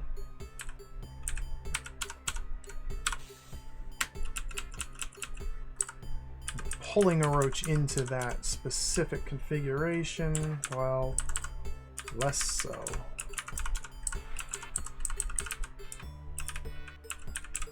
No, he goes in. Okay. Well, there's the answer. I just gotta build that mechanism while being chased by a roach. Leaving this. And then own him. Why does he go in there? That's a very good question. Okay. So the answer is because this is a brained roach. Brains do not consider other brains to be obstacles. They are brain invisible. So right now on this turn, it's telling the roach to kill me. But when I step northwest, the roach is here before it moves. And when it decides to move, it says go northwest to reach... It says to go west. Or yeah, it says to go northwest to reach me? Because Beethro's sword is down here, blocking that direction. So the closest path to Beethro is this way. However, because that is the best path is blocked, it decides to instead move orthogonally to get to that closest path. So it steps north. I guess? It's strange edge cases with the specific pathfinding algorithm used. That's the puzzles that we're dealing with here.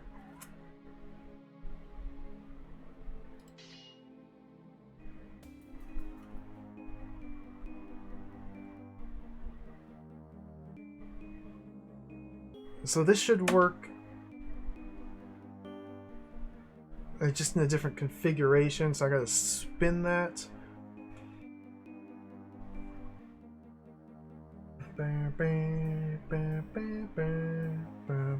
So this mirror needs to go here.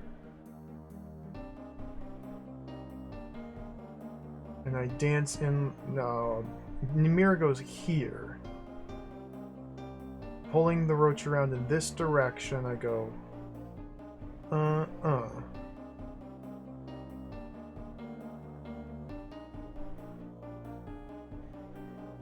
This doesn't work because southeast sword would kill the... No, I need northeast sword. Northeast sword, that's right, to block that tile when I step there. Northeast sword. Oops. I lost my tile of distance.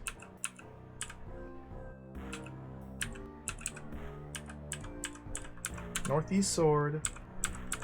I gotta push that mirror block to the north side of the brain.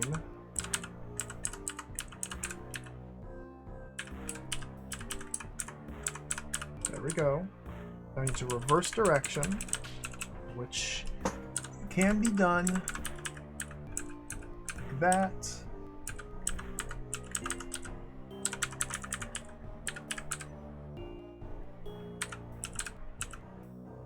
It doesn't work in this orientation because it prefers to move north around the obstacle instead of south. It prefers north over south when both are equal. More quirks. Quirks. Quark. Ferengi. Ferengi science. When both north or south are equally viable, it prefers north. Right? I mean, wouldn't south put it closer to me?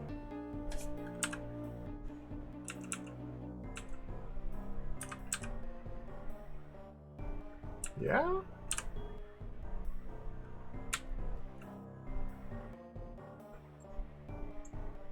Okay, how did I have this here? Let's just copy. Like that. Like going up from the brain, then out.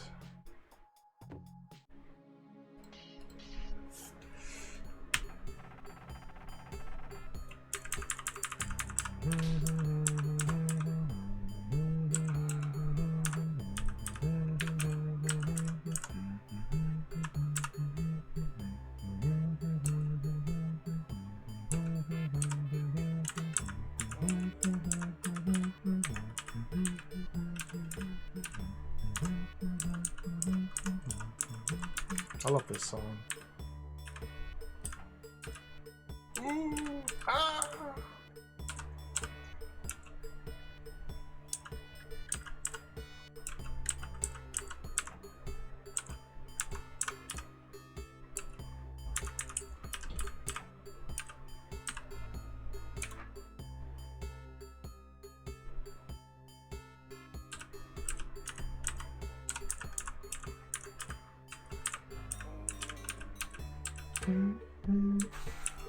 I don't want this. I don't like this sword orientation.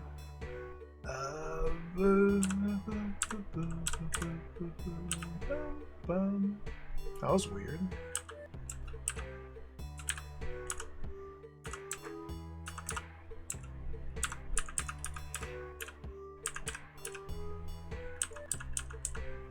Don't like this sword orientation. There we go.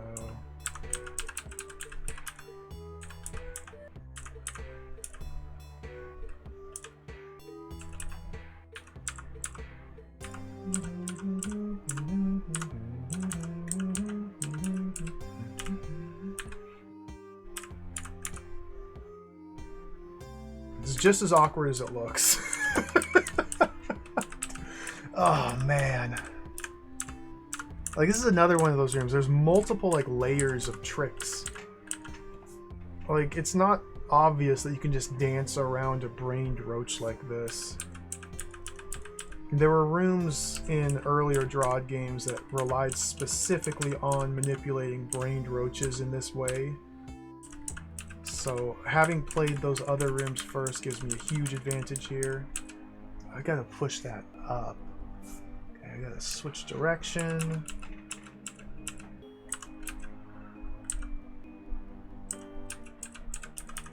Doing the roach dance. Okay.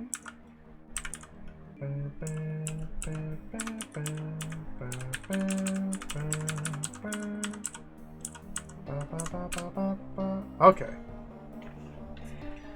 So that's that. And now I need to get my southwest sword. Southeast sword, even. So I gotta create distance. Get one turn. Create distance. One rotation.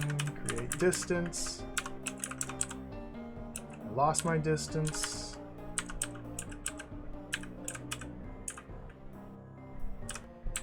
One turn. Okay, that's correct sword orientation. Now we just go in. Alright, get wrecked. Noob. Wait for the correct parity. Alright. Owned. And that's how you do it. That's a pretty cool little room. You know, that's pretty fun.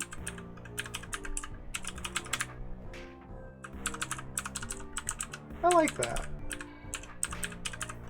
Okay. I can't believe that that's it. All right. And now we can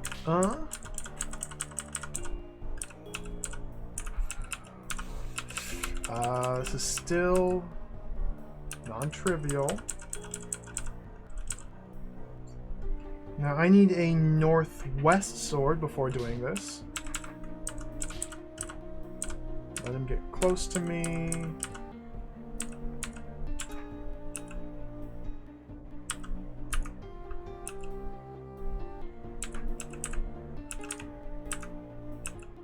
Oh dear.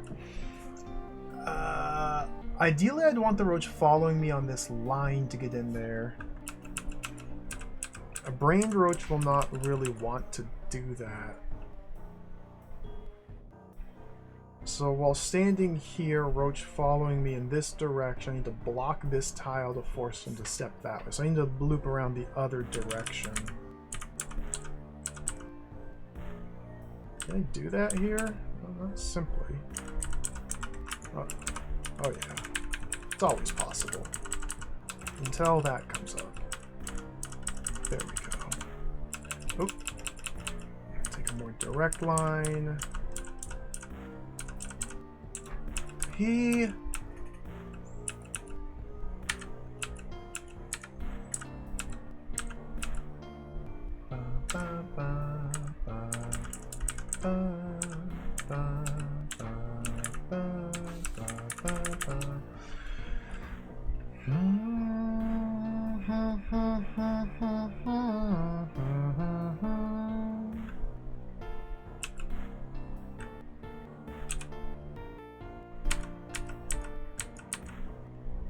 Look at that. I found another oscillation dance. Why do you do that, Roach?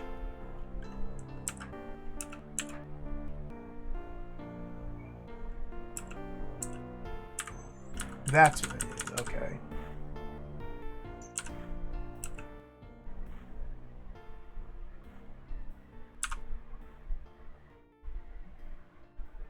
What?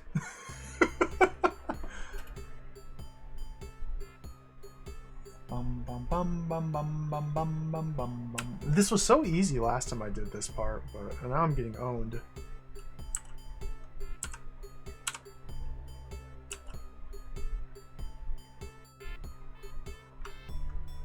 I need to block this with a mirror. So that way when I step here, the roach goes east. That's the only way to survive that. Yeah. More fiddly manipulation. Okay, that's fine.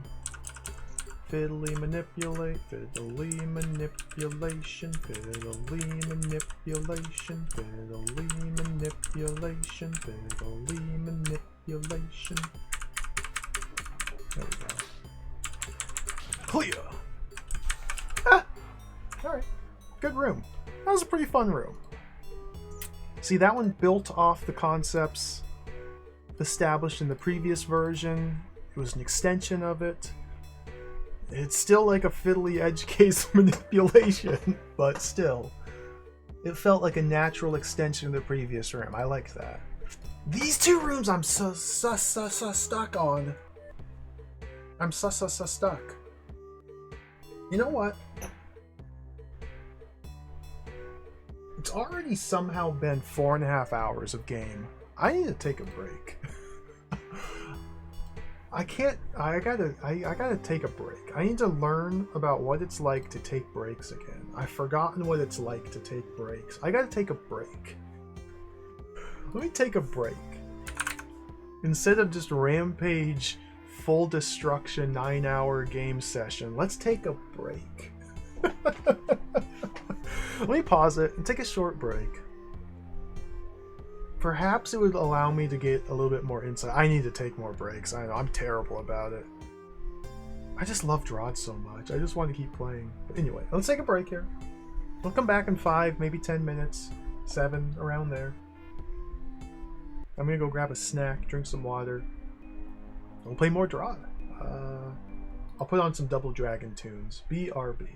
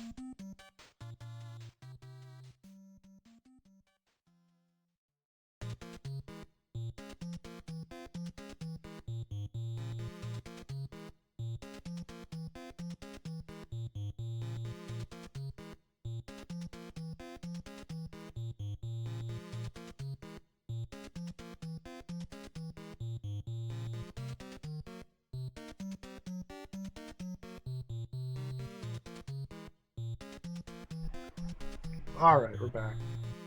This song sucks. Let's play some more DROD. Let's play some more DROD. How do I do this again? What buttons do I press? I gotta press these to start the timer. Let's play some more DROD. Unmute.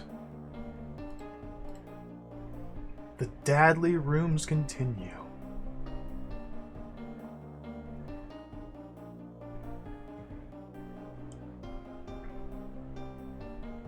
And there's still one chunk of this area I haven't been to yet. This area here revolves around guard manipulation. That'll be interesting, because I'm not very familiar with guards. It's been a while. They're not stalwarts. They're guards. And then this one will be really fun. We have to program routines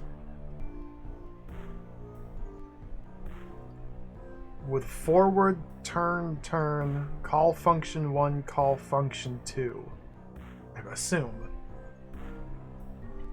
We can program function 1 here, and we can call function 2 within function 1.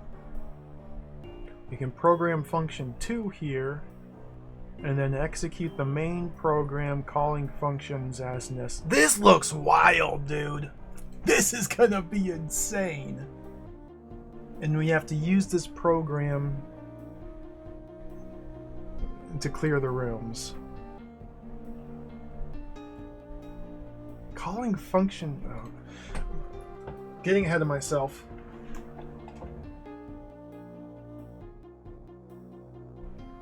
Oh, thank you for watching, Shiba. Good to have you here. I'm happy you enjoy. Yeah, this game is really fun.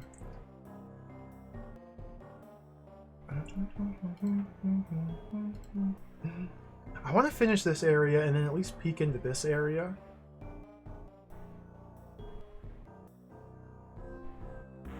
I'm trying to remember the last game I played. I've definitely played like adventure games with structures similar to this. I don't remember what the last one I played was. It's been a while.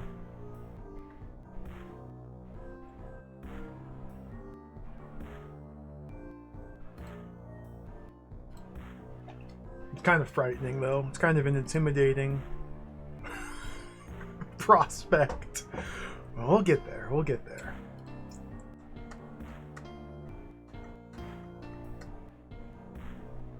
Okay, so 2 rooms left in the pool.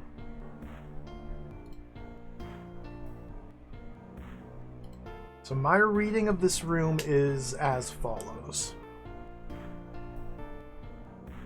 There's a single roach here, a chamber of roaches here, a single brain here. Those are all the enemies that must be defeated. This door never opens. Why they even put it here, I cannot say, but this door never opens. I'm clicking on it furiously. Nothing is tied to it. This door opens by putting a mimic up here. That's the only thing that can go there. These 4 doors open.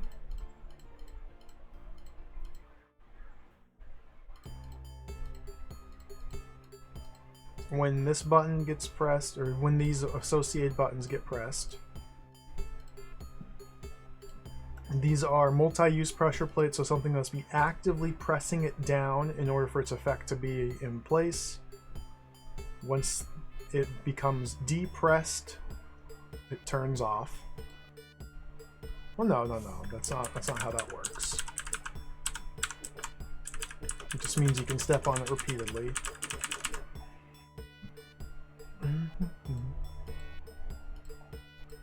And this other end of the chamber opens when I put the mimic here. I grab the potion here, closing these doors. I set the mimic here, opening these doors. We are executing 2 toggle commands on the same turn. Therefore, these doors open and close. Why is it set up like that? I'm not sure. And then I must stay in place here Because as soon as the mimic steps off in any direction, these doors toggle shut. While this is weighed down, they stay open. Once this is no longer weighed down, they close. So while standing here, while standing in place, I need to have these buttons get pressed repeatedly. 4 times per roach. Effectively an infinite cycle of these buttons getting pressed.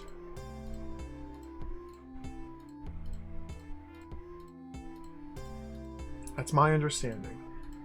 And that's what this roach here is for. Toggling this orb releases this roach, luring the roach into here, and using the mirror blocks effectively to somehow create an infinite loop of roach movement that is effective and consistent, while Bithro is motionless here.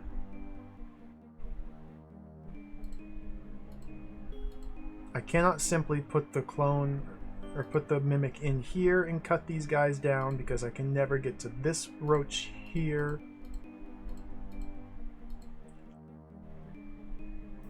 Got food stuck in my teeth. I can never get to this roach here. Or I can get to this roach and not get to these. Without pressing this button, the only way to press this button is with the mimic. So in some manner it is possible to, using 20 mirrors, at most 20, in this configuration of nonsense, construct a mechanism that will force this roach to just run circles eternally.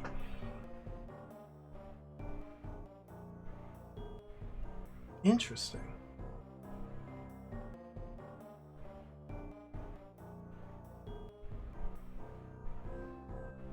So I guess the idea is to take a picture of it, open up Paint, paste that picture, and hop over to the level editor and see what sort of magic we can make happen.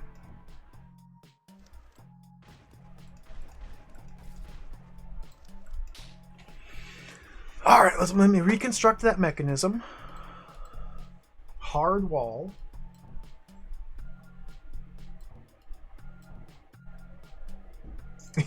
Yeah, I get the idea. I have no idea how to do this. I didn't even know this sort of thing was possible.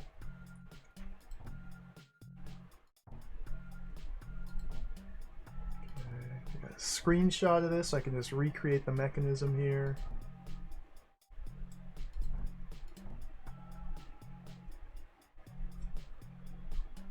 And then there's the outer rim. Not like that.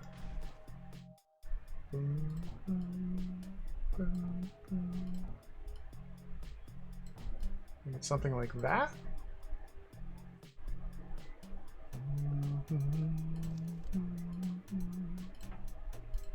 Just for consistency.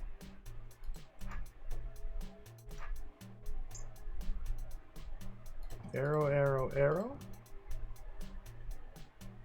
Arrow, arrow, arrow. Arrow, arrow, arrow.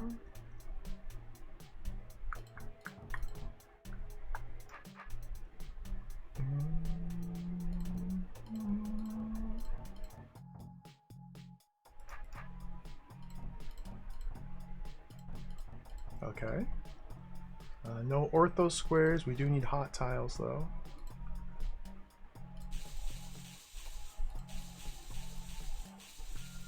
Like that.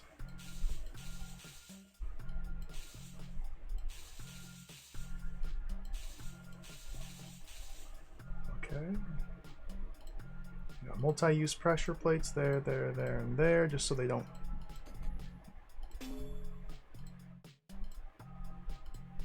Just so they don't glow colors, we'll just do that, whatever, doesn't matter what they're hooked up to. Slap a brain in there.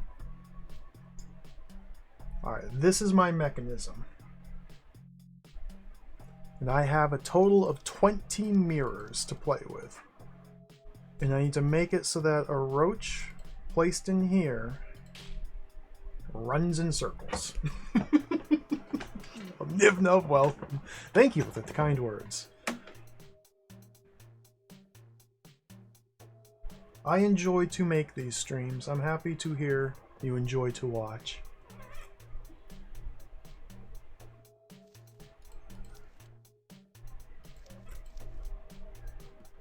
So, like, how? How? That's the question. How? If we fully plug... Whoa, don't do that. If we fully plug, then the roach is unbrained. So it cannot be that.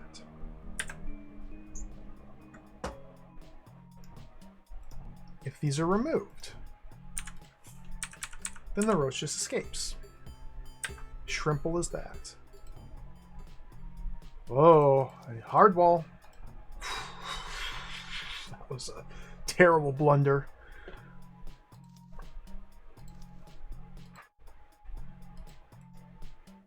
Oh, remember the giant death balls? Look at that. Death balls. Death balls. Giant spiked balls of death. Okay, delete. We haven't seen them in the hold proper yet. They're holding them off. They're holding them back until probably the finale. I cannot believe they added this element in their custom tile set, but they haven't used it in any of the screens yet. They have a giant death ball. They just haven't... They've just been... Spoilers. Sorry. Spoilers.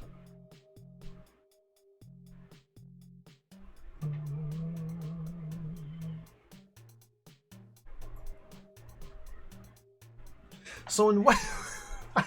in what realm of dimension reality will this ever function? So we know brains are invisible to brain path mapping. Like, it seems to me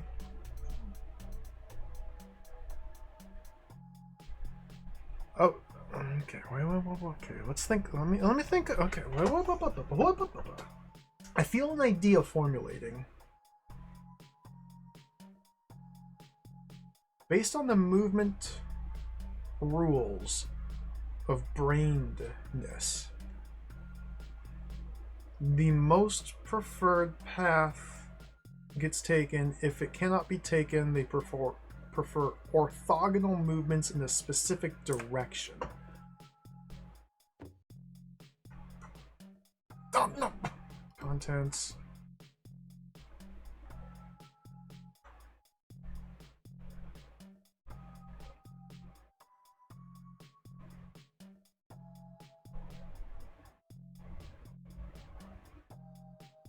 Okay.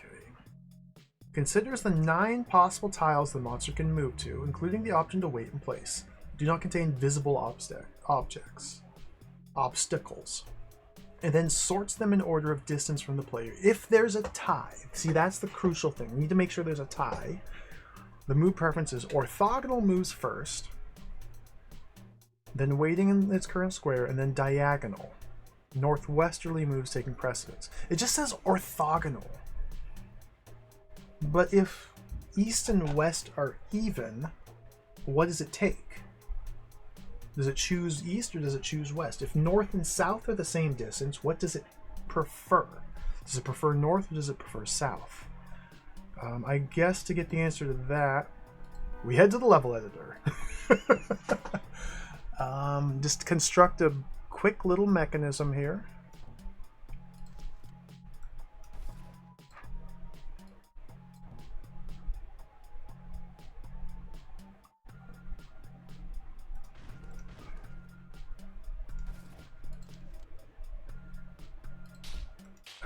Brained roach.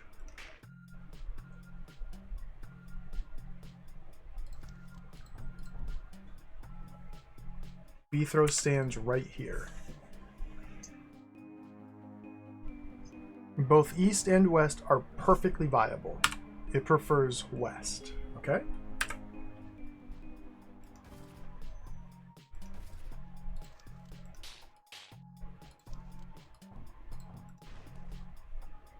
North's different sword orientation.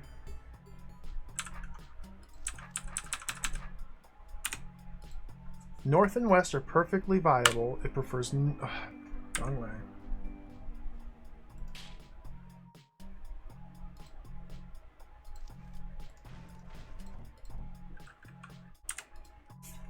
It prefers north.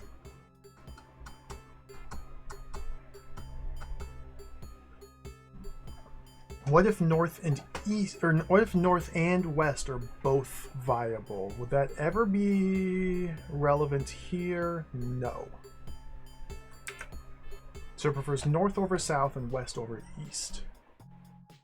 So therefore here, with two equally viable brain path maps to B throw, we prefer north. Get rid of these. Oh, I feel like these ones have to be in place. This is its circuit. There's just something else. And then once it lands here, it needs to decide to go here instead of... Like this just...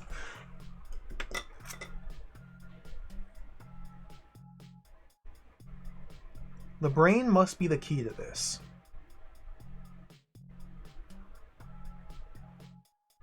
If it's standing here...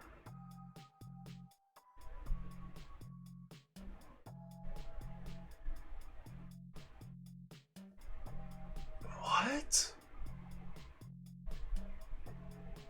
How do I get it to go like that?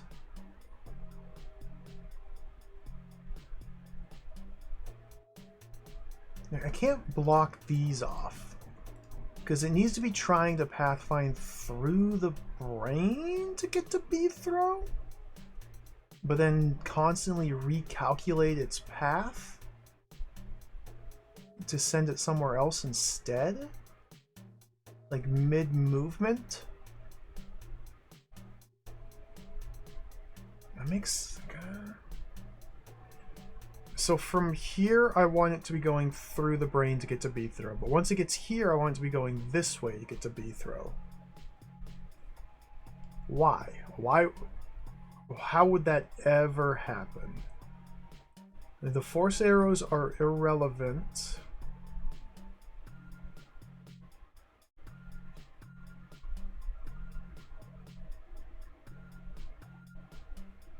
The force arrows are functionally the same as walls in this instance, as far as I can read, as far as I can tell. Because we don't have the same problem as, well, unbrained. Okay, if the roach lands here, decides to try to get to B throw through there, but can't. B throw is located relative to the roach up here. So then it stays in place. No. I can't rely on it running into here, then unbrained stepping onto a force arrow. So these... I can in 3 of the 4 directions, but not the 4th. I mean, I plug that?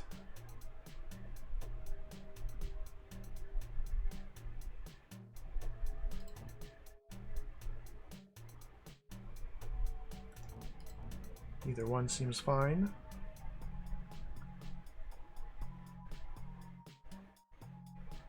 But why would the roach from here not just simply turn around and go up here?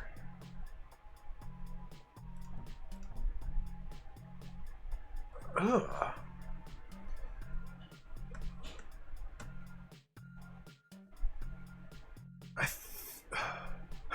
This is so weird. I think the idea is it must, from each button, try and calculate a path out. But while it's traveling to that path, it finds a shorter one? That's not how brains work. The buttons have no effect on the mechanism. This is so confusing. Like, I don't even know how to approach this. Just start dropping tiles? I mean, I can't fully block these in. And I think it's important to have 4 separate routes out of here.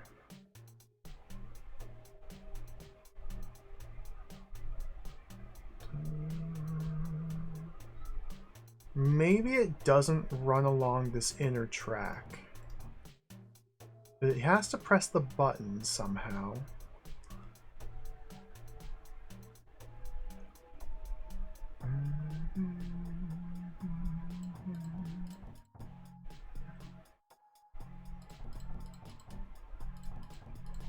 I don't think this is anything.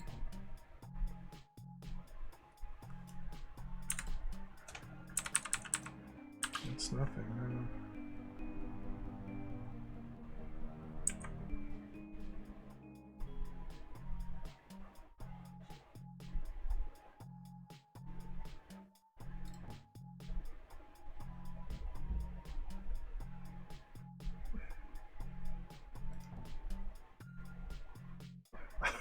I don't. And these are my only tools: 20 mirrors and a roach and this mechanism. Because B-throw is occupied standing on a button. His mimic is occupied standing on a button. These are my tools. I don't think I'm overlooking any tools. 20.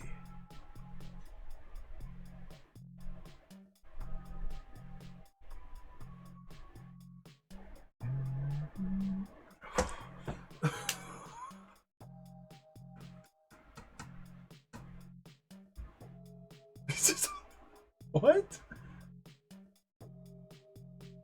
What?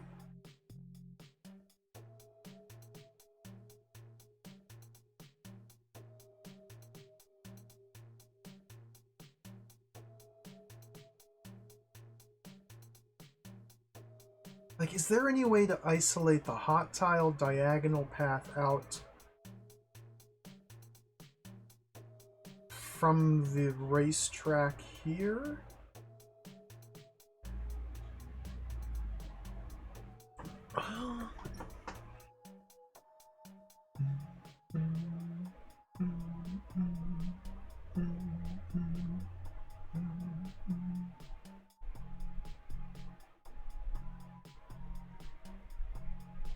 Like, I feel like it needs to look at that path, then change its mind to look at that path, and to look at that path, and then change its mind to look at like that path.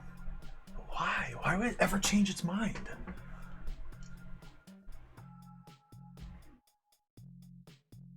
Unless I'm fundamentally misunderstanding the purpose of this mechanism. But roaches don't push mirror blocks. Again, these buttons need to be pressed and unpressed like over a dozen times. And if it's going to press these all 4 buttons a dozen times each, then whatever mechanism does so is effectively infinite.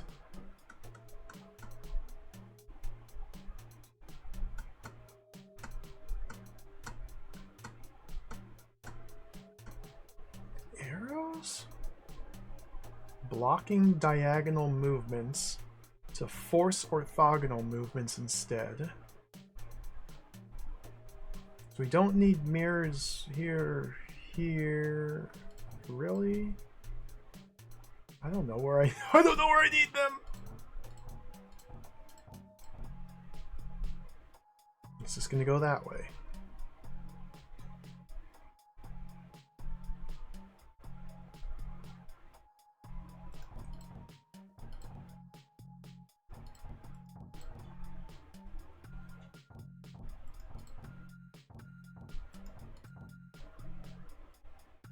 I feel like whatever design will be symmetrical across both axes.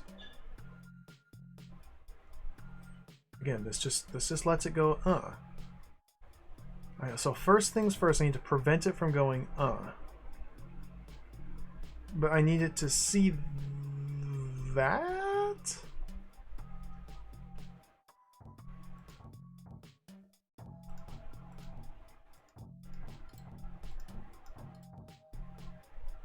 Now it just goes that way.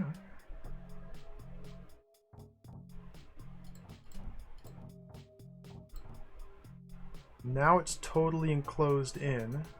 It's like...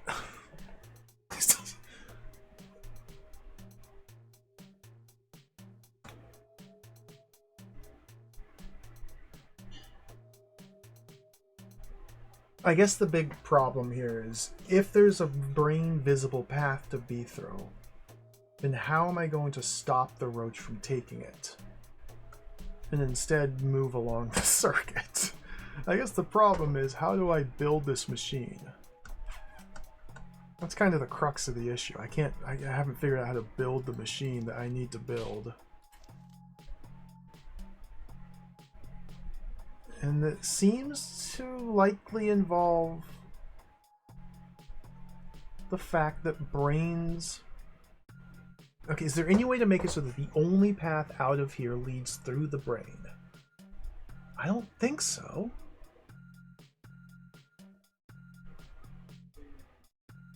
Because this circuit here will necessarily travel through that path that's out from the center.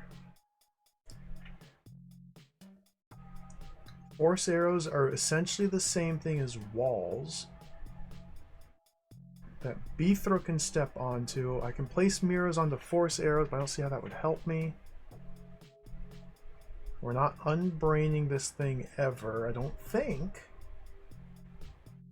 Unless getting one unbrained step at each quadrant is the key. But again, B-throw is positioned northwest of it, so that unbrained step will always be north or west, which doesn't really work well with the setup here.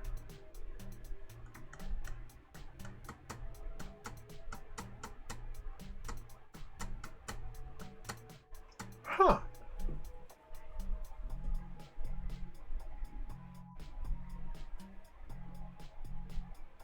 This is the only brain in the room. I can't kill this and replace it with something else. Not that that would really help, I don't think.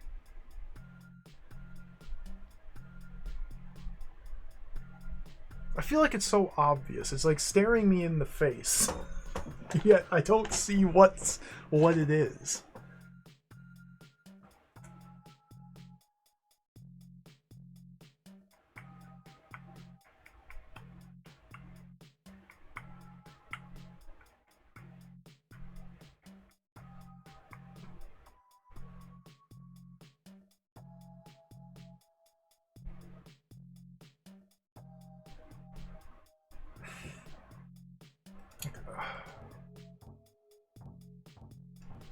Huh. Is there any way I can conceive of disregarding the mechanism of creating...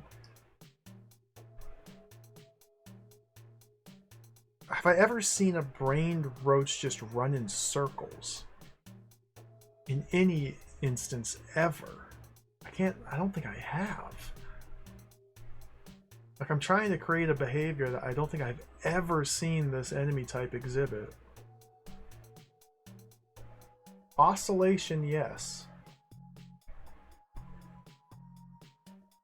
Can I take oscillation and extend it? No, because oscillation is just one single unbrained step and then rebraining, then a single unbrained step and rebraining. It's going to take one unbrained step. Oh, that moves it away from its brain path. Then it will always take that brain step back towards its path again. It doesn't necessarily have to be circles, but the goal is to press each of these 4 buttons repeatedly, over a dozen times each. while Bethro is standing elsewhere.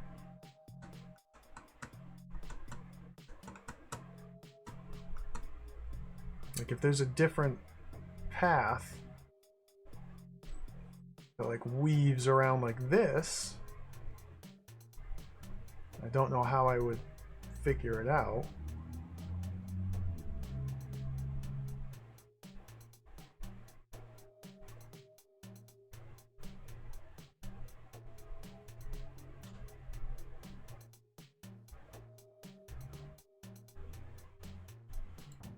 What if hot tiles are no-no? We don't ever want the roach to step on these hot tiles. Well, then it can't see its path through the brain.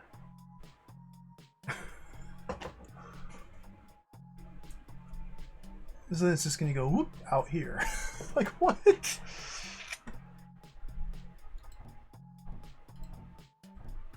How very mysterious.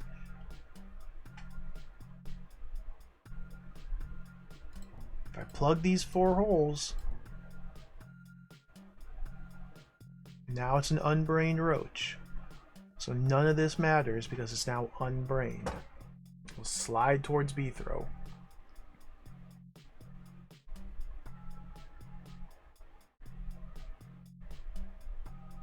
Yeah, Bethro must be stationary while the buttons are being pressed. So even if I set up oscillation on one of them, how would I then move the roach to another, to another, to another without moving?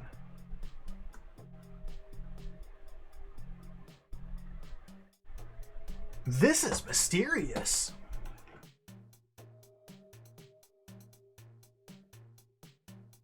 I feel like I'm trying to accomplish an impossible task.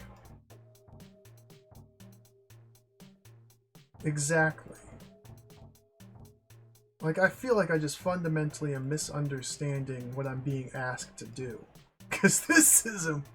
But why would they create this convoluted mechanism? Let's go back to the room. Let's read it again.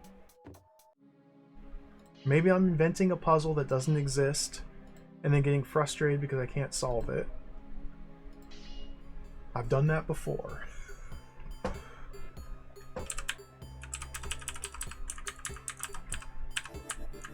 Okay, so the door, why does this door close and then open? Does that have any significance?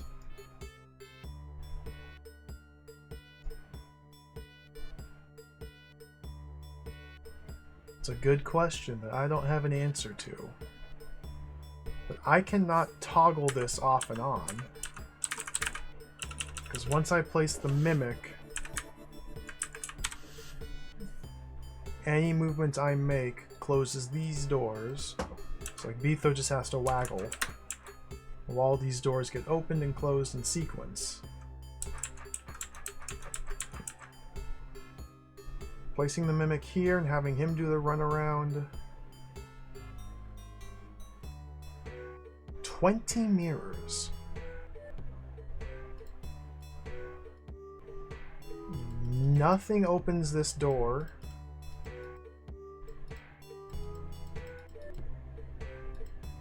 The only thing that opens these doors is this plate being held down.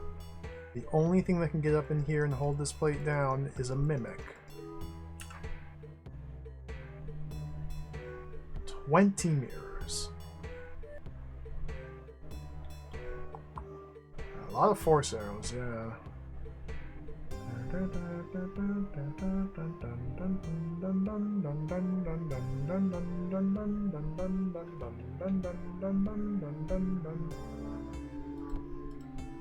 Orb simply does that.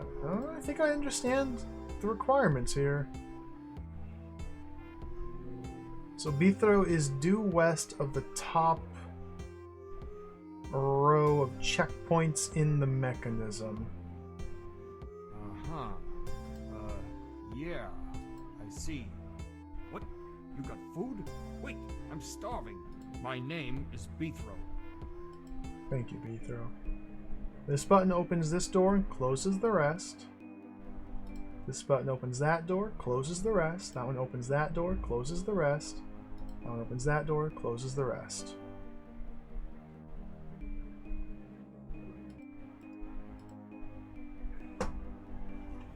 Like a filter system, whereby we can only filter one roach through at a time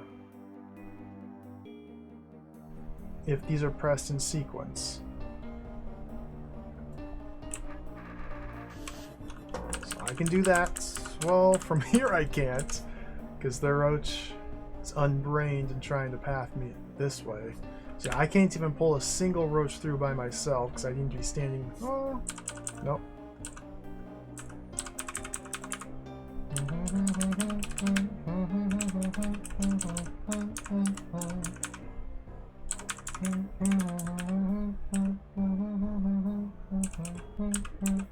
Yeah, I can't just place the decoy or the mimic in here and cut them all down, because doing so would prevent me from ever getting this guy out.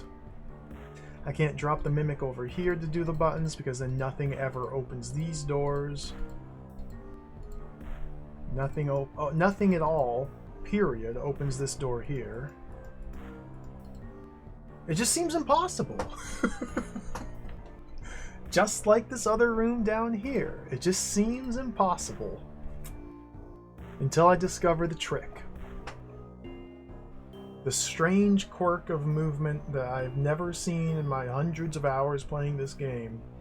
That I need to intimately understand how it works and exploit it to construct a perpetual motion device. Some theoretical behavior that may or may not exist, I need to harness and utilize.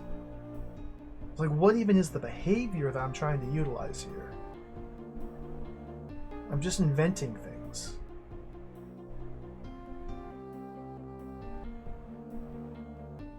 The central brain... I can't unbrain it, because then it will just track me.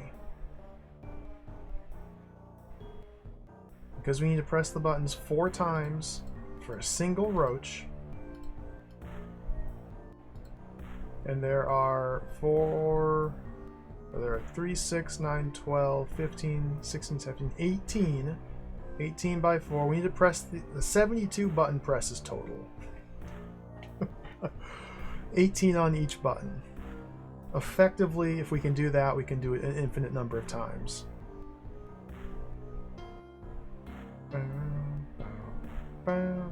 It's my understanding.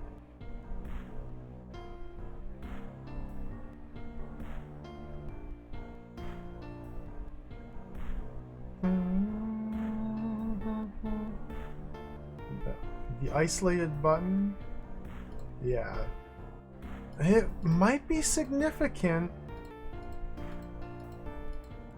These yellow doors around B throw. I don't understand the reason of these yellow doors around B throw. Yeah, this button up here is the only thing that opens these, or toggles them. And then if I move the mimic off the button, they close. But this mechanism here seems to me, well, I don't know actually, how the different elements resolve. B throws steps here to drink the potion, closing these doors. Why?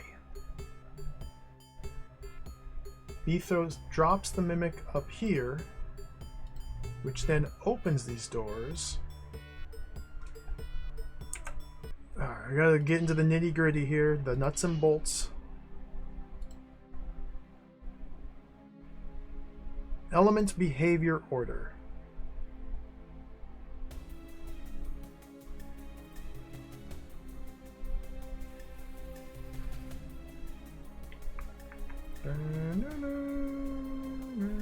Pressure plates that were depressed but no longer have weight pop up. So pressing a pressure plate, weighing down a pressure plate happens instantly, but depressing a pressure plate happens after monsters move.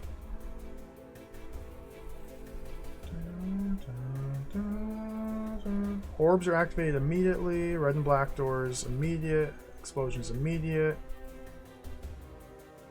Double placement is its own self-contained turn that happens after everything here. Once placed, the new mimic slash decoy slash clone immediately interacts with the room. Double placement is its own self-contained turn that happens after everything here.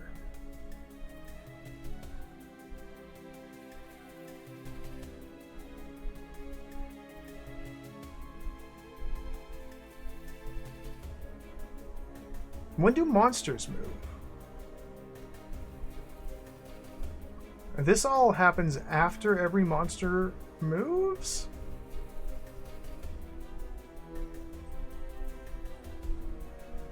Just about everything else happens during the movement of whatever monster is currently being looked at.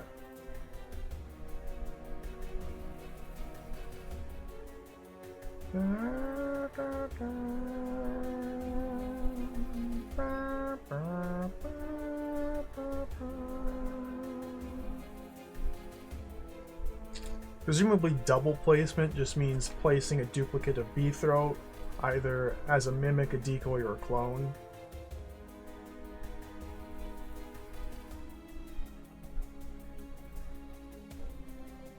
So does that mean that drinking the mimic potion and placing a mimic, the mimic appears in the room after the monsters move?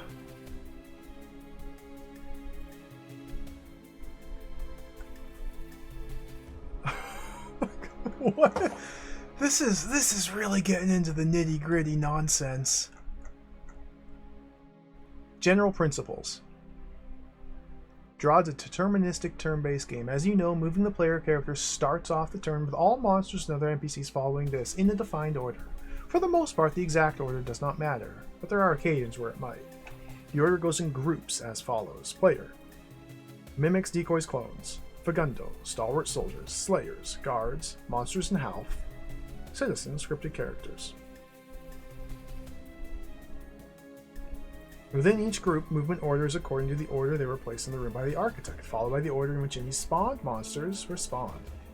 In the case of mimics, they move in the order they were placed.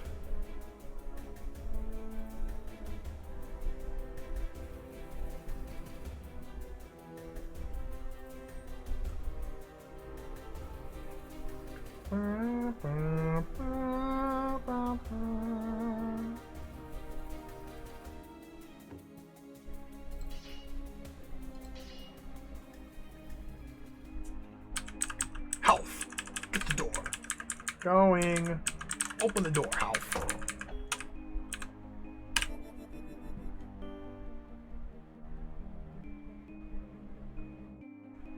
So the doors are closed right now.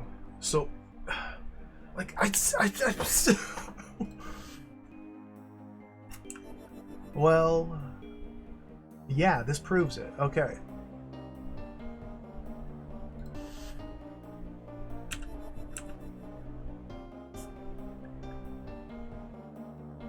The mimic gets placed into the room after the monsters have taken their turn.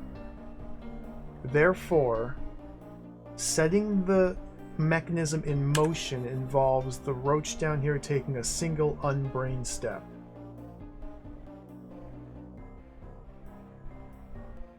Okay, that's the activation mechanism. This is the activation mechanism of this. By stepping here and closing these doors,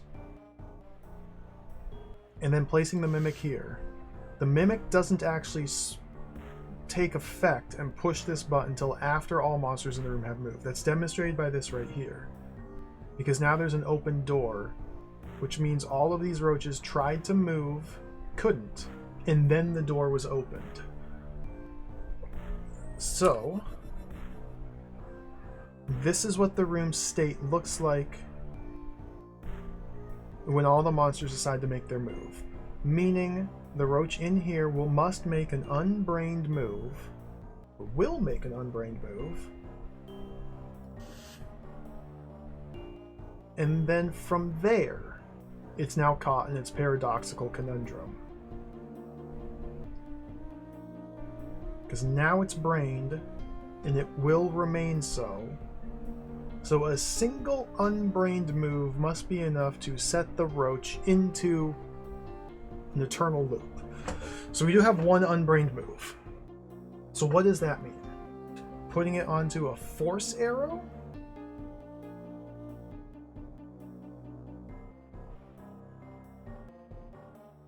I mean, we have to start it from a very specific direction. That unbrained move, if the roach is up here, could be southwest. It will never be south unless the roach is here. Then we'll go south. That's pointless. It can be north if the roach is on this wall. Seems pointless.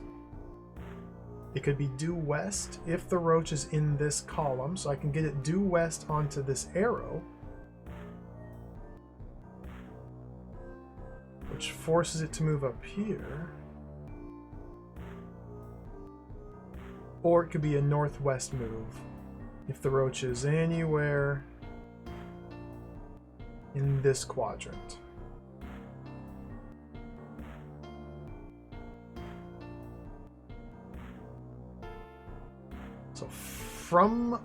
So I think we're trying to get it to move onto a force arrow to start the mechanism.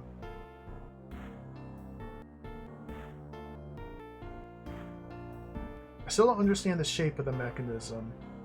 But I guess some pieces are starting to come into focus.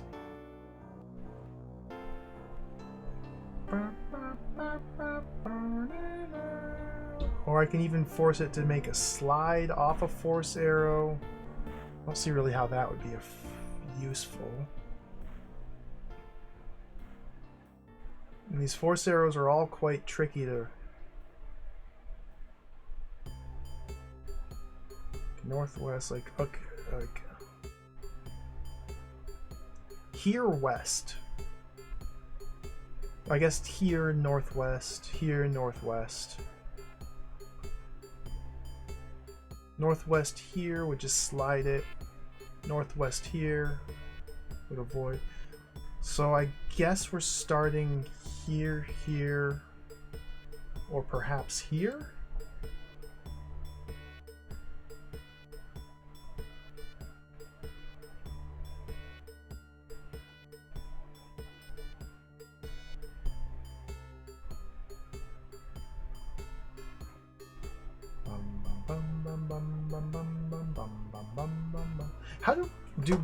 How do brained roaches behave on force arrows?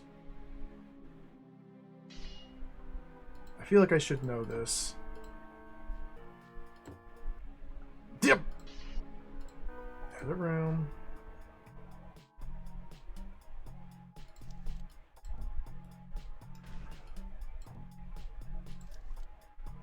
There's a roach. It's on a force arrow that could easily step off. It's brained. B throws here. It follows the brained path map. Okay. So while standing on a force arrow, it's still brained. But if the roach were there, now it's unbrained.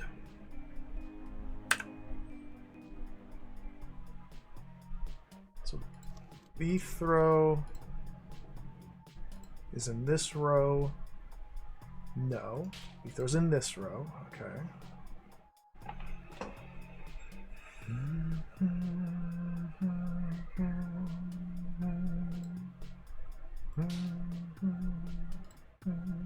Whoops. Single turn of unbrained movement. And then from here it's brained. Like, how is this gonna... Like, I still don't understand. What I'm trying to do. I understand what I'm trying to do. I still don't understand how in the world this is ever going to work.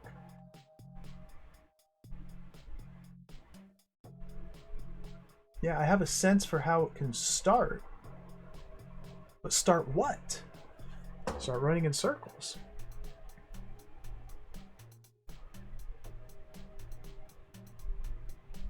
So the roach steps here.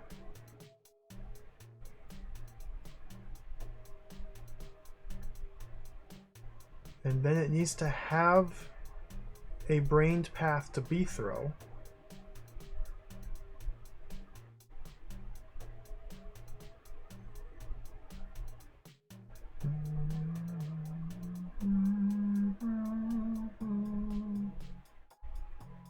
Which is just like this way.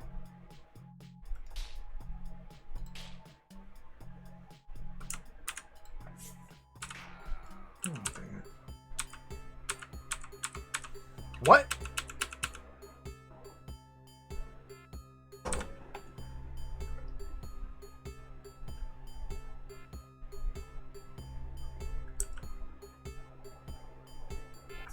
No, it wants to take the most direct route to B throw.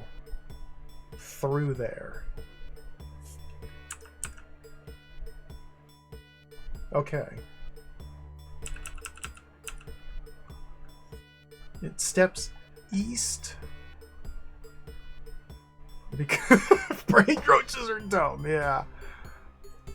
I'd say unintuitive. A little dumb. So it steps east.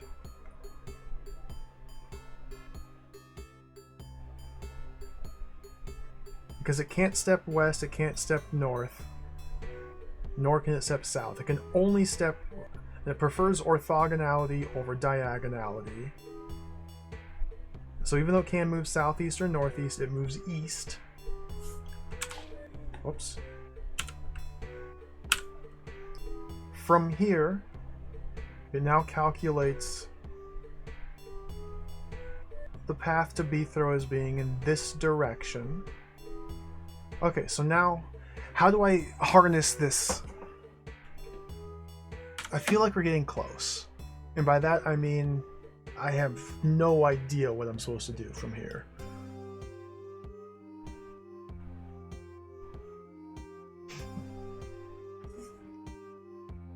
At this point, again, we no longer have the luxury of ever moving B throw.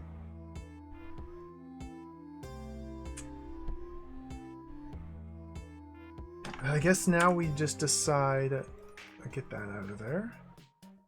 That was a clone, not a B throw. I can put the clone here just as a reminder this is the correct column. So I guess now we just decide via trial and error. Or just kind of observe. What? Well...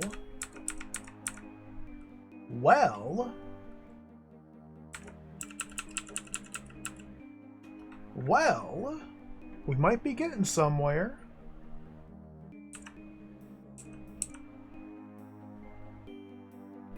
Because it's still trying to get out here.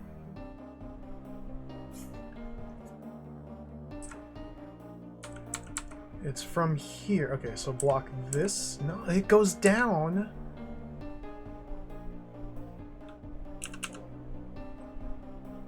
Because southwest puts it closer to B throw than north.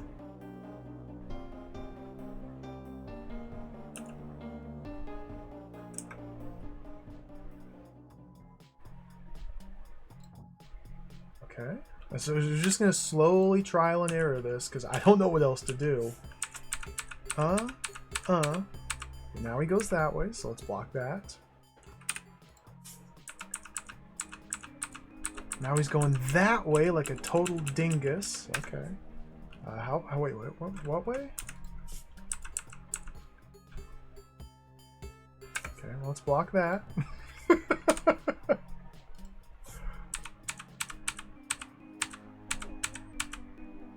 Okay. Block that. Okay. Let's block that. I can do this all day. I got 20 of these mirrors. Okay. Block that.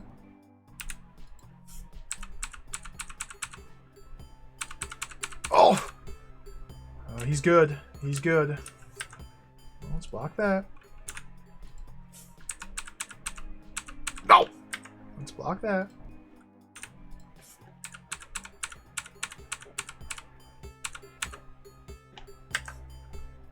Block that.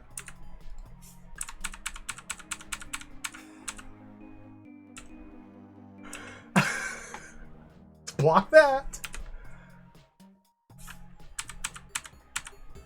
Look at that, man.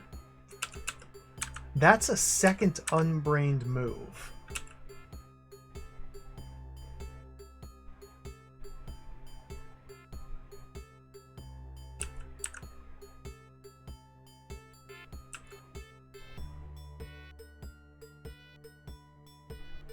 This can't be blocked either, because we push the roach northwest from here. Well, it could if one of these two must be unblocked. Why does it make an unbrained move? I mean, there is. A valid brain path to Beethro exists. Or, multiple valid brains. Oh, it can't go west. Force arrow. It can only move east, which leads nowhere, or northwest. Of course, it's on the force arrow. So we have forced it to make a second unbrained move. Is that the idea?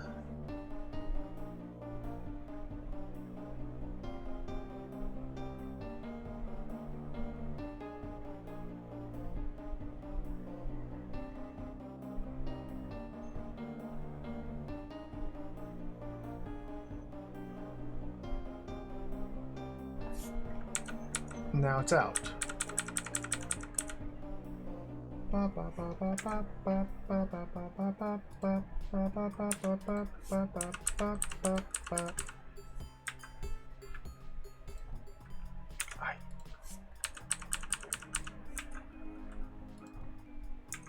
Whoops. Dead. Fully unbrained. Because I have completely enclosed it.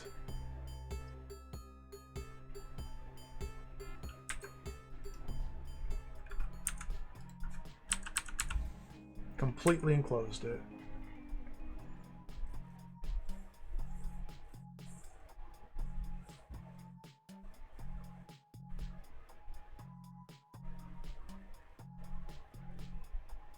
I mean, we're starting to see some interesting roach behavior. I'm just not clear yet how to take advantage of it.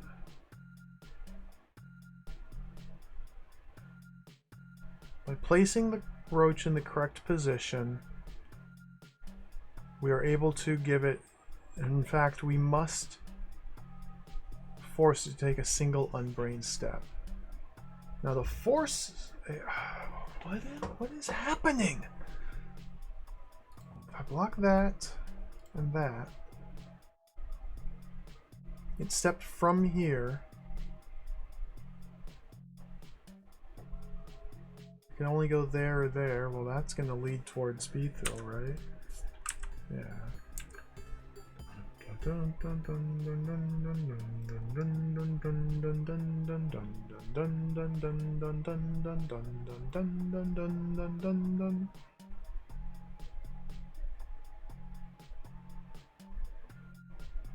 Look, I understand manipulating its path to hit these buttons. It's just...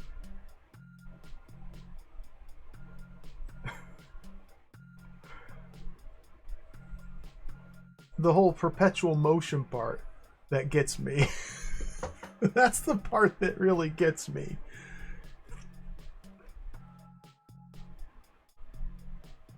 Like, even if it's able to slide out here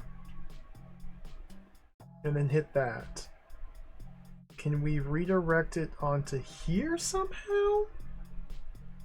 Well, that would involve braining and unbraining, like actively as it's traveling while Beethro is standing still, unbraining it.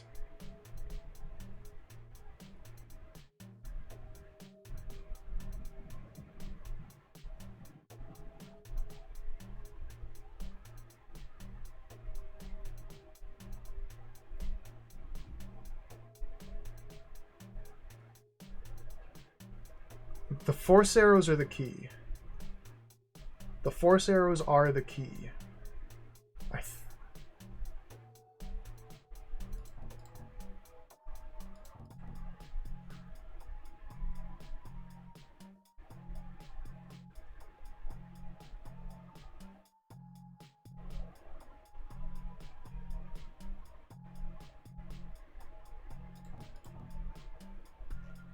So like this.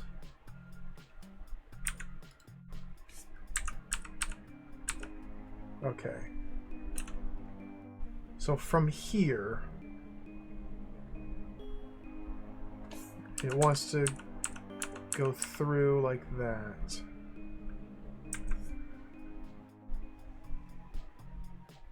That's unnecessary.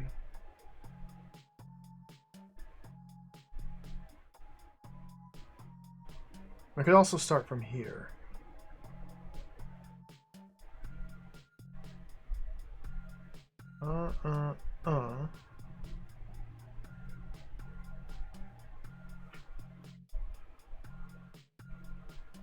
If I want to get onto these arrows now and repeat this pattern,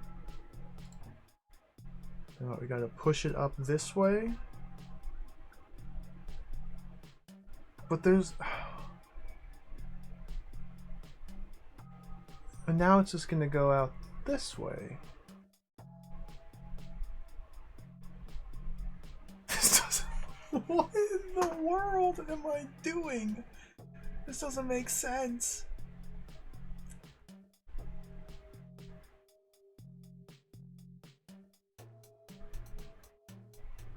I feel like I'm taking crazy pills.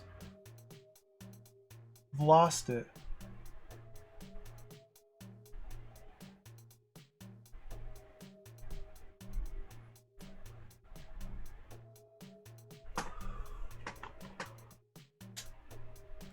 I put that there instead. I mean, it's already taking this path. Putting that redirects its path over here. Oh, I guess we'll just watch. No need to anticipate when I can just watch. Yeah, it goes out and around. And the next step seems to me to force it onto these force arrows. And around.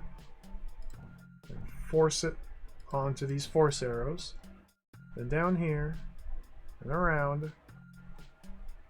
And force it onto these force arrows, down here, down around, force it onto these force arrows. It's the force it onto these force arrows bit. Keeps getting me.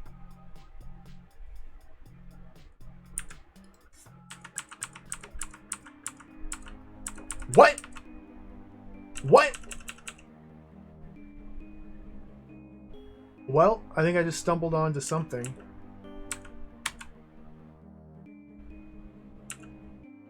Because when, yep, this is the crucial tile. This is the crucial tile. This is the critical tile. Well...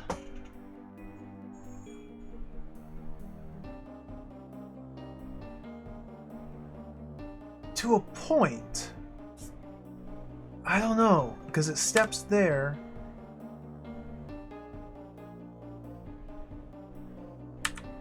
It goes north because it's unbrained.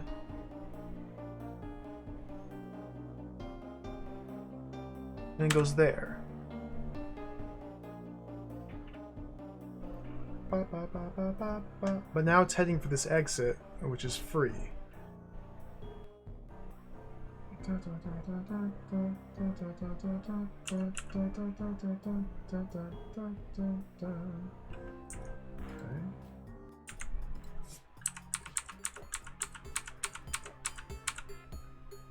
Okay, how do we force it in through here? I don't know, just put one there.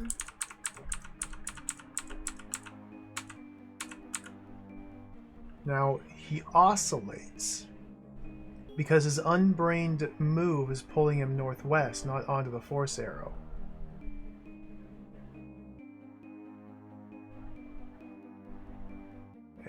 Getting him into the center tile is the key to this, but it's not the same because that forces an unbrained step to the northwest. I need to harness that unbrained step with a different mechanism. Oh my goodness! So the unbrained step could be harnessed if that were blocked, but if that were blocked, then he's never getting into that tile.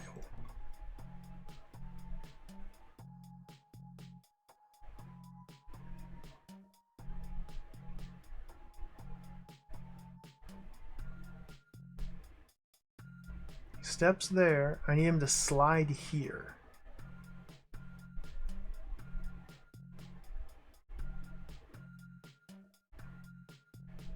Yeah. The only way that would happen is if this were blocked. Right? Wrong? I think that's wrong. There's gotta be a way to get there because I can't block this if it's brained path mapping into here.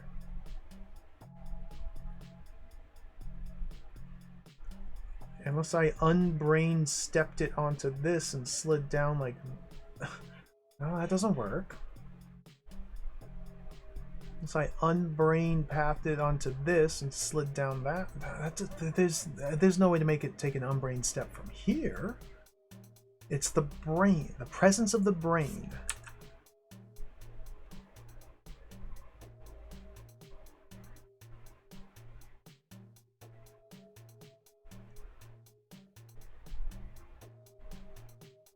Well, okay, wait, whoa, okay. Our exit's here. Whoops. Now it's using that exit.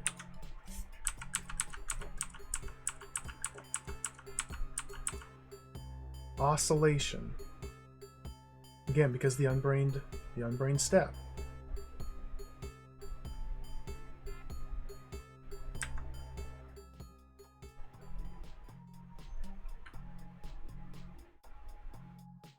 How do I guide it into there? Like that? This is jacked, man. There's my unbrained step this time. So in this instance, from here, unbrained step, brain step, no. From here, it's now unbrained permanently. I have sealed this in. Okay.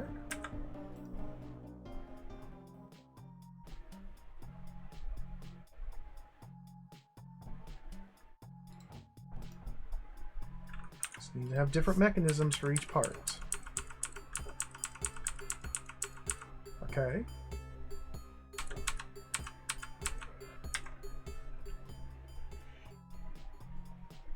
Are all of these necessary? Probably not. Is that viable still?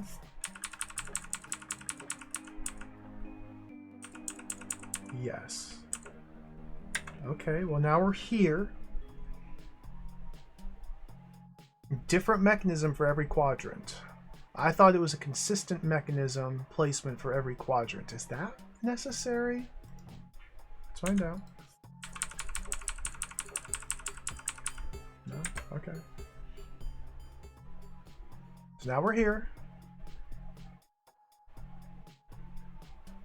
I gotta get it over here. This is ridiculous, dude. I can't believe that this is possible. This is wild.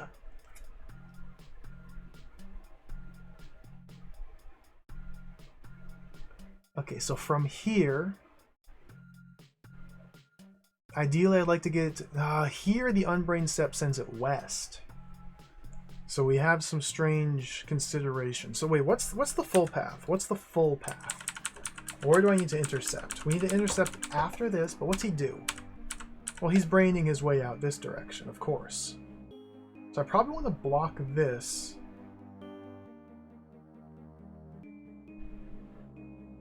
I can't block this because that would then send him this way. Right? Blocking this is a non-starter. Yeah. Unless that's also blocked, and he's trying to get out here.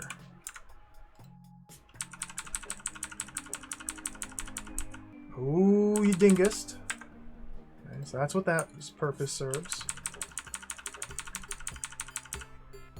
What? Get out of here, man. Get real. Don't play that way. There's a brain step to pathfind through there. Yeah, okay. Oh!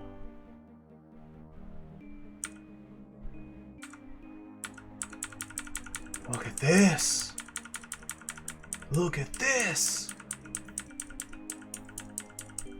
We're so close. It's happening. Okay, what happens if I delete those?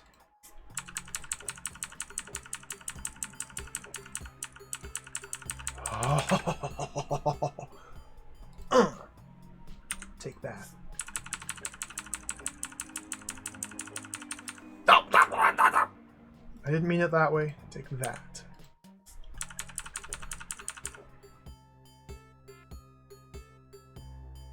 See ya!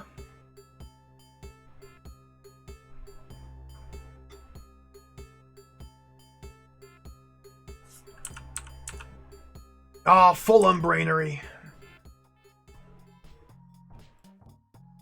Okay, what about that?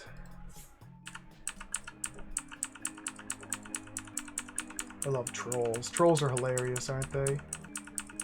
Ooh.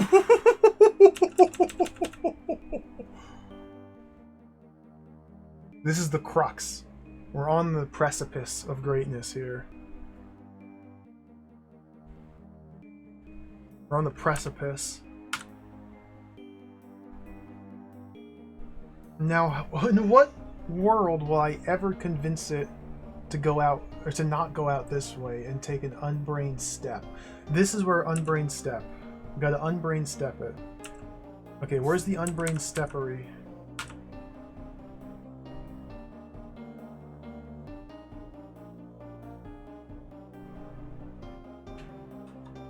Oh my god. Oh, what's up, Noru? We're deep in the weeds here of nonsense. Is that one necessary? Absolutely. Then how am I engaging the mechanism? I'll deal with that later once we figure out the mechanism. That's now full unbrainery. No, not necessarily. Oh,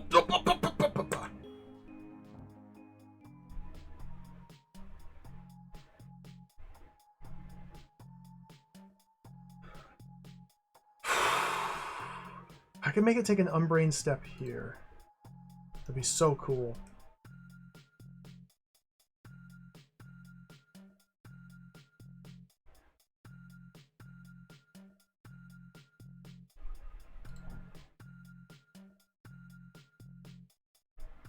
Unbrained step. Brain. No. I don't understand this final part just yet. There's something still missing. So it starts on the force arrow. If I can get it back onto the force arrow, that'd be pretty cool.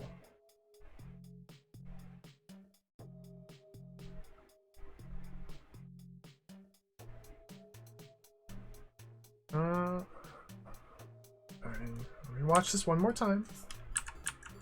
Boom. Unbrained step northwest. Brained path to that button. Brained path to that button. Do I even need this? Yes, because otherwise it goes like that. Or something. Goes like that, unbrains and triangles. Yeah, that's the triangle death trap. Although perhaps a mirror there would suffice. And now it just has a very clear brain path out here. Nope. You just have to intuit the path.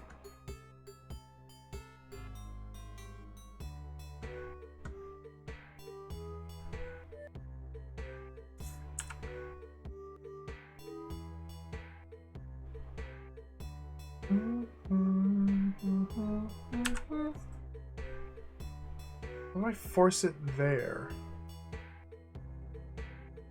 Well...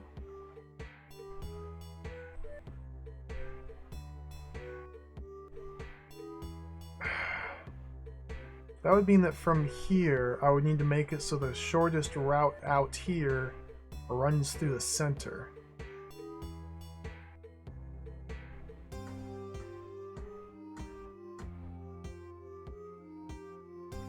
I can't put a mirror. There has to be one exit. Because there must always exist a path to B throw. It seems like this is where it starts here. Or this is where it is. And by starting him here, we're forcing him to go all the way around before he gets there. But somewhere here, we have to trick him back into the circuit. If I could lure him onto this tile, maybe I have to deal with this situation slightly differently.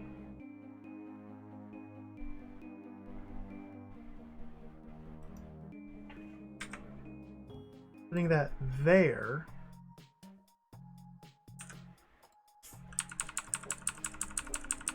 Instead, does do the dive.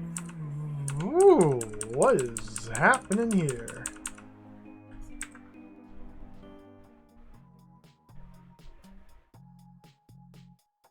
There?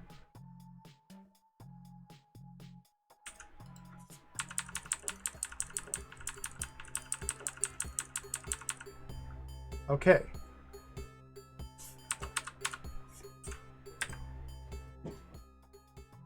So from here, he can't go out this way.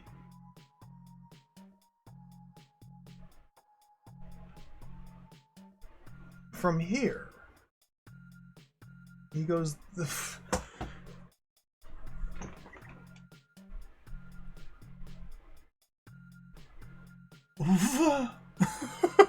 I'm trying to... What? I need him to step here. Would that even help? No, that would be unbrained step next of death. What do I... How? I'm missing something.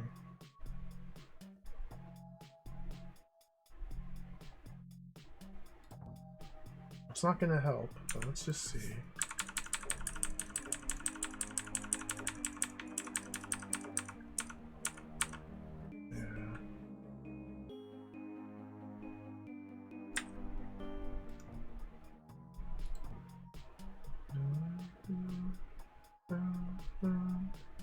Again, there has to be a path for the roach out. I can't... How do I get him to, from here, choose to go there to get out there?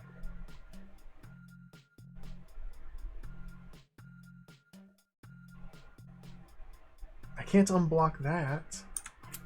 Can I? Well...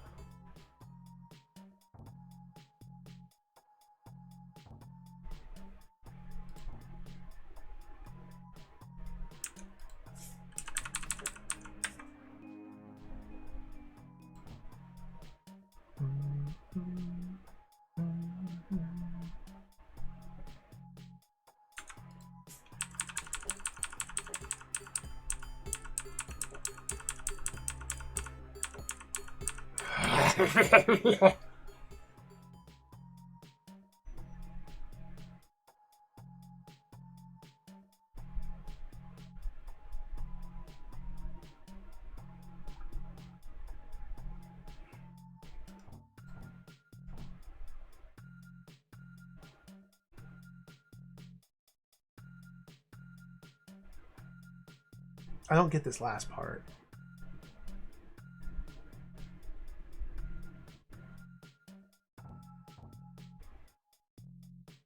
That sends him down this way. Now it's completely blocked off, so he's permanently unbrained.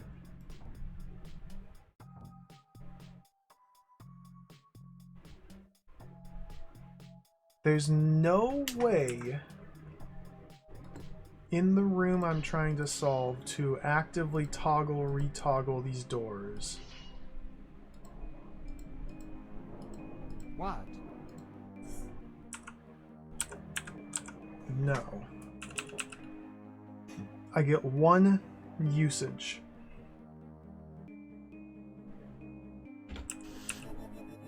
The singular unbrained step in the mid-turn resolvement of mechanisms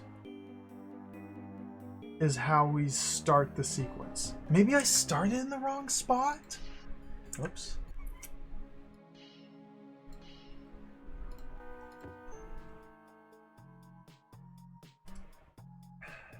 No toggling. 1, 2, 3, 4, 5, 6, 7, 8, 9, 10, 11, 12, 13, 14, 15, 16, 17. I have 3 more mirrors to use.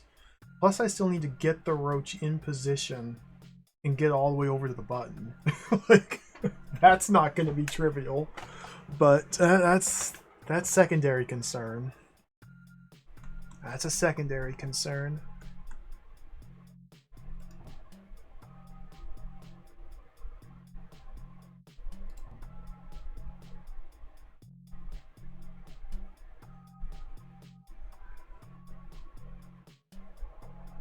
I really hope I'm not supposed to do this in the opposite direction. And somehow it just magically works out that way. I don't think it would.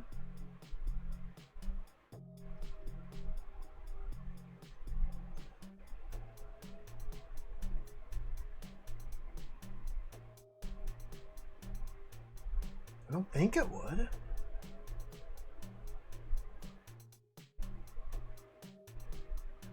Would it? It makes sense to try and run the roach counterclockwise because that's the order the buttons should be pressed in for optimal roach extraction.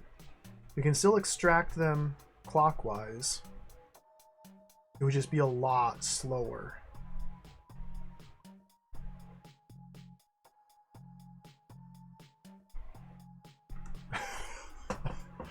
I mean, it's that first part that I'm stuck on, getting the working circuit. I mean, that's kind of the hard part here. If I get a working circuit, then I don't care about the orientation. The puzzle's solved.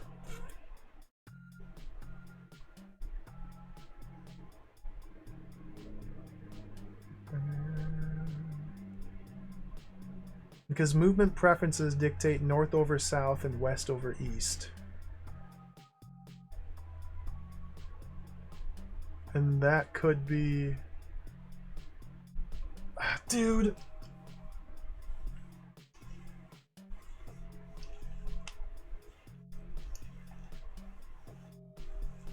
Okay. Just gotta rub the face a little bit. I don't know what to do.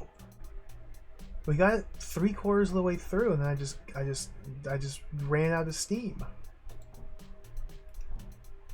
From here, it's brained pathing out here. I see no way to make it from here, from this button, hit this button. Because the only path out is through here. Removing any one of these stops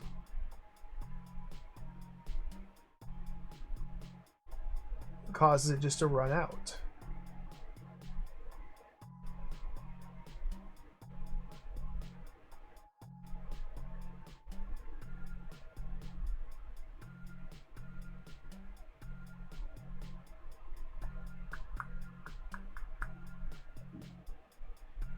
What nonsense. Is this really how they expected people to solve this? I mean, it must be. You have a level editor at your disposal. Makes sense to use the tools given to the player.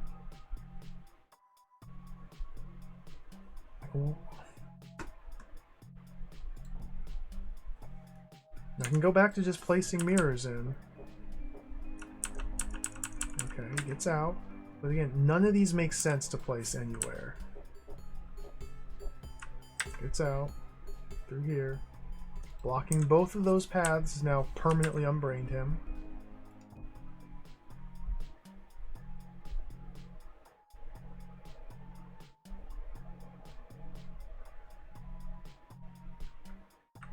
So, okay, I must have screwed up somewhere along the way.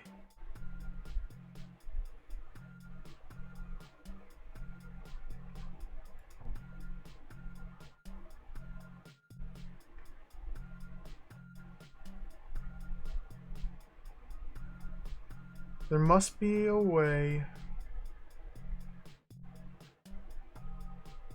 to leave one of these open?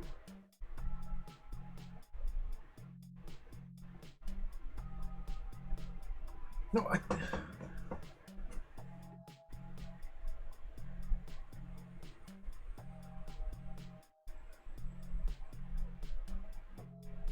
why was that one there?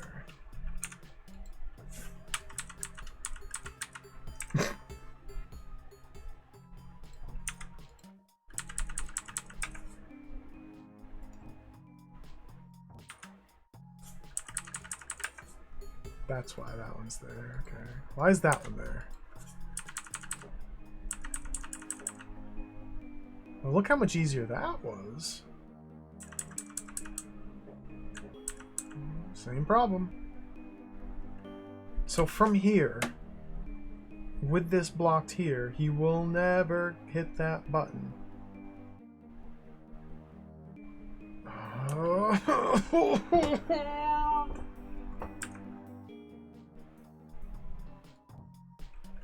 This is so annoying.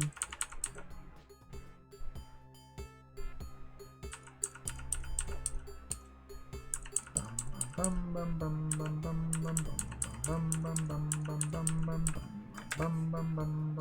don't know what to do.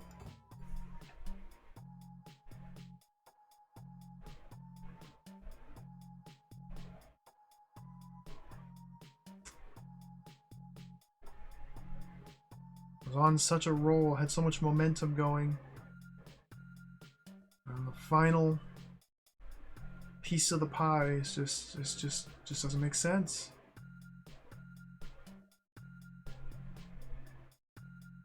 Something else. Getting from this button to that button. When the exit's right here.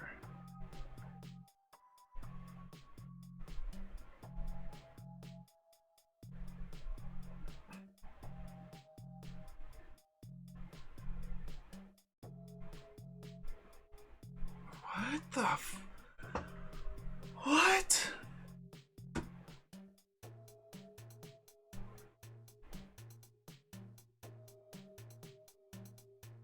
Like, the only way I found out to place all of these mirrors where they currently are is by trial and error. So I mean, I have what, 3 mirrors to place? I guess we just start. I'm like, what do I even try to do here? What's the place forward?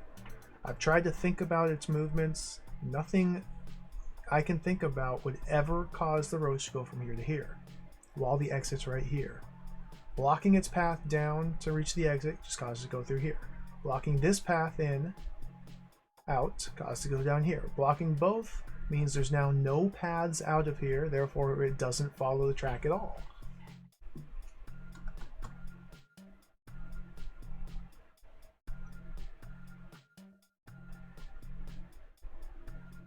Opening up any one of these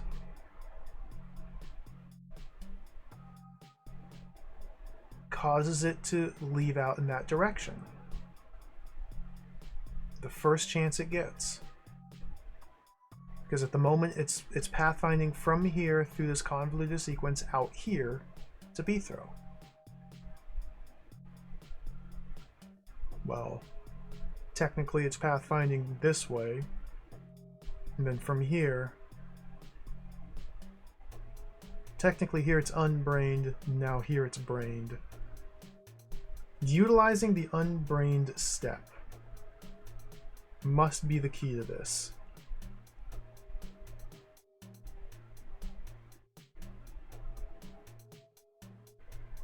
But the unbrained step will always be northwest or northwest.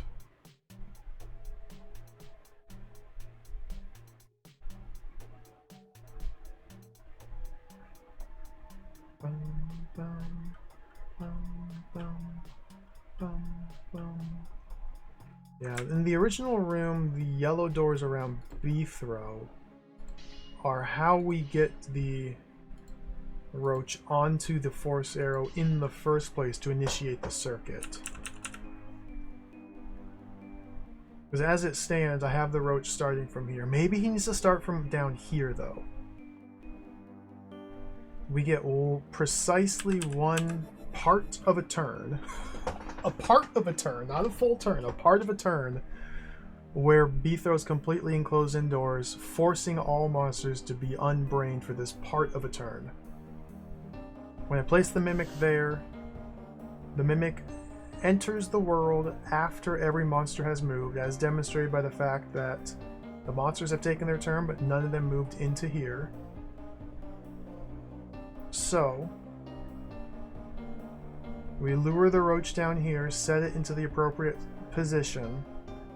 Once all the other mirrors are in place, we escape, step here, and that's the one single unbrained step that causes the roach to begin its path. But we never have access to unbraining ourselves again in this manner. Based on, the order of the buttons, that's been determining my path through here. Going right, top, left, bottom. Again, clockwise would work just as well. It would just be a lot slower. Clockwise would work. Well, wouldn't be a lot slower.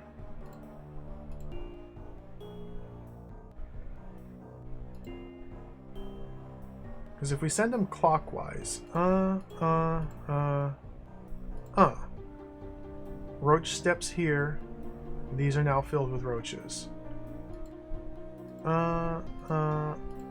This guy steps here. Another roach steps there. Steps there. Steps there. Steps there.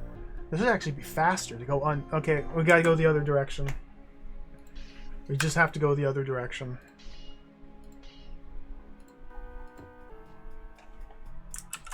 Let me take a picture of this, just in case I gotta recreate it.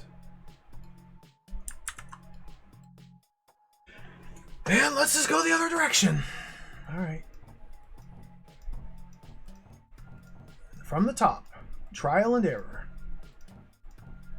Let's go. Like, there's no reasonable way to deduce pathing through this nonsense madness. So let's just trial and error our way through again.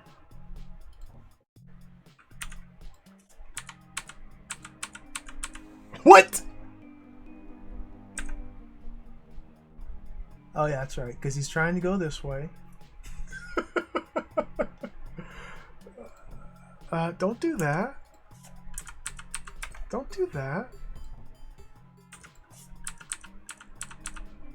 Don't go that way. I mean, that's okay.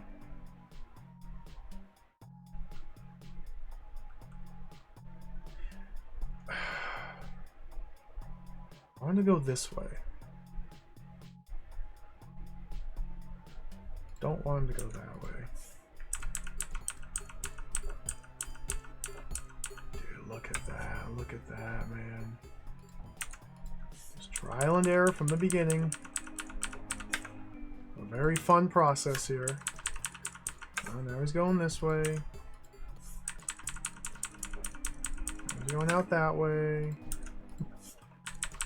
Now he's going that way. Now he's going that way. I saw an unbrained step. Unbrained step, or no, unbrained step there.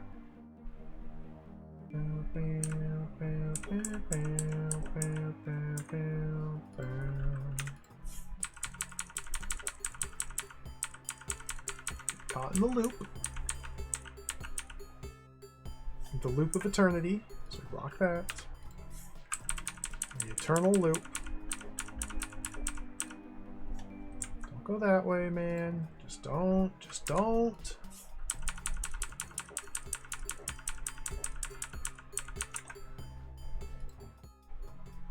There is no longer a viable path out.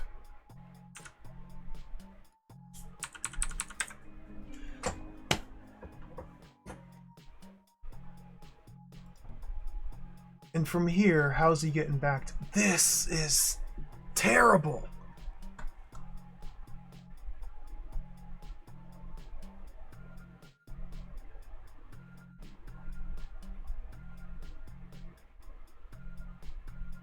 This is such a frustrating puzzle to try and solve. Because none of... like, it just isn't good.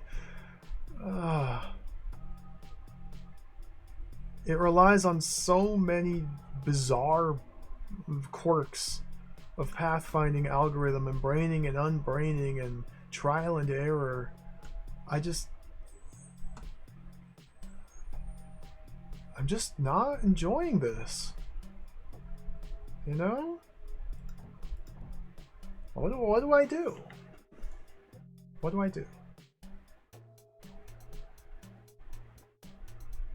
Send him this way. How do I get him from here to here? Well, he's gonna want to pathfind out through here to get out. And like, the mirror blocks I place later on in the circuit influence his behavior earlier. It's like and the ones I'm placing earlier become obsolete by ones I place later. So this trial and error stepping him through is not going to, may not get me to the solution I need, because by blocking specific paths in the start of the circuit, those paths may need to be opened later on, and by placing blocks later on, that may cause more paths to become appealing than the ones I blocked initially, therefore not needing to block. It's just not a fun puzzle to solve in the method I am approaching it. But how else would I approach it? Like, what? This is utter nonsense.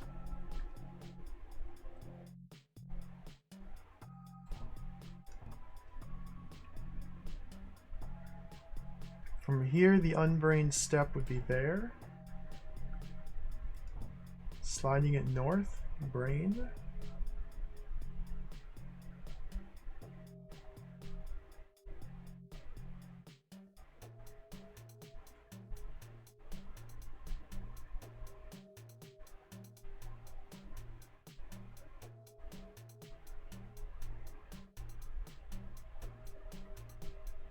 This is an oscillation, right?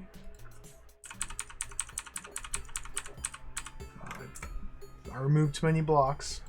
Oh my god, dude. Just whoops. Don't start there. Oscillation.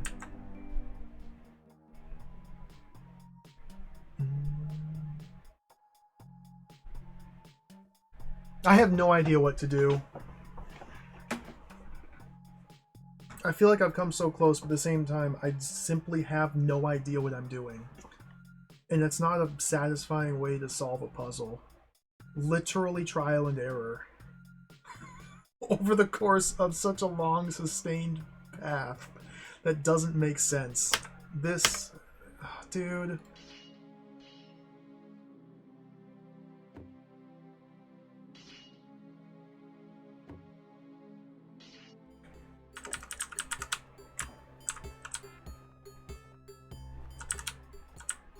I'm out of here. I don't want to solve these puzzles anymore. That was just misery inducing. It's just misery is how that feels.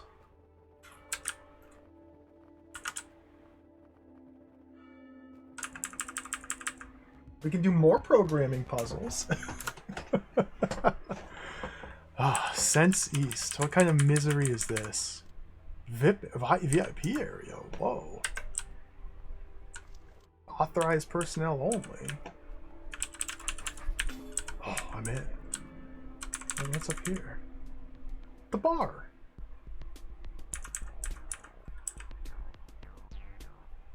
What? Slayer taking a dump? What? It's Pierre. Pierre's here. Wubba's in the toilet? What? Man, I need a drink after playing this game. Hello, traveler. If you want to order, please come a little closer.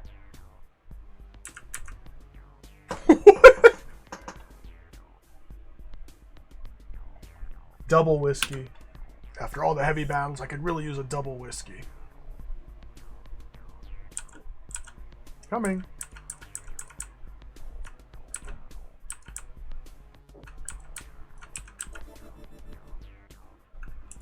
Wait a minute. Wait a minute.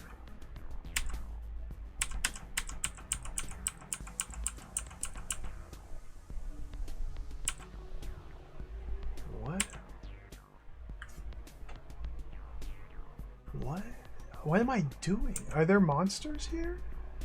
Are there puzzles to be solved here? What am I? Slayer's not a required monster. Wubba's aren't. Stalwarts, that's Pierre.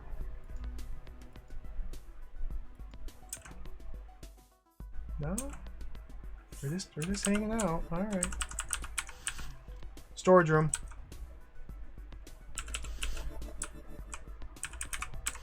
Haha! Haha! Haha!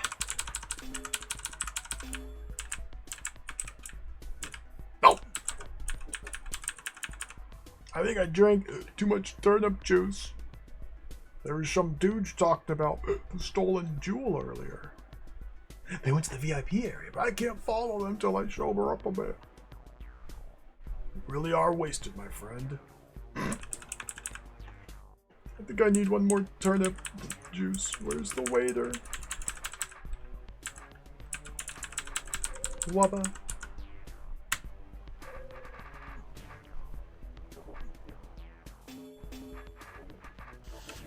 Well, let's go up here.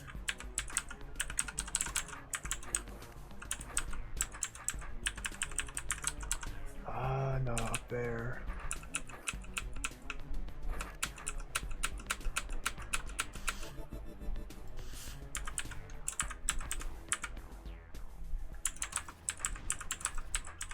What in the world?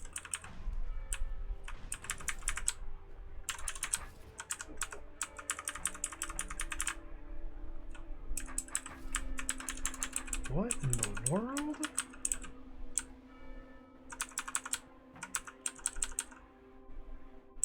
What in the world is going on? Warp zone. Hey, I found it. Oh, we're now playing as Beethro's clone, by the way. We are no longer playing as Beethro. We are playing as Beethro's clone. Beethro is left in the bar forever. Never to be seen again.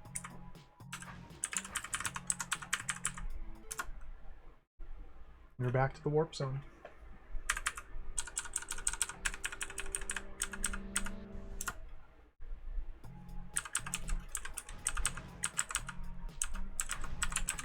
Alright, we found all 5 entrances to the parallel dimension.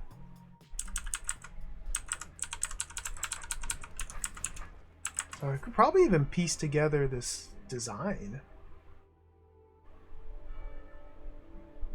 Because there's always this fancy ornate symbolism in the parallel dimension. I don't think it would actually have any relevance, but it might. It's hard to say what's relevant in this hold. It might be like a secretly encoded stairs. A secret encoded number. I'm back.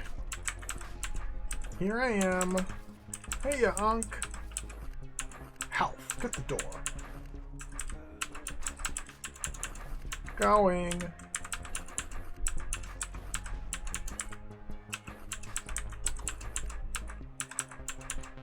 Hey, ya unk. I can't get over there. What?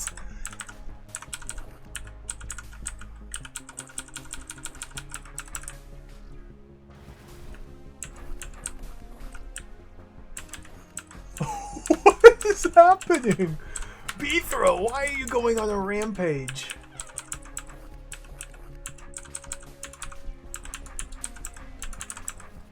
I mean Beethro 2, Beethro Prime, Bedethro, Buthro, Clone Beethro.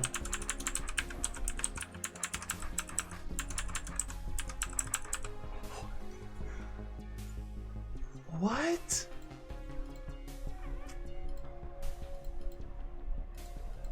Is the purpose of this?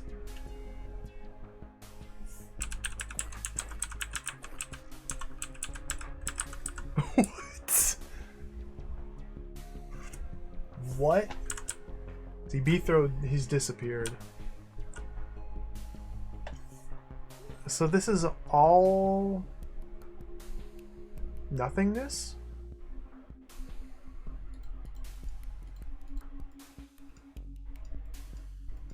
I guess it's for laughs. Vandalism? Just some what?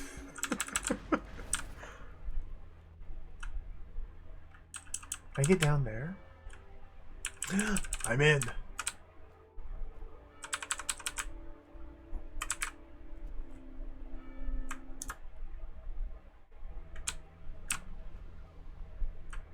Does this lead to 1,000? Did you hear the newest gossip about the floating casino they're building on the underground lake?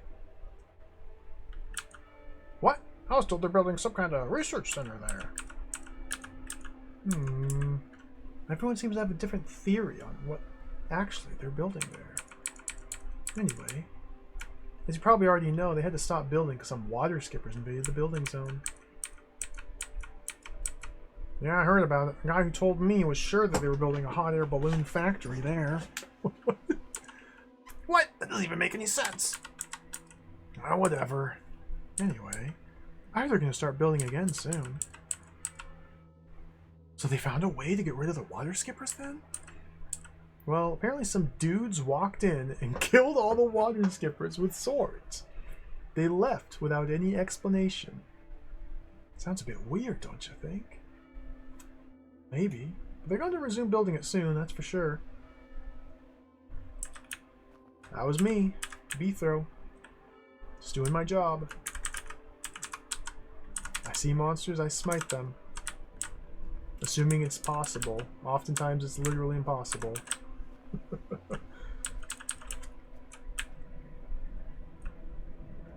Scroll. Roads blocked by Bureau of Unnecessary Bureaucracy. Hello.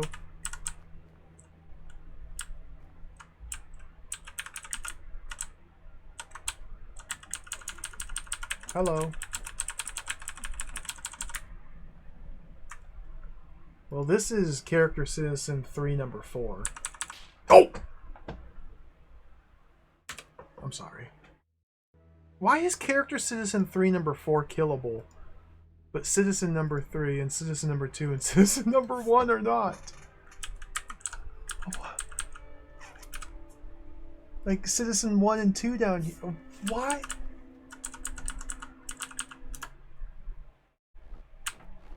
Let's just press on in this direction. So this path leads back to there or up here. Let's go this way.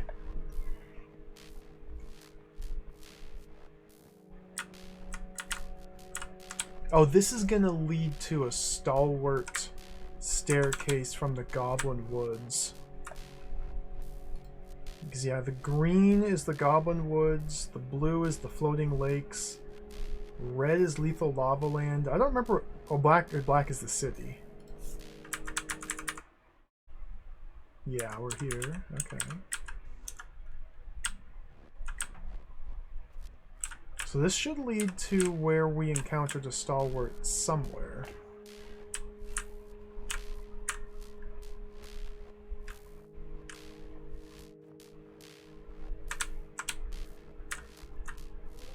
No, just a puzzle.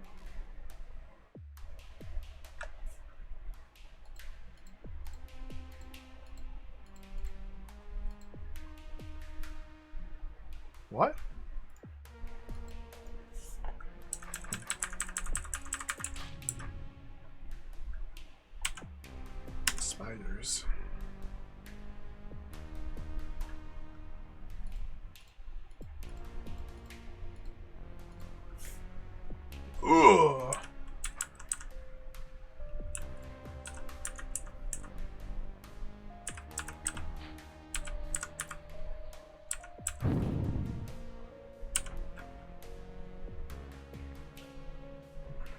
What?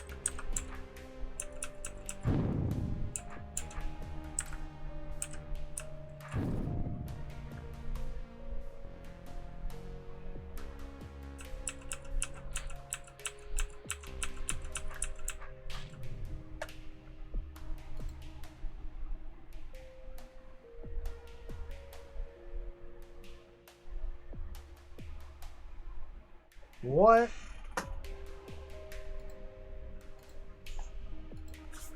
Does that do anything? No, it's cracked. I have a singular mirror. Mirrors can be used to stop burning fuses.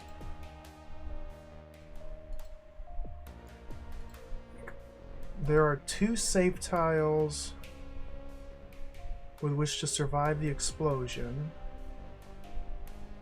One of which is occupied by a brain. So if I want to preserve the mirror and the brain, then the mirror's got to go out here. Which then does me no good?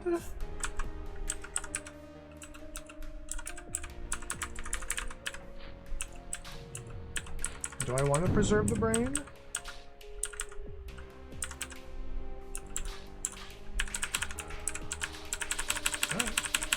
I guess that's a yes. What? Okay. Cool.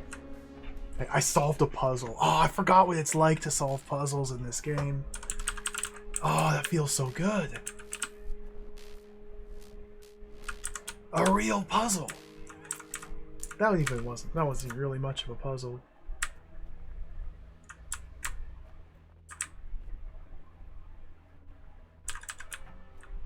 That's all that path led to. Okay.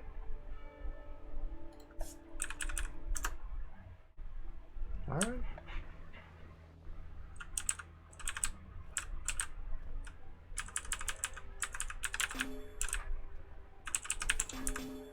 What's in the VIP area? Spiders. Unkillable spiders. Gotta enter from their screen.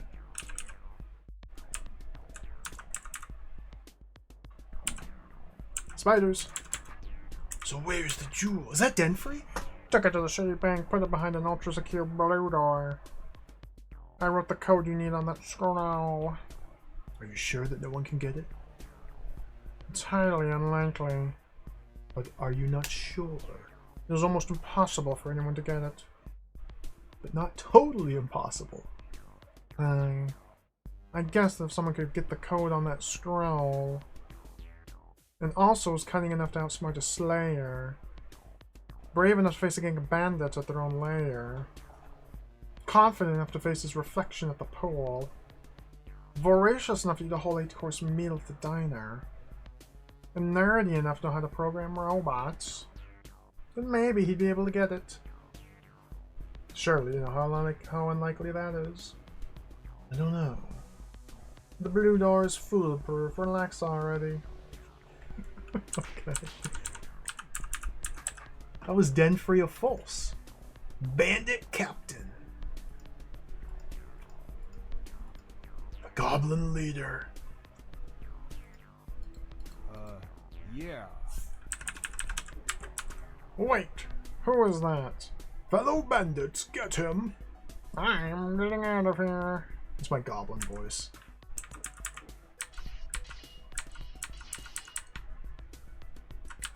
Seem to have reached an impasse here.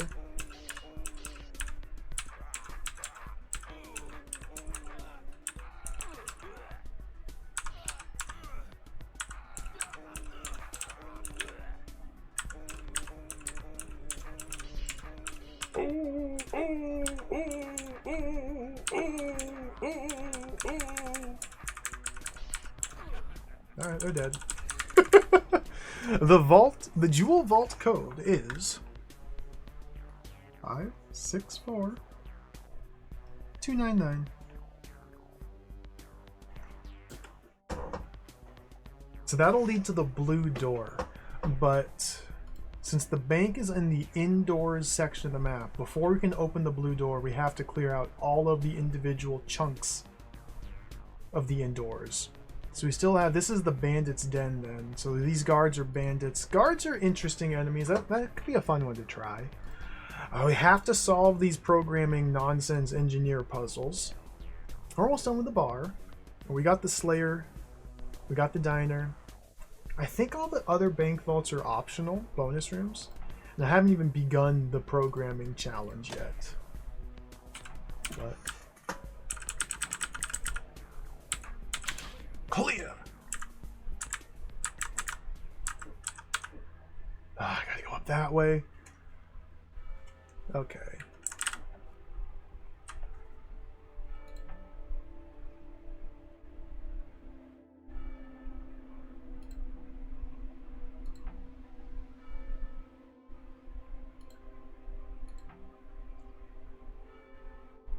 I have to untangle this mess. Well, let's see what the different potions do.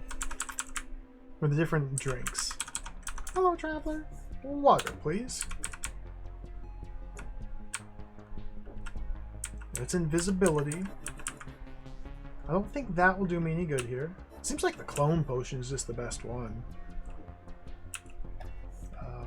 White wine. Mimicry. And I can only get one drink, it looks like. Yeah, Mimic. Clone is just better. Turnip juice.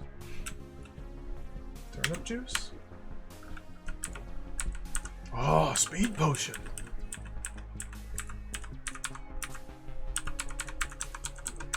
I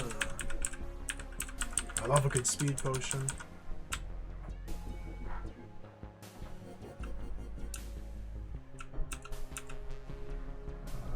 Red wine. Decoy. Alright, well, it feels like double whiskey's the play. And it feels like I should put him over here and explore through these. And it feels like this has led nowhere. Oh no, there's a secret path there. Wait a minute.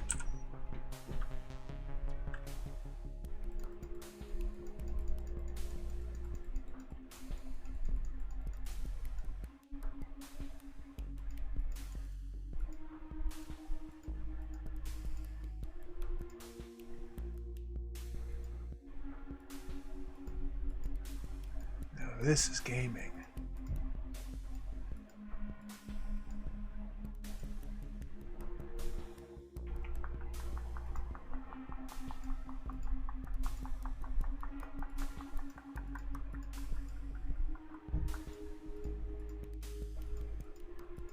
How in the world? Ranch? No.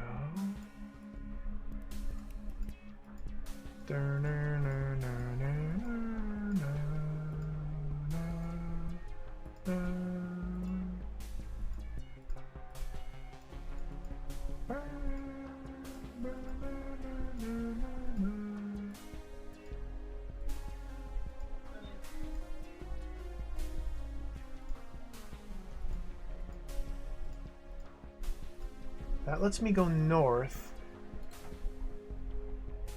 That spat me out here. I'm trying to get over here.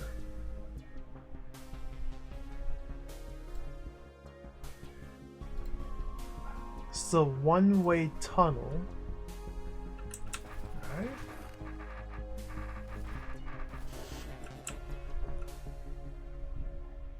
Okay, well, before taking a drink...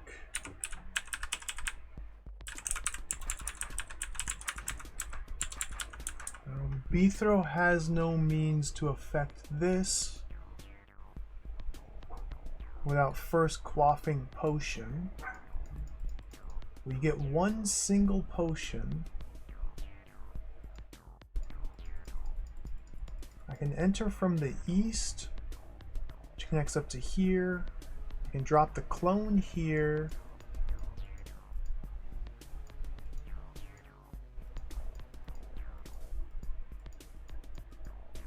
which allows me to enter this passage, which leads east. But there's also a passage here.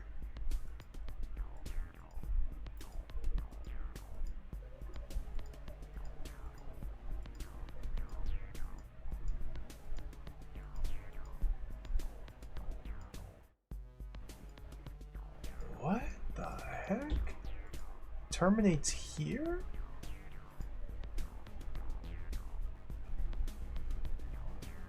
What? Like, I feel like I need to somehow clear this tile out, then drop my double there, or my mimic, my clone there, or here, or here.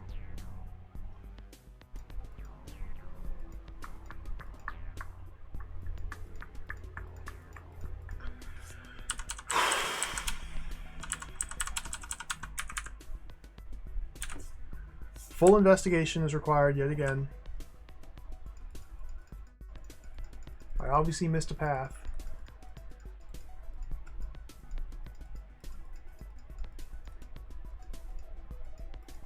It's like there's these secret paths that just terminate into nothingness. I don't get it.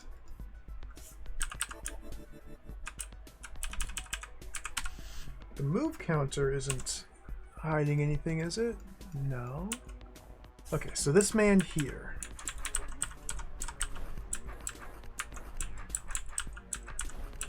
Has access to carving all of this.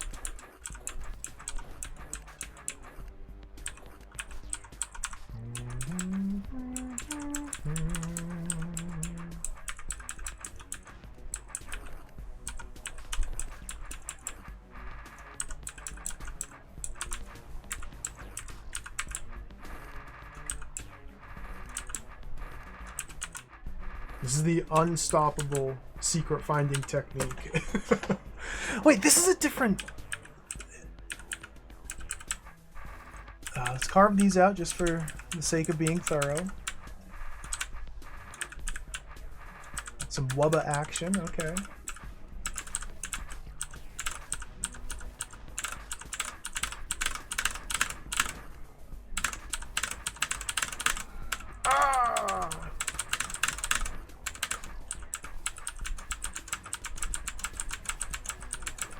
Leaves the room.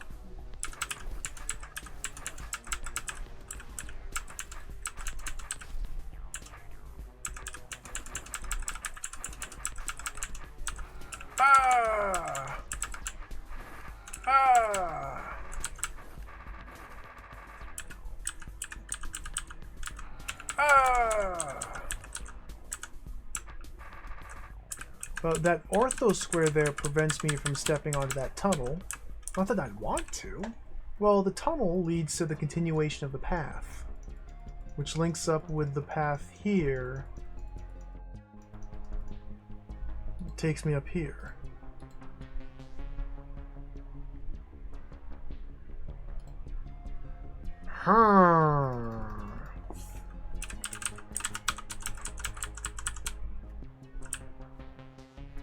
That seems to me to be the extent of my carvage abilities.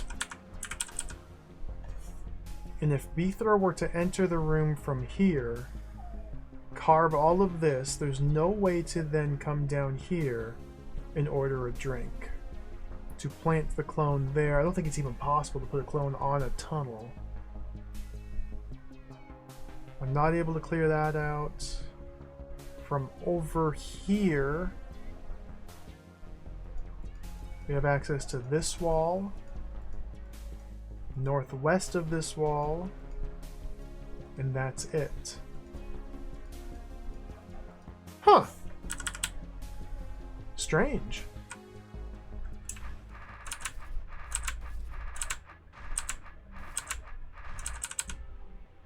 It's a one-way path. The bar's in pretty rough shape, it is. That's what happens when Beethro Budkin comes into town, though.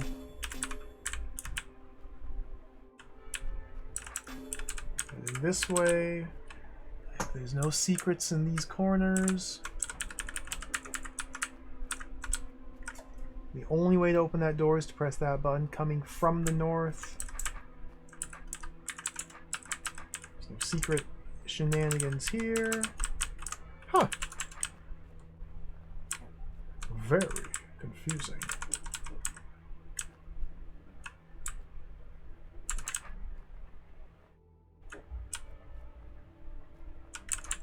We're a couple clone layers deep, but let's go one more clone layer.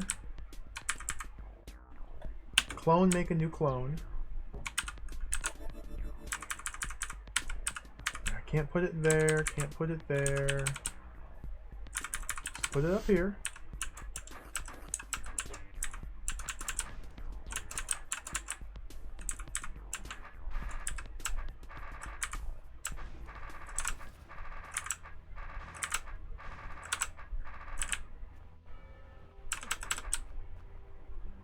Way in there. Huh. What does it mean? I guess we're not getting through. Did I see this last time? There's nothing there! I get the feeling there's a required room to the left of me. And it's a traversal puzzle to find it.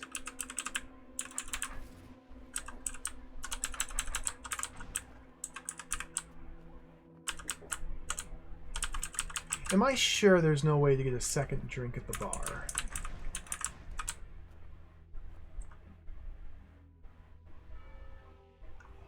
That's to the warp zone. That's into the bar.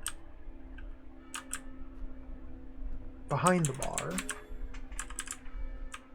What would a second drink at the bar obtain me? Another clone?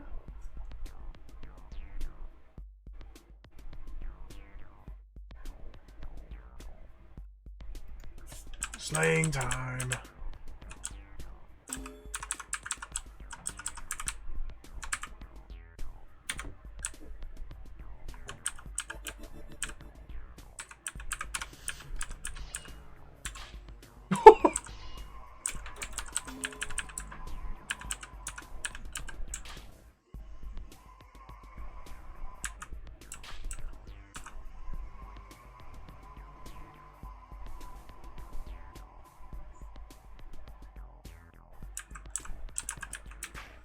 It's kind of quiet, but he has like a 10-second long death gurgle when you stab the Slayer there.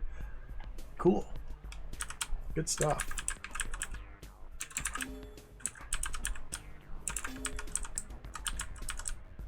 Okay. I'm not Beethro. I'm Beethro's clone. Can I have a drink? Can I have another drink, please? I'm not Beethro.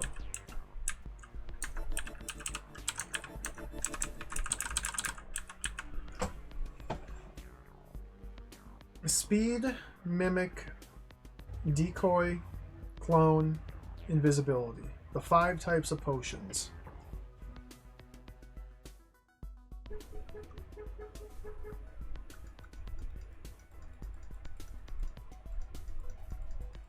A tunnel. A tunnel. A tunnel. A tunnel. What's the deal with the tunnels?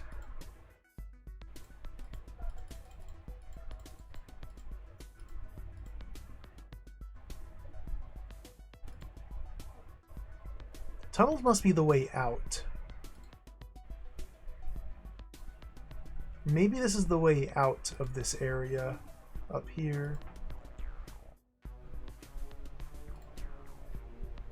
I don't seem to be able to get into it. Pool.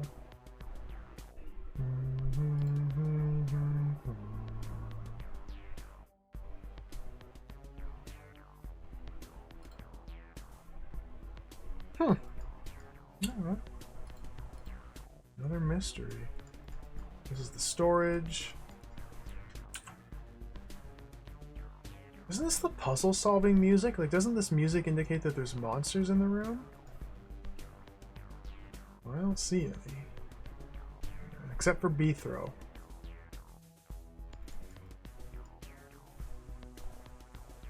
This seems untraversable. Traversability is an all-time low.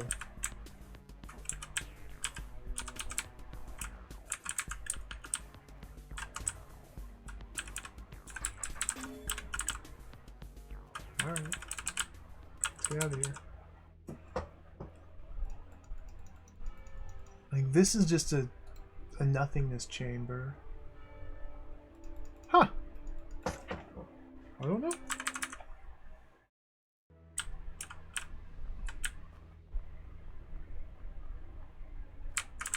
To the bank.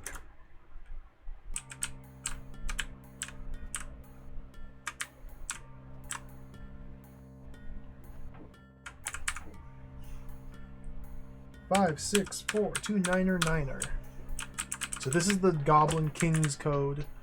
So he said that the jewel is protected by a blue door.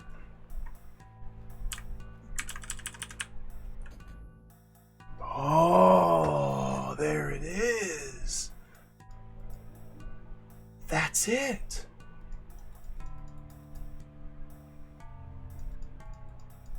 Stairs. This might be the end of the hold. This might be the canonical ending right here. This could be it. Etho's got nothing to say because the blue door is not open. The gigantic jewel's been found. Very expensive.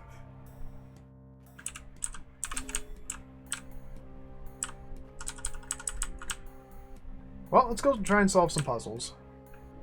I've stalled long enough. I've delayed. I've dilly-dallied, just wandering around in circles at the bar, killing time. I want to try the guards before I try to do programming challenges. The bandit's base. Let's see how this plays out. What is this? Platform on water? Interesting. Got him. Okay, I'm feeling pretty good about this start. What?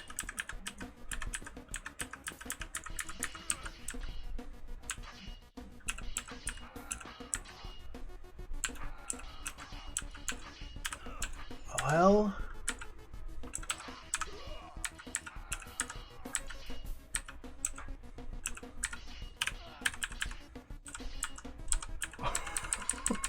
What? What a goofy room. So guards are a strange enemy type. What are you doing, man? Full idiot mode, that's what he's doing. Guards are a strange enemy type. I believe they have the same movement preferences as Omslick.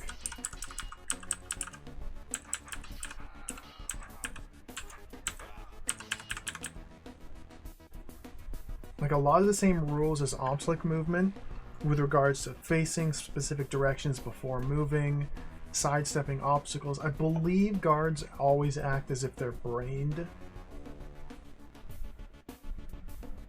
as well, but you can unbrain guards to have them behave differently. You unbrain guards in the same way you unbrain anything else. Most notably, they have swords, obviously.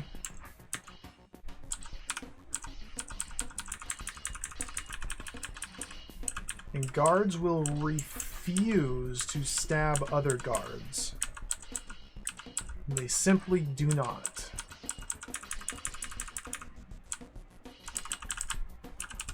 And you can utilize that to get them caught up on each other. What the heck?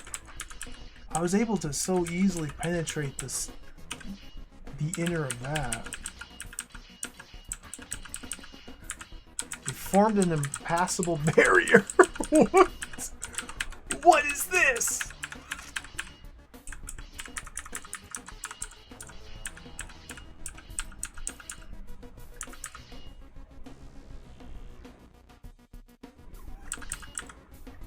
Wow, wow.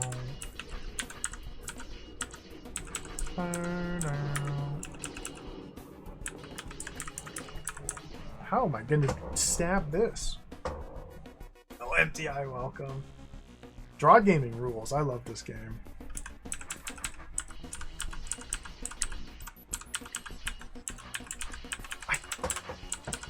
They have the perfect defense.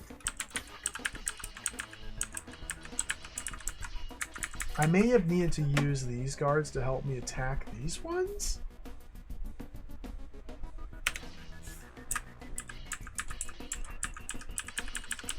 What?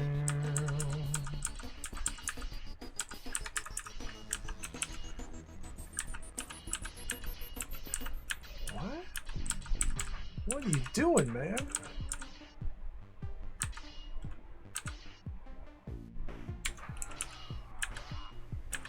Ah.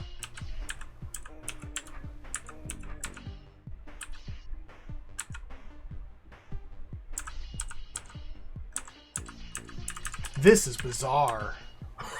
What a goofy puzzle. This is pretty cool.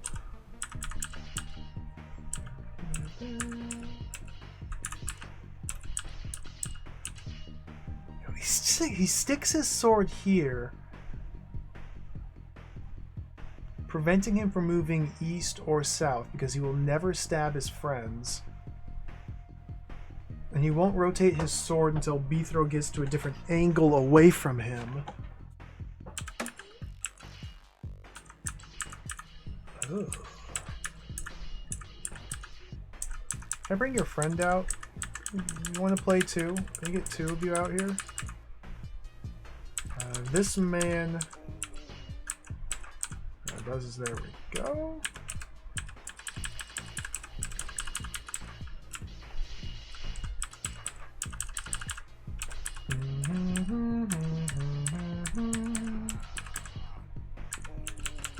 Get the classic oscillation dance.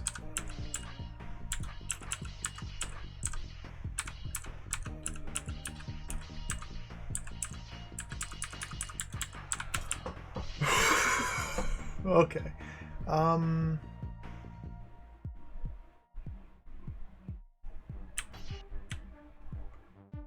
Yeah, this one is so easily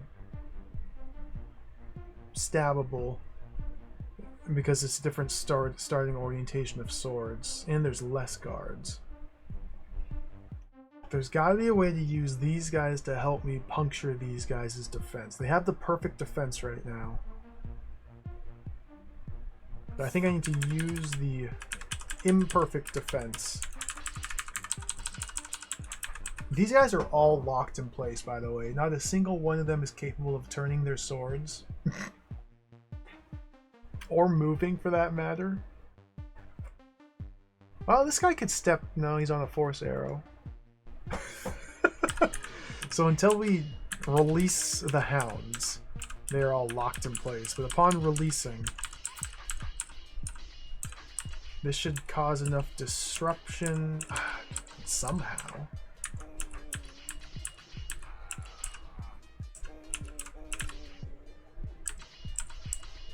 I have to deal with a whole heckload of guards. Oh my goodness! A whole heckload. Like, I can kill guards pretty easily. But dancing around them and using them to manipulate up this many, that's a different story.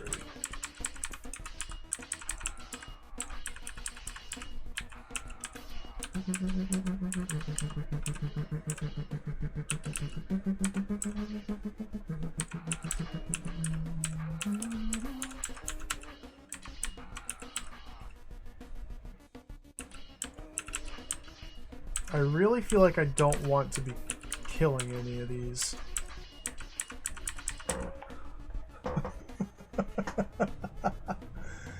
What the heck? This is a mess.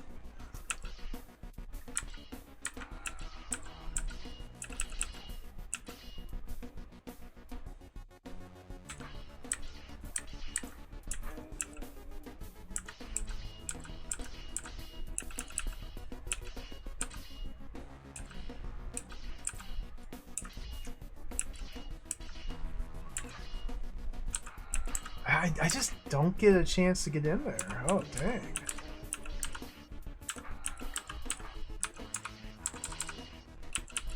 Huh. Alright. Let's go somewhere else. I have no idea what the secret to that room is. There it is again, the perfect defense. Okay, so this means it's possible with Beethro alone, no help, to penetrate the perfect defense.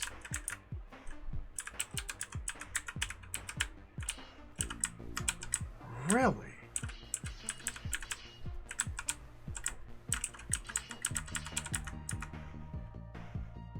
Really?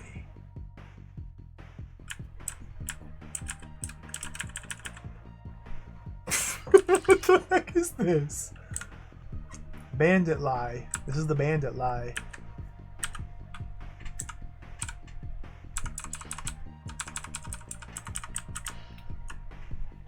That's a lot! That's a lot of cards!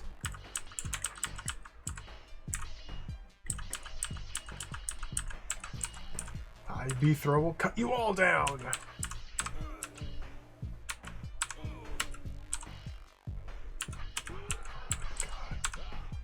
Okay, I found the weakness. I found the soft, juicy interior. Oh, oh, oh, oh. This is a lot of cards! Oh no. So guards are not hard to kill. 1,000 million are a disaster. In small numbers, they're fine. This is not a small number. What the heck?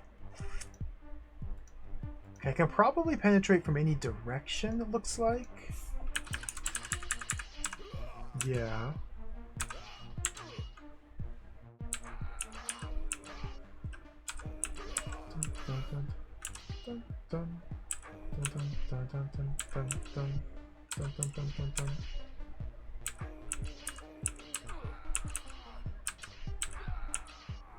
Oh my goodness. We're getting a lot of B-throw tongue waggled .gif. I say guards are easy to kill, but obviously I have a losing record here. Hey, 10,000 losses and 1 win is still a win.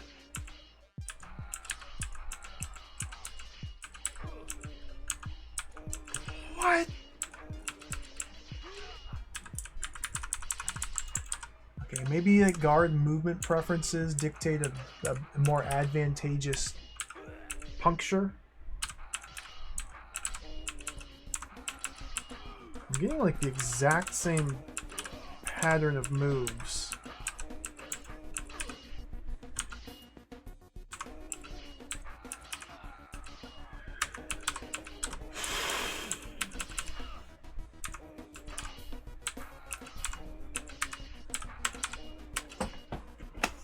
Can you imagine trying to do this with a single turn of undo?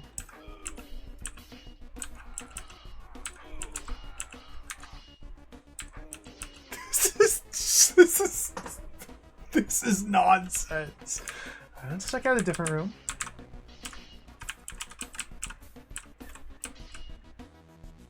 That's a different defense format. Is there any way to puncture this? Not like that.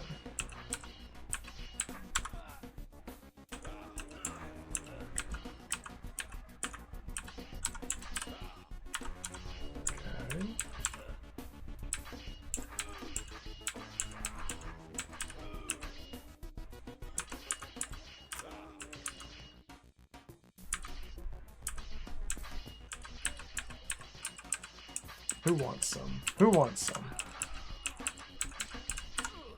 You want some? You want some? I got more. You want some of that? Who else wants some?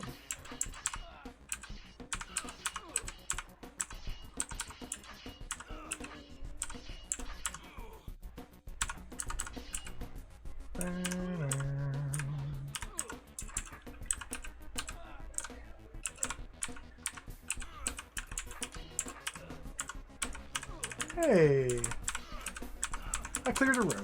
Okay. These are weird puzzles.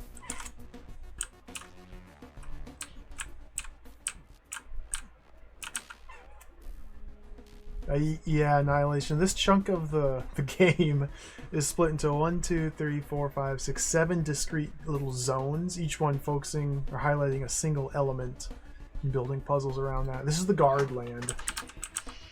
And it's not like guard manipulation, monster movement sort of deal. It seems to just be pure combat. Bithro is just slaughtering dozens of men. These are men. These are like living men. Families, hopes, dreams, lives. Bithro is slaughtering them. For no specified reason other than they're here. That's Bithro. That's my kill for these guys. Okay. Okay. This is a bit trickier over here. Yeah, I think I gotta go in here now. I can, okay. And now the chaos. It's probably going to be smarter to try and engage the chaos like this. Ooh, all smarter, question mark.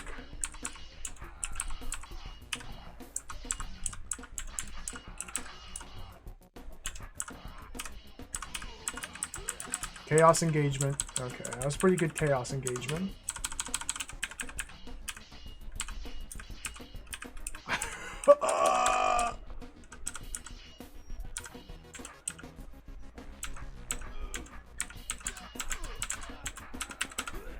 Clear. I'm stuck.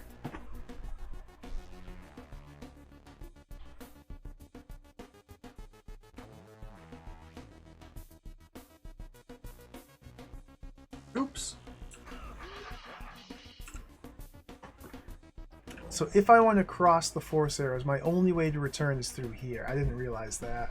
I didn't parse these correctly. I can go through all over, but if I drop this, then I can never go down and back.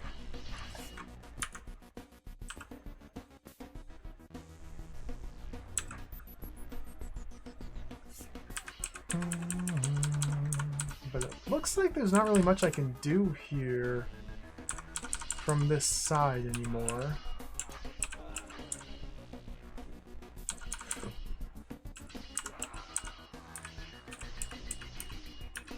Clang, clang, clang, clang, clang, clang, clang, clang. Huh. So yeah, if I go through, I just have to finish all of them off. I don't think I can pull... Oh, not if I escape through there. I definitely can't pull any. Is there a death blob I can create somehow? Dude, not cool, man. Okay, that's not really gonna work. Huh.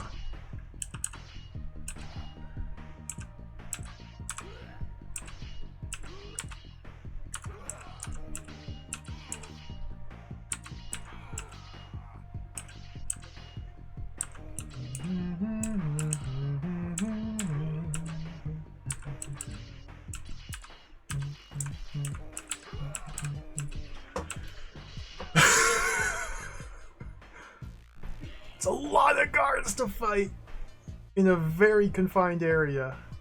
I even thinned some of their numbers. I wish I could get to these guys a bit better. I wish I could get to these guys at all. I don't think that's ever going to be happening. I can't spin them any further than that.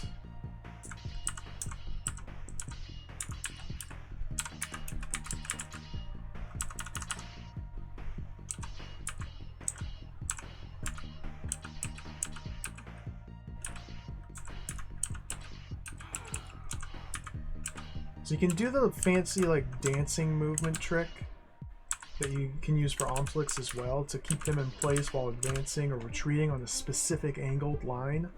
In this instance here, I don't think that's going to be too helpful.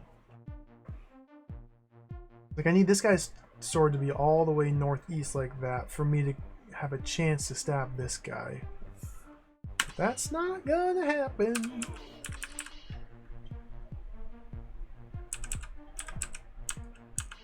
I can't just stand here. No, doing so gets me killed. Dun, dun, dun, dun, dun, dun, dun, dun, dun, dun, dun.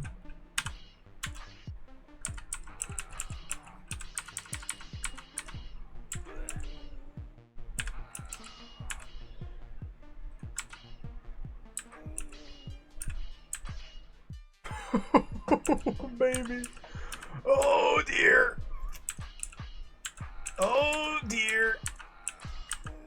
Huh.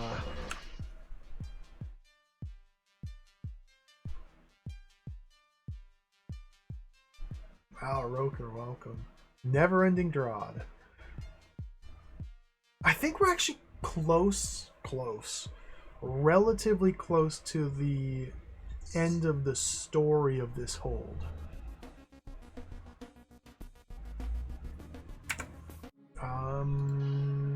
Yeah, we're up to 260 rooms seen, plus a couple secret areas that aren't on the save file. So we're 2/3 of the way through. Progress has been going a lot quicker here in the back half compared to the first half.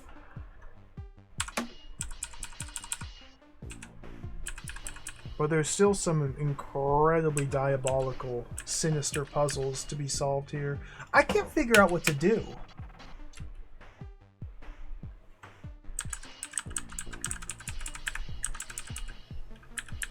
Yeah, surely killing these guys does not suddenly make these guys unkillable.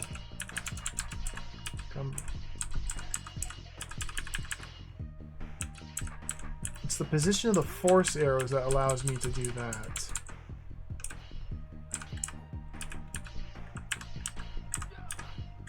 And then kill.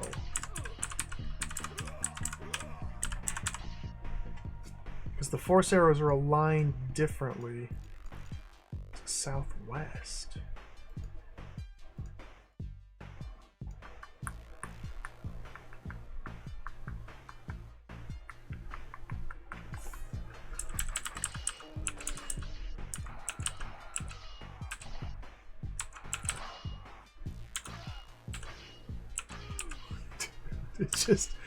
It all goes to pot the instant I step in here, and there's just like nothing. Oh no, that's dead. Okay, don't go there. So if I step this way,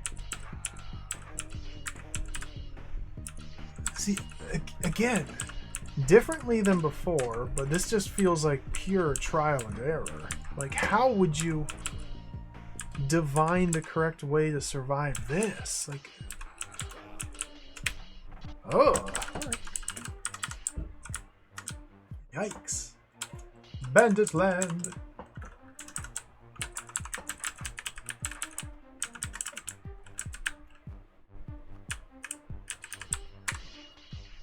Okay, that's mysterious. Those guys seem to be impenetrable. They've assumed the perfect defensive stance. Let's see what's up here. It's a starting room. Just more cards and force arrows. Okay.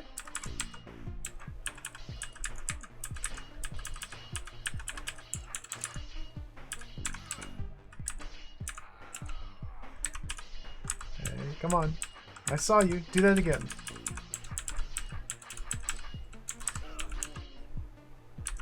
There we go.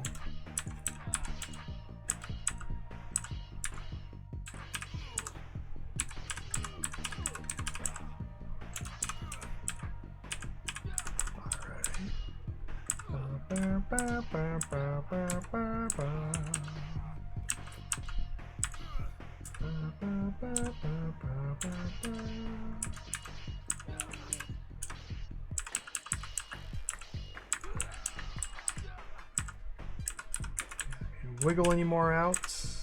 Yeah. Okay, there's the puncture. Puncture the defensive membrane.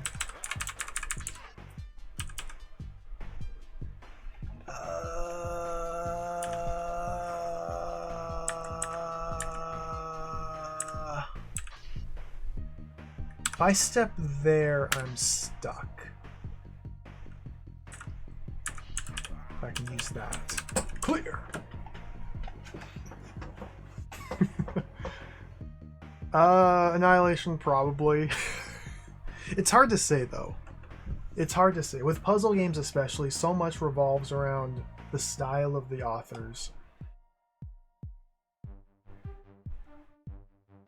A lot of the puzzles here in this hold revolve around seldom used monster types in conjunction with other seldom used elements, and then taking the combination of those two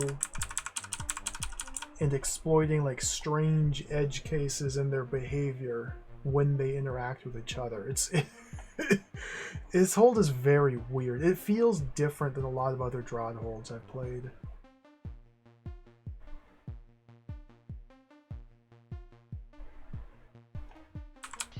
I do feel, though, that I've learned a lot, and I could probably solve a lot of puzzles in other holds much easier now that I've learned what I have here. But, like, what do you learn from this?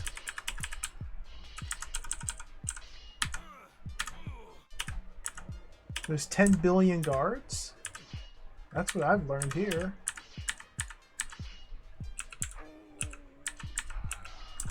Oh, I died. Hey, I died.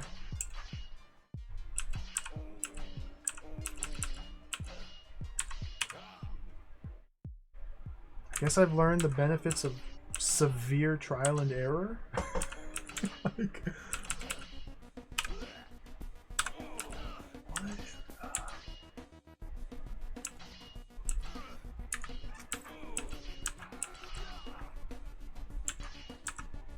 what? Look at that guy! Look at these guys walking in reverse to reach me. B-throw!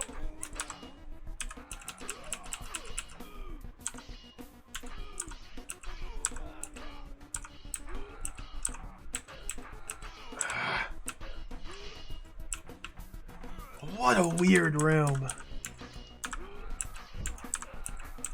Yeah, the only starting move seems to be that. Okay. And from here, stepping in gets me killed, turning my sword gets me killed. Waiting is nothing, so the only next move is that. From here, stepping in gets me killed, turning my sword keeps me alive. Waiting shimmies him down, going back up. Okay, so now we have multiple options.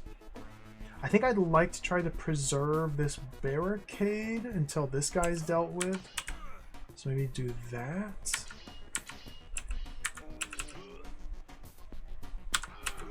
Now the dam has burst. Okay, I just don't want to be flanked like this.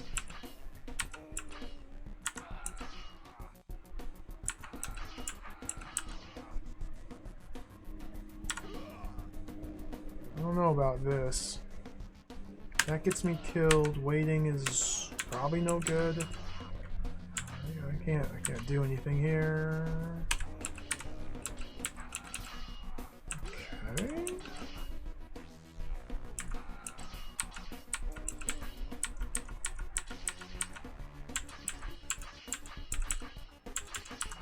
What?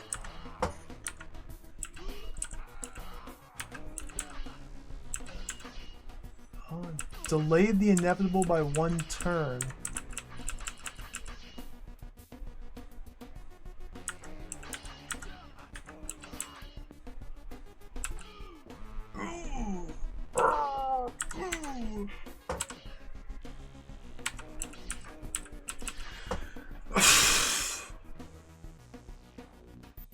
These are not even like puzzles. These barely are even puzzles. Like, I'm not solving anything. I'm just attacking and dying and backing up and trying something slightly different. This is pure brute force. This is the essence of brute force.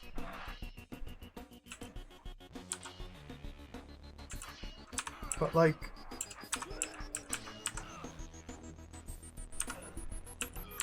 I have to do these two moves to start with. Maybe I go around the world.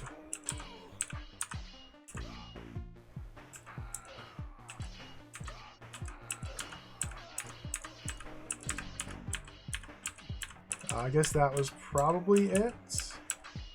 Oh, see, I'm being chased here. You're being chased. Okay, now they've clumped. Okay. Alright, I brute forced my way in. Cool. This is such a goofy area. Look at this! Obstacle road.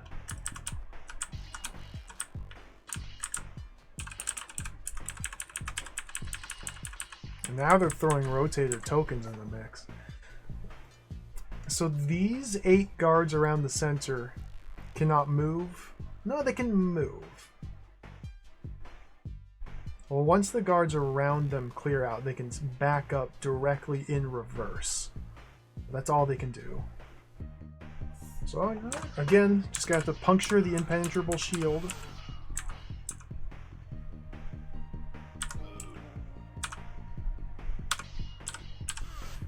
Okay, that was an advantageous step.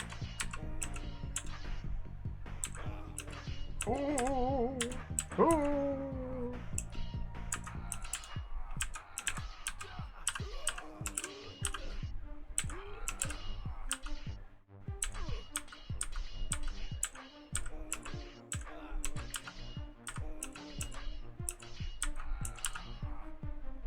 In this room, I seem to have enough space to perhaps make this work, although it may be smart to try and turn these again.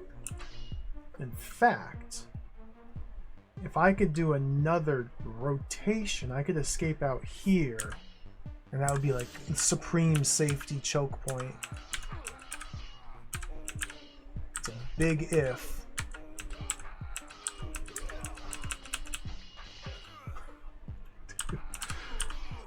Trial and error gaming. I've got 2 safe moves. I don't know which one's better. That one? Lay off me, man! I'm just trying to kill you. Please stop. Don't fight back.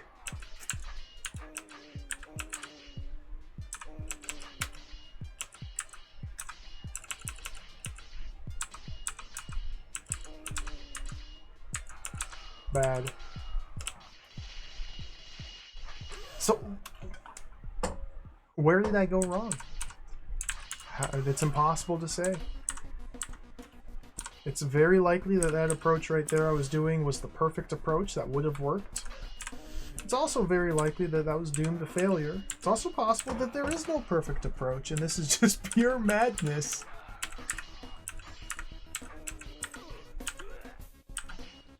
There's so many of them! I feel like I should try and get into a situation where I can hit 2 tokens simultaneously.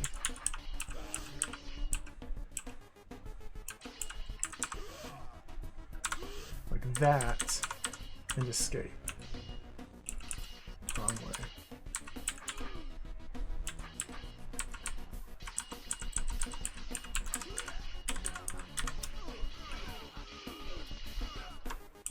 Now that's a good puzzle.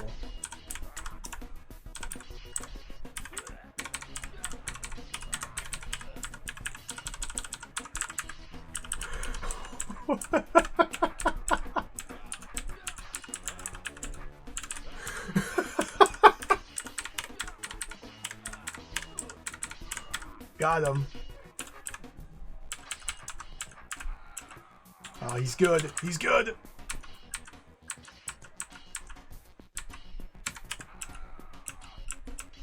I think he got me. There we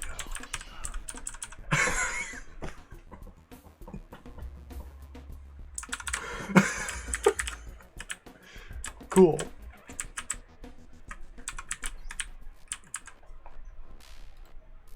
Yeah, 3 by 3. Well, I got 1, 2, 3, 4, 5 with the 9. All right. So there must be a way to puncture this impenetrable wall of defense here. That.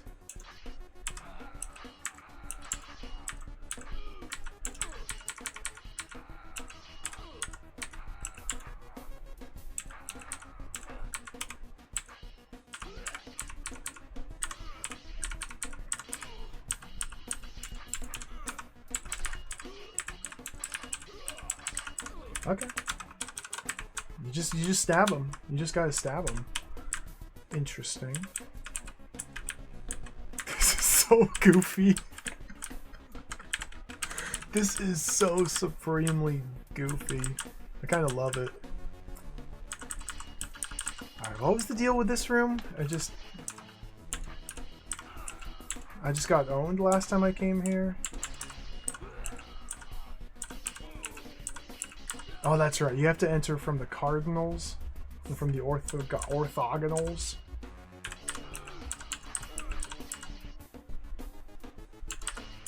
And doing so got me bullied. So we can start from any of the 4 directions. I can't look at the arrows to like try and see what will happen. I just have to flail about in the chaos.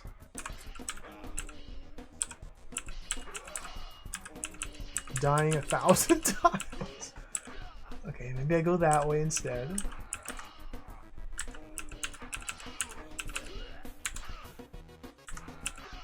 Just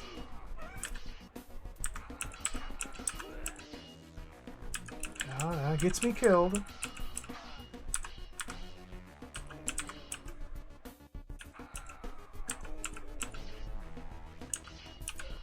There we go.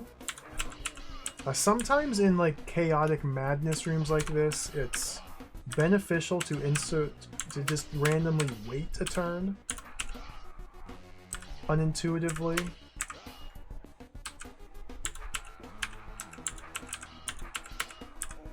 It's one of those things that's kind of only trial and error.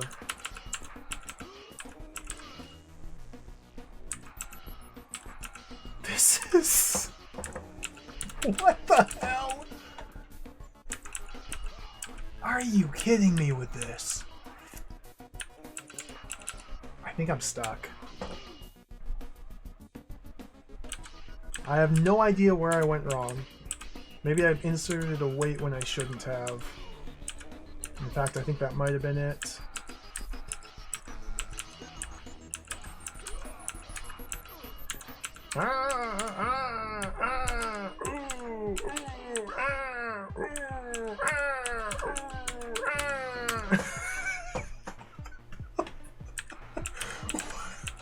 What is... I don't think I can recover from here. Oh, maybe I can. See, yeah, just unintuitive. Just try to brute force your way through.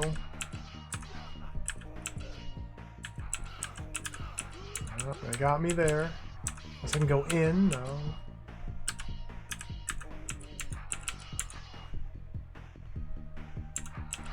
Yeah, this is a bad spot.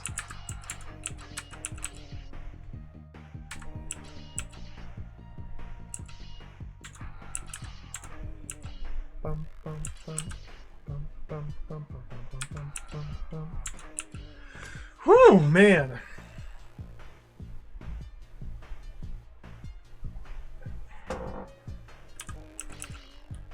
This doesn't even feel like the same game I was playing earlier.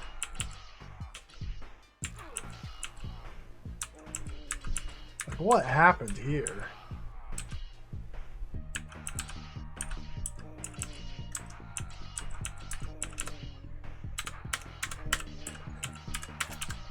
I honestly don't feel like I'm doing anything other than literally brute forcing my way through this room. I don't know. Let's try a different approach, man. That just wasn't really working. Let's go this way.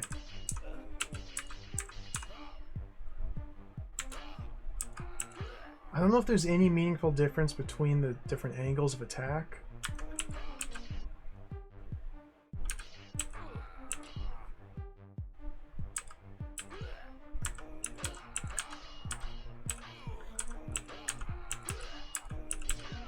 Like, as cool as it is to kill all these guards, and it is kind of cool, it does not feel like I'm solving anything. Well, okay, let's try something slightly different. Turn there, or maybe just walk past that guy.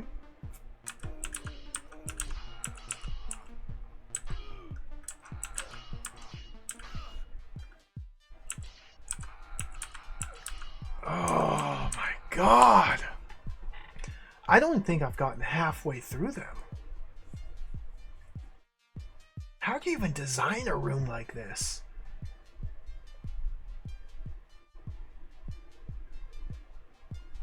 What?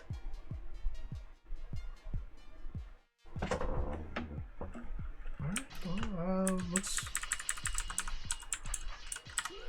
As far as I can tell, every side produces the same outcome.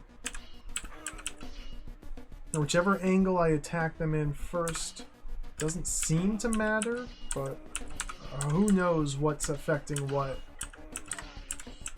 in this sort of madness. That gets me killed. It's like, I can't ever turn my sword. But I need to turn my sword. I can't turn my sword.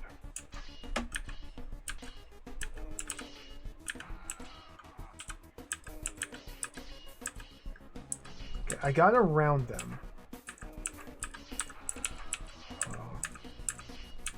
So this feels good. Well, right.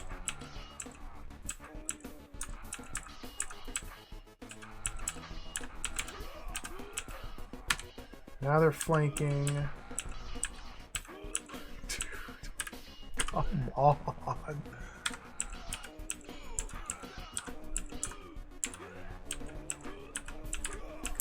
Well, that was the wrong move. Okay. Let's go back to when I still had options. Okay, go back again. Let's brute force every single direction. That's the only one where I survive. Turning gets me killed. Okay, let's go back again.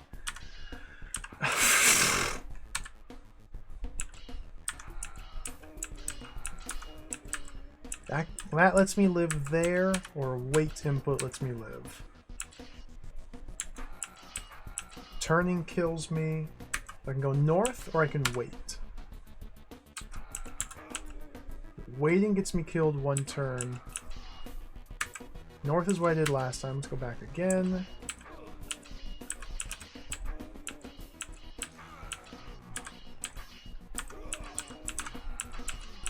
Oh my goodness! Okay, I got a kill.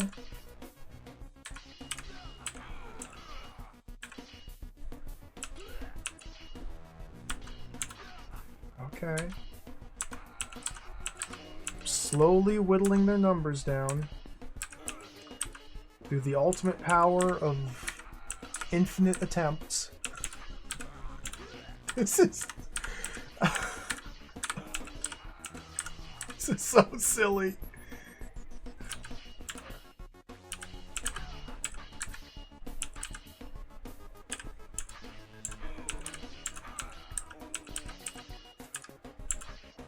I don't know if this is better or worse than trying to do, like, say, incredibly precise fiddly guard movement manipulations. I feel like that at least gives you, like, a sense of accomplishment for figuring out the puzzle and how to manipulate the guards. Like, this is just a bloodbath. I think they got me there.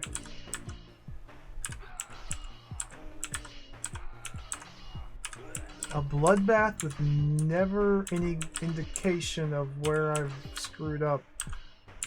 Okay, I got another kill, but does that let me survive? Puncture through them? Puncture through? Wait, turn? No.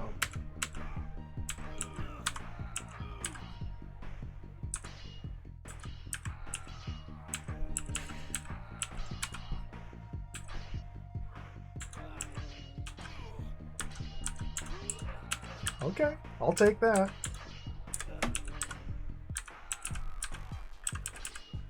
Absolutely insane. Okay. The threat has been reduced. Now I don't... Okay, now we just kill some more. What the... What? Okay.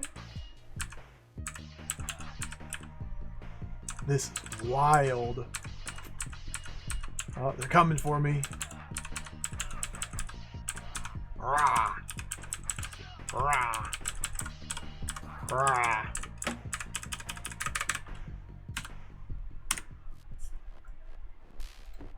Let's watch it all in one continuous sequence.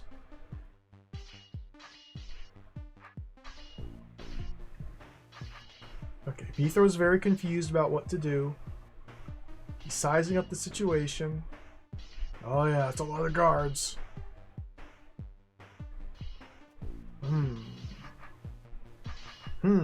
So I've already wasted 50 turns, so if I were doing a high score time attack, this would be bad.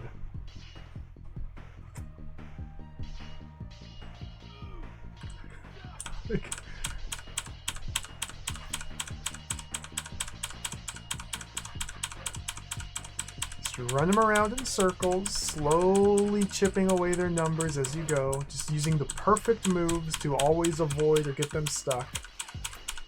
And just slowly run them around in circles until you can barely squeak out a kill, then rush through, then back out, then dance.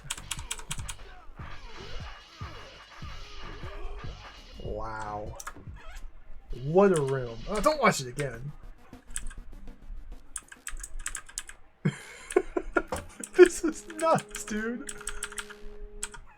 Okay, we only have a couple more.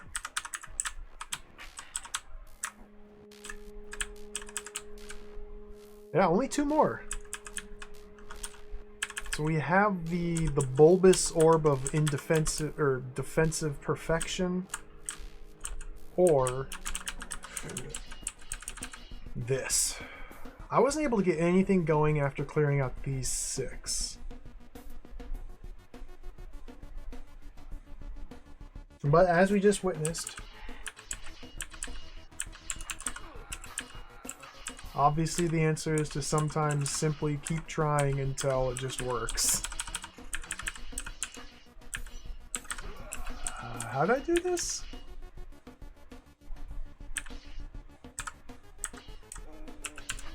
Oh, there we go. It doesn't seem like there'd be any benefit to keeping those guards alive. These guys over here I cannot kill from this angle, because that gets me killed.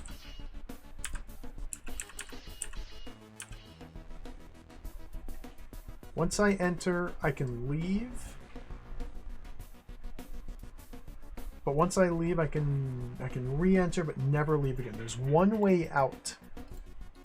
There are multiple ways in, but one way out. Southwest force arrow, so I can step boom boom. This is my only way out.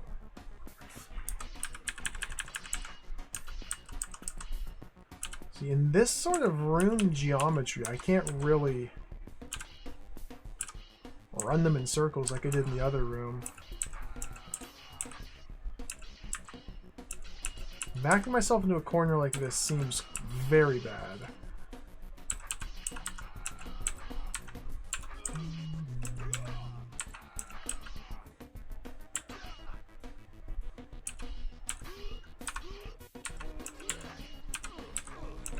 This is looking promising.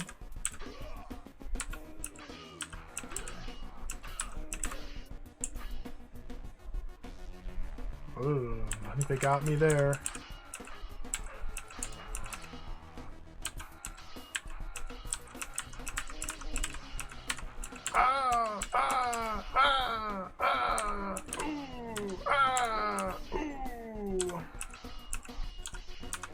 Can I puncture in?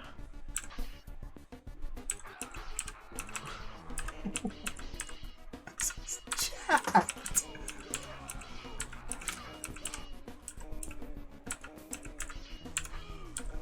Ah! Oh! Ah! Ah! This is so close.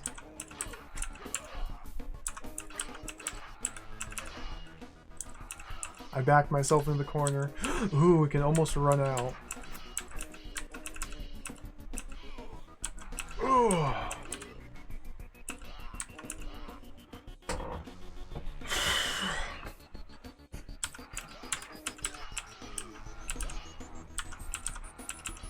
I fear I have made this unwinnable.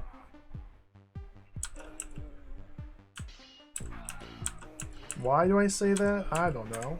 I have no idea. It's not looking good.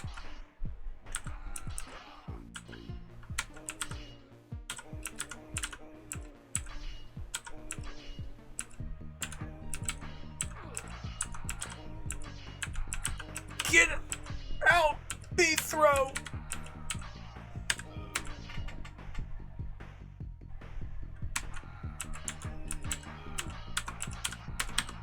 No. Nothing I do here survives. I can turn my sword in a single direction, which gets me the unwinnable. Okay, back. Turn gets me killed. Wait gets me killed. Step gets killed. So let's go back here. That's where I was. Gets me killed. I can wait. I can turn and nope. So wait. Explore this branch of the timeline. Oh.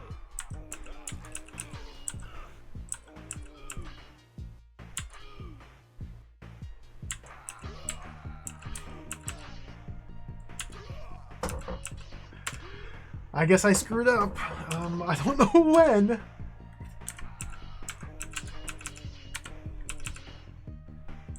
Again, just imagine trying to do this without unlimited undo. This would be like the breaking point for me. I would just quit.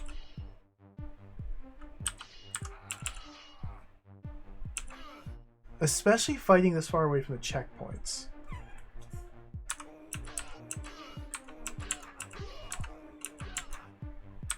Maybe that's a sign I should be more centrally located, but I can't get in there.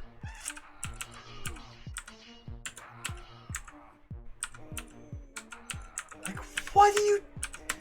This is so messed up. I love solving puzzles. I love this game. DROD rules. I'm dead. Oh, I can go up.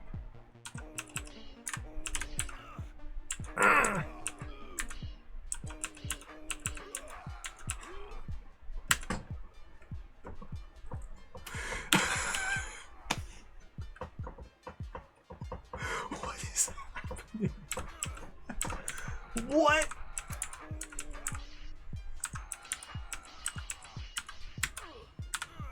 I think I found the magic. I found the magic buttons, I think. Alright, I found the magic buttons. Cool. Puzzle solved. That was atrocious. Alright. One more room.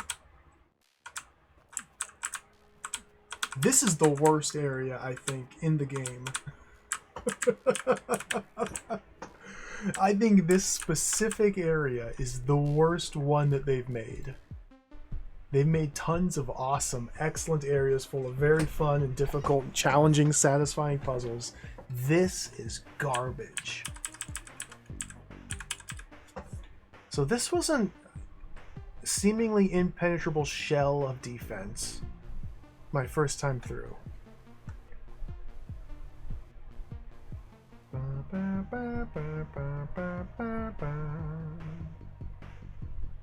So this is a fully permeable layer of nothingness. But I was never able to stab a single one of these dudes.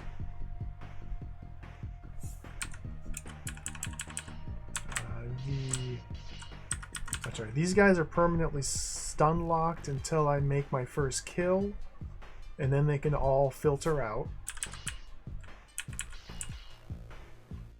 Ortho squares surrounding the guards prevent me from doing like diagonal steps in to kill this guy or things like that. I have to walk straight onto an ortho square.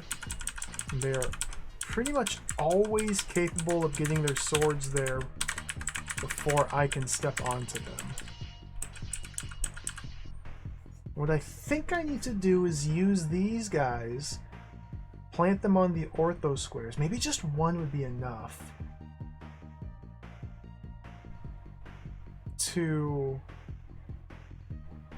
lock some of their swords in place. Like this guy here. If I could plant a guard on this ortho square right here to the north of him, while this guy's sword is facing northwest, then this man will never be able to rotate his sword. If this guard's sword were west,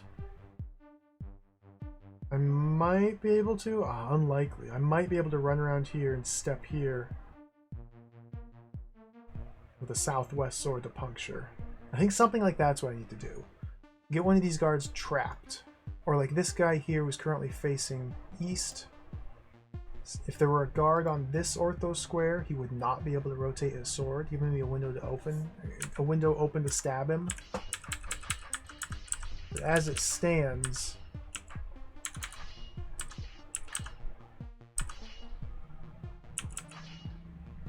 interesting how he doesn't rotate to face me at all. I guess because he needs to turn his sword 180 degrees. He probably prefers anti-clockwise. And since that's blocked by a guard, he just simply doesn't. Perhaps that knowledge can be used to inform the correct placement of singular guard. So let's try this with a singular guard.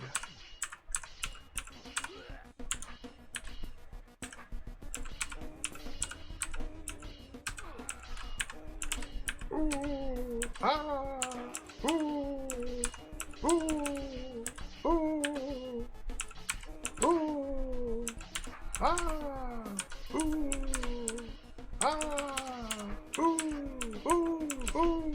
Okay, I died. Okay, let's don't start there.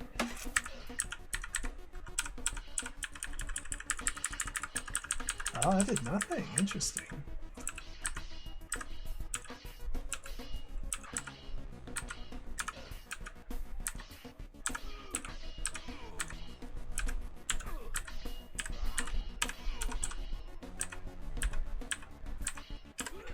Alright, buddy. You're mine.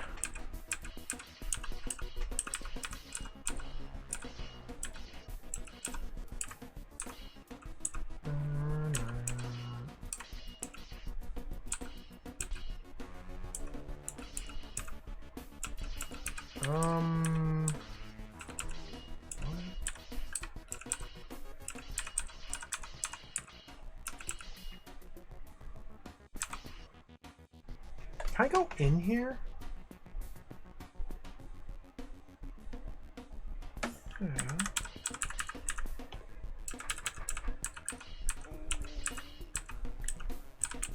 Okay, that allows me to unbrain the guard. So I can encourage him to make an unbrained move.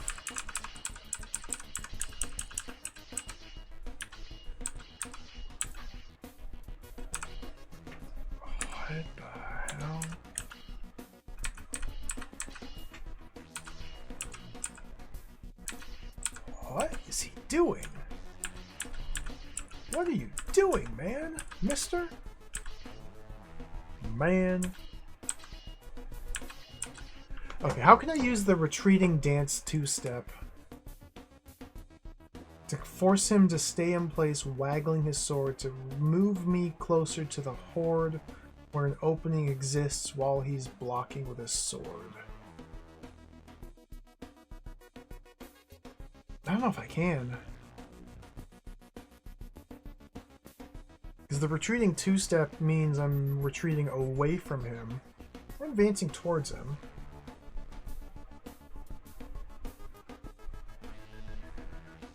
I can force him to toggle his sword between these two tiles, which that doesn't really help me unless I can get all the way around him.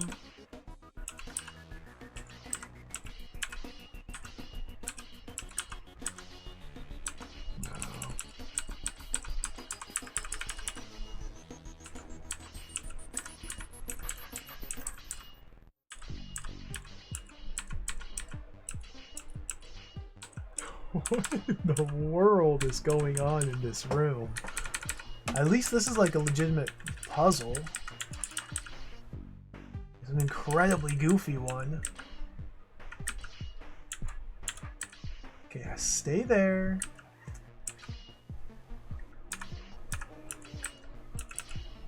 Oh. Hey. No.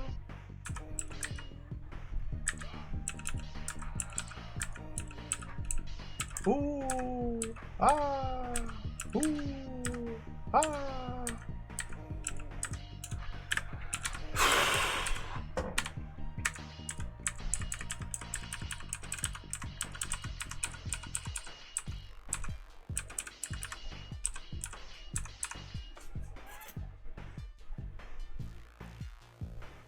Okay, the guards in the center cannot ever move their swords. So these 4 corner tiles will always be occupied by guard swords. Until...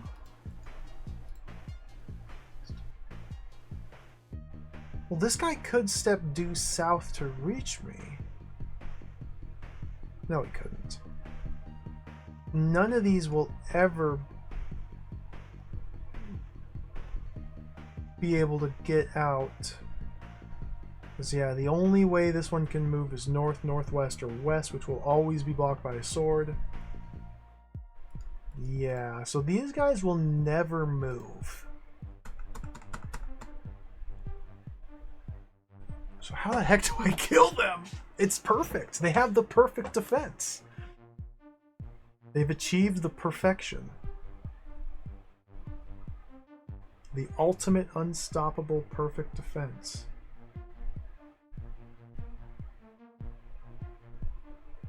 I feel like the answer must involve, because it's the perfect unstoppable impenetrable defense, it must involve using these guards to jam up their rotation, giving Beethro a window in to stab. I guess with one it's not enough, or I just have to find the magic pixel.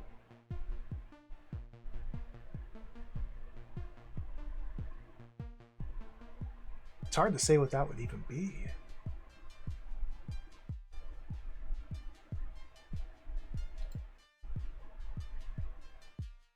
Yeah, I feel like I need more of these guards. I don't know what to do here.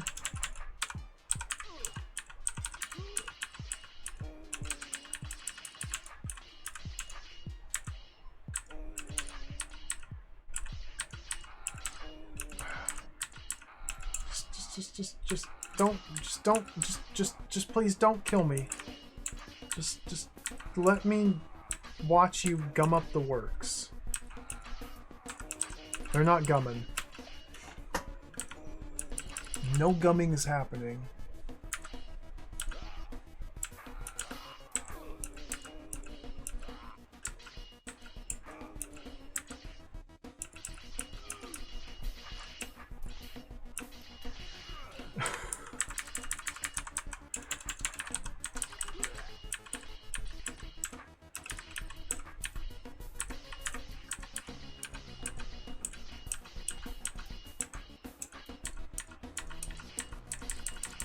There's some gumming. Okay. It's not quite perfect gummage.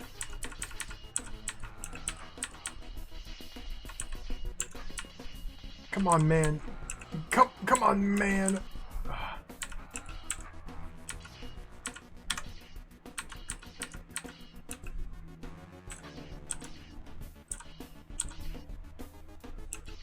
This is so ridiculous. This might be good. That might be really good right there. Oh, it was until it was lost.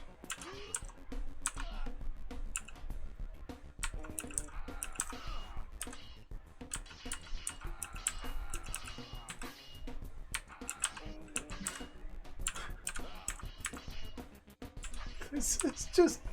This is nonsense.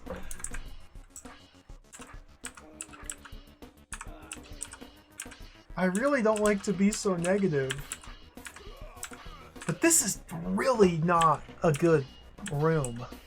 None of these guard rooms have been very good.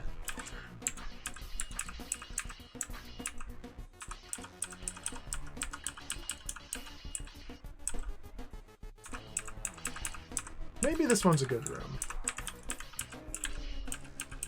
I don't know. What even is a good room? How do I ever attack them? They're perfect. How do you defeat that which is undefeatable? How do you stab the unstabbable? Look at them dancing. How do you defeat that which has no life?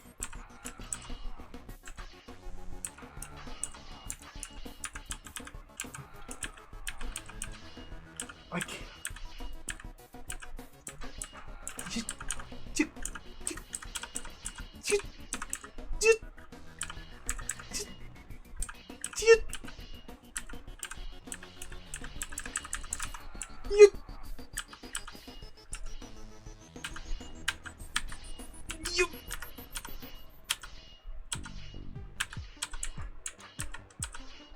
Yup.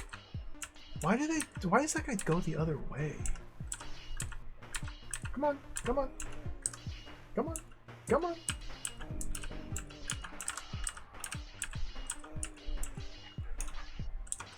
This is a hard game. It absolutely is. Have you seen how many times I've died in these this room alone? Imagine doing a deathless run of DROD, Gigantic Jewel Lost. That would be impressive. Like, this guy is full rotated. But I need to go 1, 2, 3, 4, 5, 6 turns over there, and he just needs to turn twice.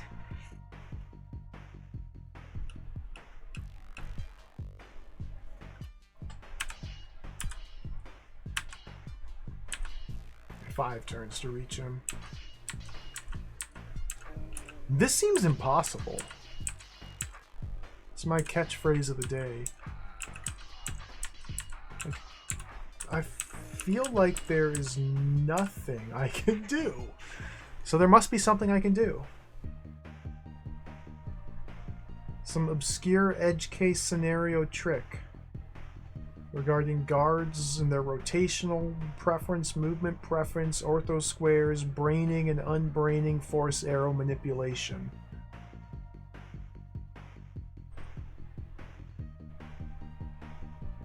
How do we untangle this mess?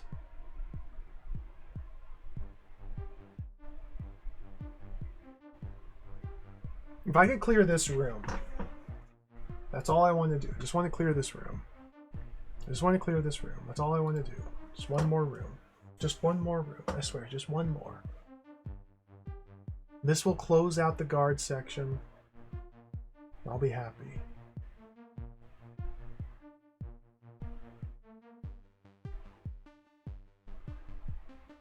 Can't use back here. These guys are trivial, well, defeatable, whereas these are invincible. Just one more, I swear, just one more.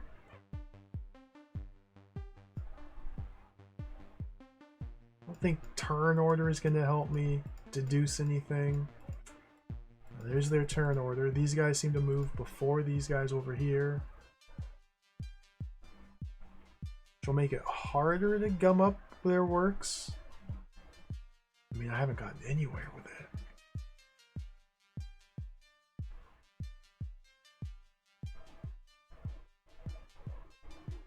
So what, I guess I should just try and isolate what exactly does I actually want to have happen in order to gain access to this.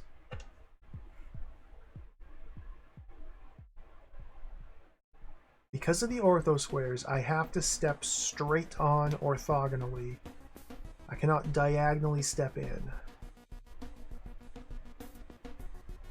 This man would be vulnerable if I could step here with a northwest angled sword. He turns it immediately when I get to this tile. If this man were somehow spun in the other direction and the guard were here, also with his sword facing east, and be throw over here, and then I'd be able to stab this guy. The only way I'm going to beat the guards to the opening is if they physically cannot rotate their sword, because the tile they're rotating through is blocked. The only thing that can block that tile in this room are guards. Therefore,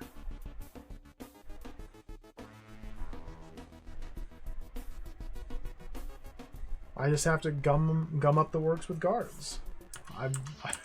Exactly what I've been trying unsuccessfully to do. So let's try it a little bit more.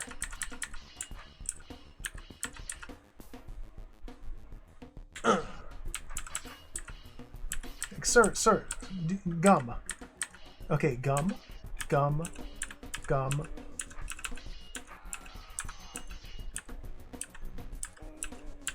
You can't be serious, man.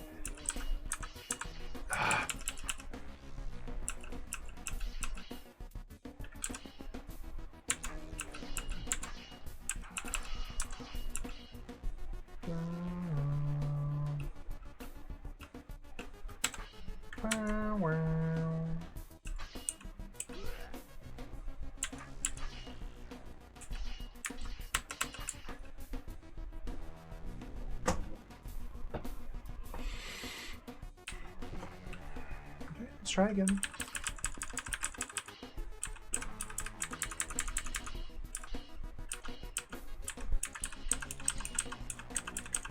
Vito's never gonna win this race. Rotating in one direction, then rotating them in the other.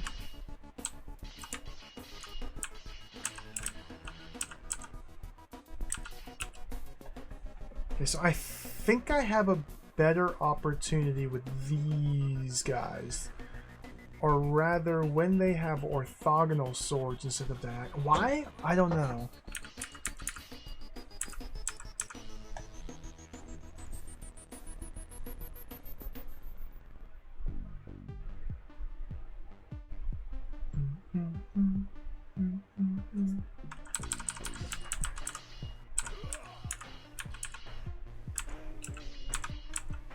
There's probably some precise movement you can do to just trivialize this entire room.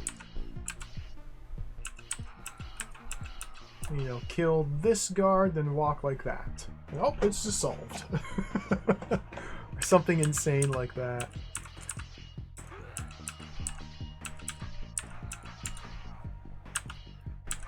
As it stands, this is a bit of a problem.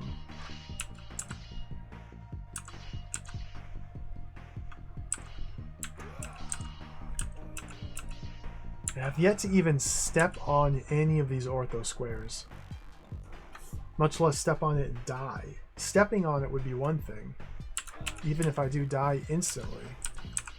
They have complete denial of territory. They are simply too strong.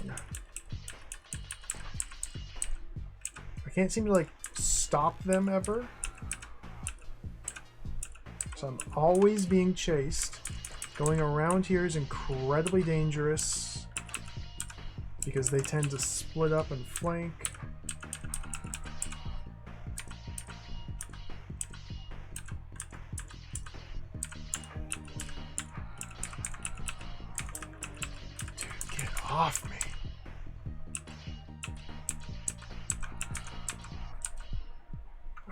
just okay. Maybe if I just keep running around in circles, something will happen.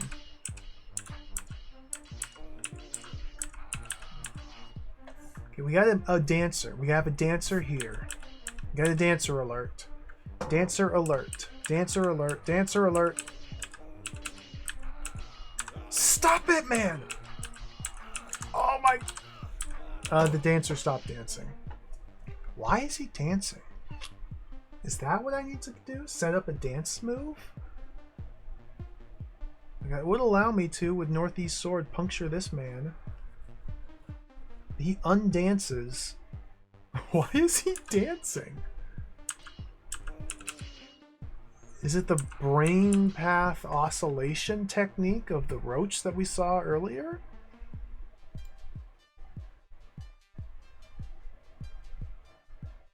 I don't know what he's doing. He's dancing. Okay, he's stopped.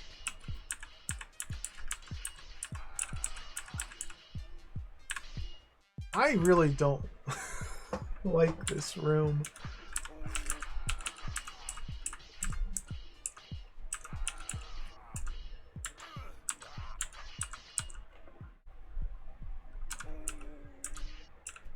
I don't know what to do.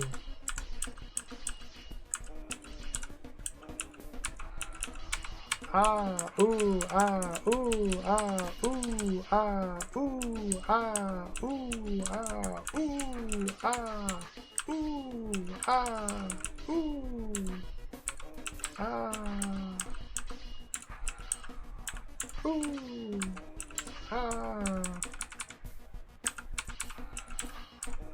ooh, ah. Oh, look at that. Now they're dancing together. They got a little two-step going on. Look at them go. Look at that.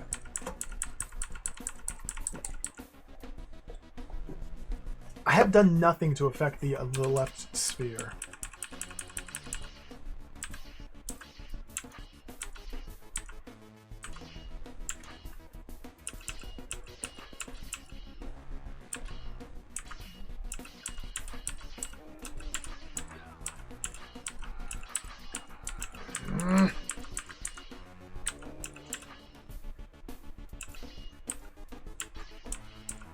They got me.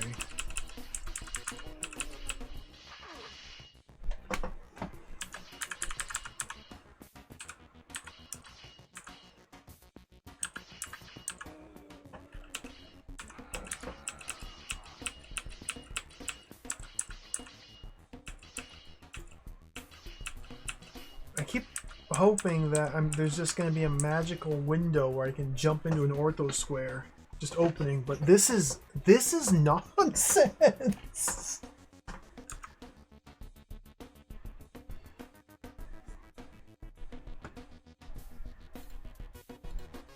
I'm going to look up a hint.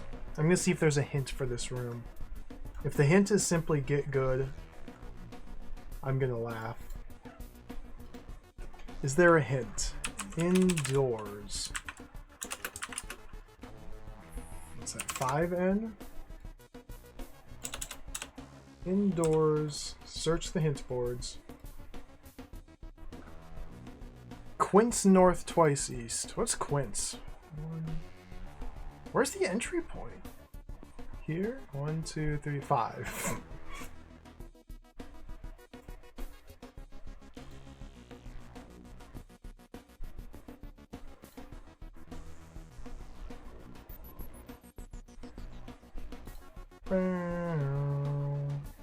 North to west. Solve those. Those are the Slayer rooms. A lot of hints posted for all the Slayer rooms. 5 north, 2 east. There we go.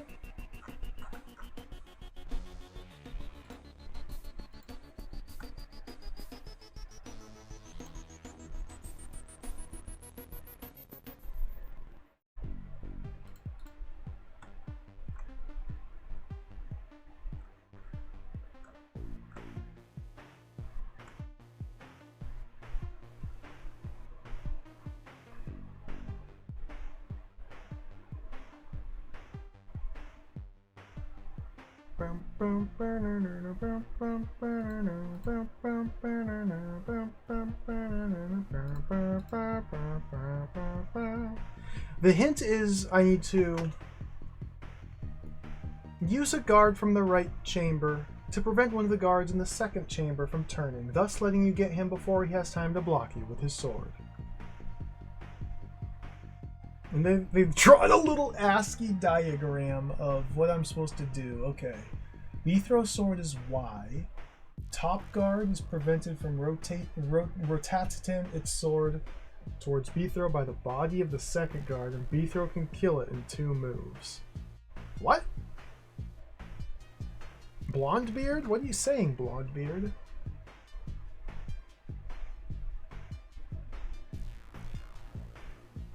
Guard, sword,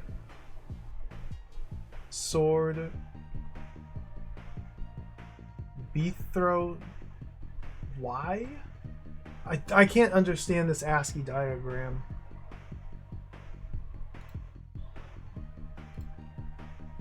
Alright, I'm gonna look up a demo. I don't care. F6. Import. Indoors 5.2. Whoa. Where is it? Watch.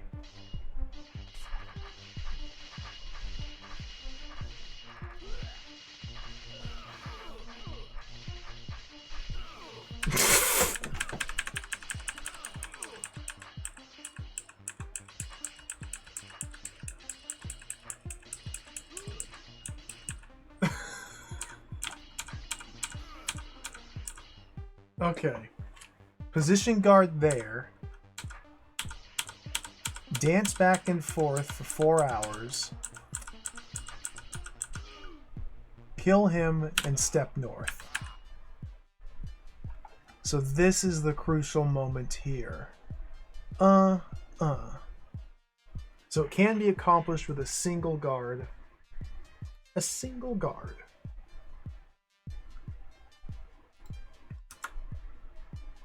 A single guard. Whoops. Let me watch that one more time to see the setup.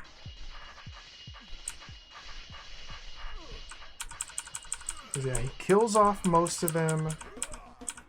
Gets one. He just like filters in there. Okay. So it's while this guard is angled southeast, pull a guard in through there. Nope, then he got off. Then we have a replacement, and then just dance forever until magically the stars align. Does this take me right there? Oh, it does. Holy smokes! I had no idea that's how it worked, Elfbutt. I'd never clicked that button before. Look at that. Interesting. And there's even a direct link to the hint page. Oh, thank you. That'll be helpful. Okay. I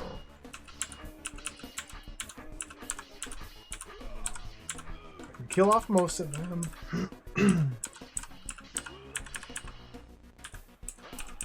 We got oscillation.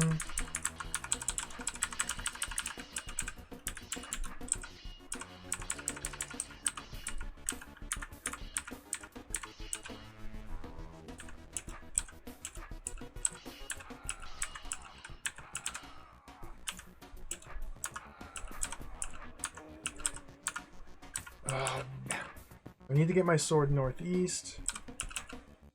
The problem is turn order here. It's northeast sword.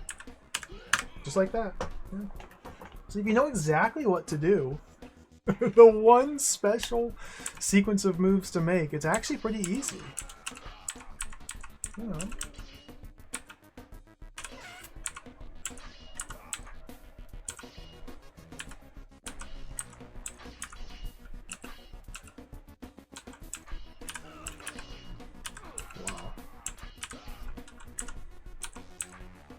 Guards! Ooh. still gotta get out of here. Okay. Hey.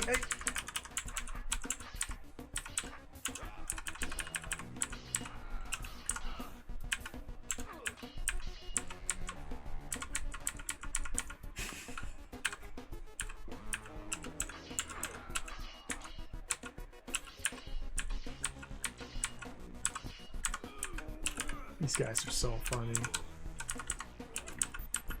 Sir? Hello? Hello? Okay, so the problem here is he's brained. I'm calculating brain pathways to B-throw, but refusing to take them, hence the oscillation dance. So I can unbrain him like that.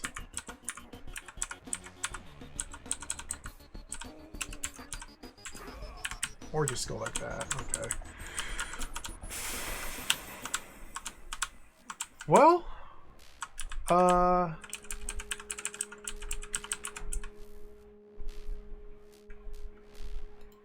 those were certainly some rooms. Those were certainly some rooms. I don't know if I have anything nice to say about these rooms we just did. It was kind of satisfying to slaughter guards, but it was incredibly tedious and full of trial and error, almost without exception, in each and every room of the 9-room configuration. Thank goodness it's over. Alright.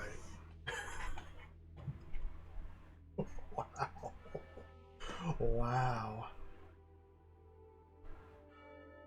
I think this is a good spot to wrap it up. I'm about DRODed out.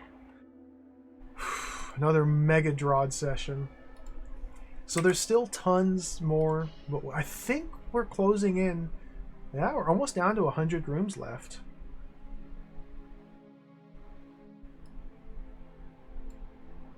There's still 1, 2, 3, 4, 5 vaults to find. There, we found the gigantic jewel. We have the combination for it, but we have to finish solving all the puzzles before we can get it. So, robot world down here. Programming robot language world. That's probably going to be the next stop. And I can imagine this will take a while. It's a completely new style of puzzle to embark upon. There's still whatever lies over here in the northwest corner of the bar that seemed impossible to reach, but I probably just missed something. 2 roach brain manipulation rooms that are also impossible. I mean, this one, it's just, there's something. This one, I mean, there's just something you have to do. Yeah. We did the diner. We got 3 of these. We did the bandit lair. We did the bar. We got another room in the tunnel network clear. There's still a couple tunnel network rooms. Like this one here, I still haven't found.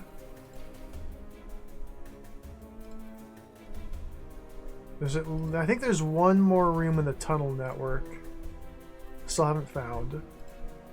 There's still a chunk of lava land I haven't found. Underground Lake, we still have 2 secret rooms in here to do. Goblin Woods, 2 secret rooms. Well, yeah, it's coming together. I don't know if there's going to be more after this. I feel like there probably will be. Because there's still 100 rooms. And like 1, 2, 3, 4, 5, 6, 7, 8, 9, 10, 11, 12, 13, 14. Yeah, there's still a lot more.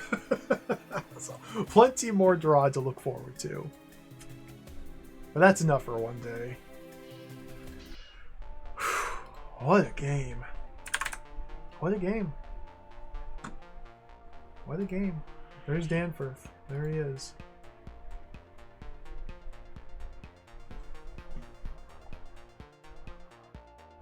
More mites. Look at the sword. Look at the size of that thing. Thank you for watching, everybody. Whoop. That'll do it for today. I had a lot of fun. I have a couple puzzles to chew on. No stream tomorrow. Monday's no stream for me ever. We'll probably come back again and play some more DROD on Tuesday. Maybe play some more DROD on Wednesday. Maybe play some more DROD on Thursday. Maybe play some more DROD next Friday. We may play some more DROD next Saturday as well. I feel like we are over. I don't know. Who can say how much more DROD there is? I feel like we're getting close. Every puzzle solved is another step closer to the ending. I'm not trying to rush it or anything. I am legitimately really enjoying this hold. I think on the whole this is excellent. This is like really, really, really impressive and a lot of fun. It's also really hard, which is fine. I'm enjoying it. So yeah, thanks for watching. Thank you for the follows. Thank you for the big emotes. Thank you for the resubs. Thank you for the hype train earlier, the cheers. Thank you all. Let's do this again. Let's do this again. We'll do it again Tuesday. Let's see who's on. We'll do a raid. Get out of here.